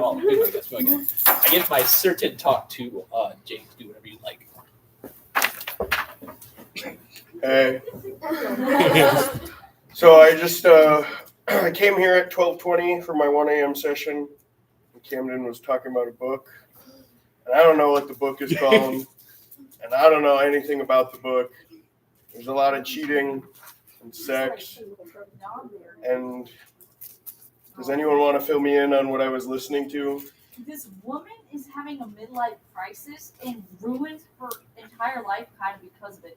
She's married to a man. She's been with this man for 14 years. She has 2 children. 16 years. 16 years. I heard that. 16 once we get later. At Okay, the beginning, okay. it's 14. Oh, you're skipping 60 pages. Okay. Yeah. No, it was a 6-month affair. 6-month affair. He said 14 at the beginning. Is this a So true I don't know story? how that- Yeah, story. It is an autobiography. It's An autobiography? It's like an It's an autobiography. but I don't know. It is. You start off with this written like one. Is it actually an autobiography? I gave up. Yeah, it's a real story. Two young children says, I should I have don't want to not be been with like this man anymore. dozing Starts off. having an What affair with the? this other man. Oh no, yeah, That's I how kept it dozing back starts. in a couple of times. I'm like, what the fuck is going on? Camden's soothing voice put me to sleep. One breath. Hit child. Seems like she's honest, at least. Yeah, that's crazy. Dear God. But question. Question for me? Or? Yeah, for you. Oh, I was going to say, if it's about the book, I have no No, I idea. know. Why did you pick the 1 a.m. slot? Oh, I had no choice. Oh, you had no choice? No, I didn't choose the time. Camden said you chose 1 a.m. Camden's a liar. Camden said you chose 1 a.m. What's my... I was just told to show up. It's this interview. It's this interview. I don't have a topic. Camden, you liar. What? You said Jake chose 1 in the morning. I did not choose 1 in the morning. What? This is the first time I've been up since 1 a.m. for like many years. I literally have the email. No, you were like, does 1 a.m. work? I was like, sure. That counts. No, but I didn't choose 1 a.m. That was a cooperation. You That gave was- me. You said. You gave me. I said any time works, not thinking 1 a.m. was going to be the first and only offer that I got. You could have said no. No, I wanted to be here. This is fun. I thought honestly, I thought you were totally dead. I was like, ooh, you said like you gave me a time like 8 to. I don't even know, man. I don't know. It's okay. No, it's fine. I'm doing the middle shift between Chancellor Jim and Deb, and I think that's appropriate. Yeah, that's Yeah. So, yeah. Dude, I got lightheaded back in there. I'll tell you that. What? Drinking enough water? Yep. We can all agree on that. Uh-huh. We may not Nice agree to on come, y'all. Chancellor Jim. You like Chancellor Jim? Well, I do like Chancellor Jim now. So it's 1 a.m. I'd like to thank people for coming, but especially I'd like to thank none other than one of the ghosts himself. Would you like to introduce us for you, people who don't know you? Yeah, my name is Jake Swanson. I'm the Horan Hall Director currently. Where's that located? It's right on the top of the hill. You can't miss it. There is no option. It is the first building you see, unless you're looking to the left. Then you see Hilltop. But if you look to the right, you see Horan. Got it. Yeah. Well, it's an absolute pleasure to have you here. I'm so glad to be interviewing you at 1 a.m. This really makes me awake. I get, it's really fun to have this. Yeah, social full of interaction. energy, loud person. So it's going to be terrible for you. Yeah, totally. Yeah. I'm glad to hear it. So there's a lot of questions that I want to address the rumors that you might know. I was hearing a rumor that you sometimes wear a mask at night and go out and do vigilante work. I just wanted to know if this is true, and if it is true, what kind of activities or crimes are you stopping? A lot of the time, if I'm out in the middle of the night, I'm doing hall director stuff. Yeah. Tonight, wasn't on duty. Went to go fix a fuse in towers. Yeah. I had to take the mask off. The security wouldn't let me. Yeah, it was tough. What does your mask look like? It's really just like my face, but like bigger. Oh, Yeah, like you know how like what's the best example? Like the president mask, like the JFK mask. It's kind of like that, but like just of my face. Your face. Yeah. Yeah. Oh, how much did that cost to reproduce that? A lot. Lot A of money? lot. They did not want to produce something so hideous. So God, it was, yeah, it was really tough. I feel the same way. Yeah. No. Yeah. That's totally real. As a hall director, there's a lot of questions I want to ask. Because being a hall director is a pretty difficult job to a lot of people. What are some difficulties that you would say that you have on a pretty regular basis? I mean, how honest do we want to be? I a little bit. Okay. Not to get fired. I'm not gonna get fired. I think the most difficult part is the hours, probably. I mean, I live on campus. My staff lives in the building. They feel like sometimes they have access to me whenever they have a question, whether that's midnight or 3 a.m. or anything like that. So I would say I work like consistently 10 hours a day every day. Yeah. Yeah. Let's talk about that staff for a minute. You like them? Yeah, they're great. They're great. The Horan staff has 8 people. We had 2 returners and 6 new people at the beginning of the year. So pretty big turnover. But the 2 returners I have are awesome. One of them's Alex. Shout out to Alex. He's going over to the Priory, and he'll be the lead RA next year. But the 6 that I got that were new, they're just full of life and like they're really passionate about the job and they want to help students. And so they're good for it. And they have really stepped up and made things happen that I didn't know if we would get to this year. So I'm really happy with them. I'm glad they're here. Nice. Well, I heard another rumor. Is it true that whenever you get bored during your RA staff meetings that you force them to participate in a Hunger Games of sorts? I think in a sense, we're hungry a lot, so I serve a lot of food at staff meetings. The first staff meeting we had this year, I did kind of sort of force my staff to eat an entire head of lettuce. Like completely? Yeah, like other than the like nub. Yeah. But the first staff meeting we had was lettuce eating, and that took about 35 minutes. And then the actual staff meeting probably only took about 5 minutes. So it was a good use of our time. Everyone still talked about it, so they either hated it that much or really liked it. I don't know. I had fun. It's a big TikTok trend. I don't know. Oh, you didn't? I thought you were just doing it for fun because you. Well, there's this dude on TikTok. His name is The Trash Man, and he drives a trash truck. You know what I'm talking about? Yeah, and he like literally will bring a head of lettuce and like condiments and salad dressing to his job. And while he just parks his truck, like throw the head of lettuce against the truck and then like start eating it. And I was like, I have to do this. I have to try it. It like while it's in the wrapper. It's not just like a bare head of lettuce. That would be awful. Probably. I don't know. But so I had to do it. And it's actually not the worst thing in the world. Really? Yeah, it's very, very wet. It's like there's so much liquid in a head of lettuce. Really? Yeah. I've never had lettuce. And okay. I did hear something about that. Yeah. Yeah. You like the food you like, and that's it. Yeah. And that's okay. Yeah. That's okay. I didn't shove it in people's faces first, but I was like, this is something we're doing. Did they get to like cut it off, or was it sort of like a bite? Oh, situation? we were all taking bites. Bites, got it, yeah. We were all taking bites. That makes sense. That's really the only way to conquer a head of lettuce.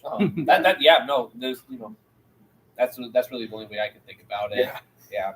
So, what were your thoughts when fire was first invented? I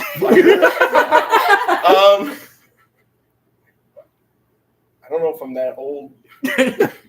Can I talk about the first time I saw a fire? Sure. I guess I thought that was pretty cool. Nice. Yeah. That's exactly the answer I was looking for. Cool. Follow-up question. What were your thoughts when water?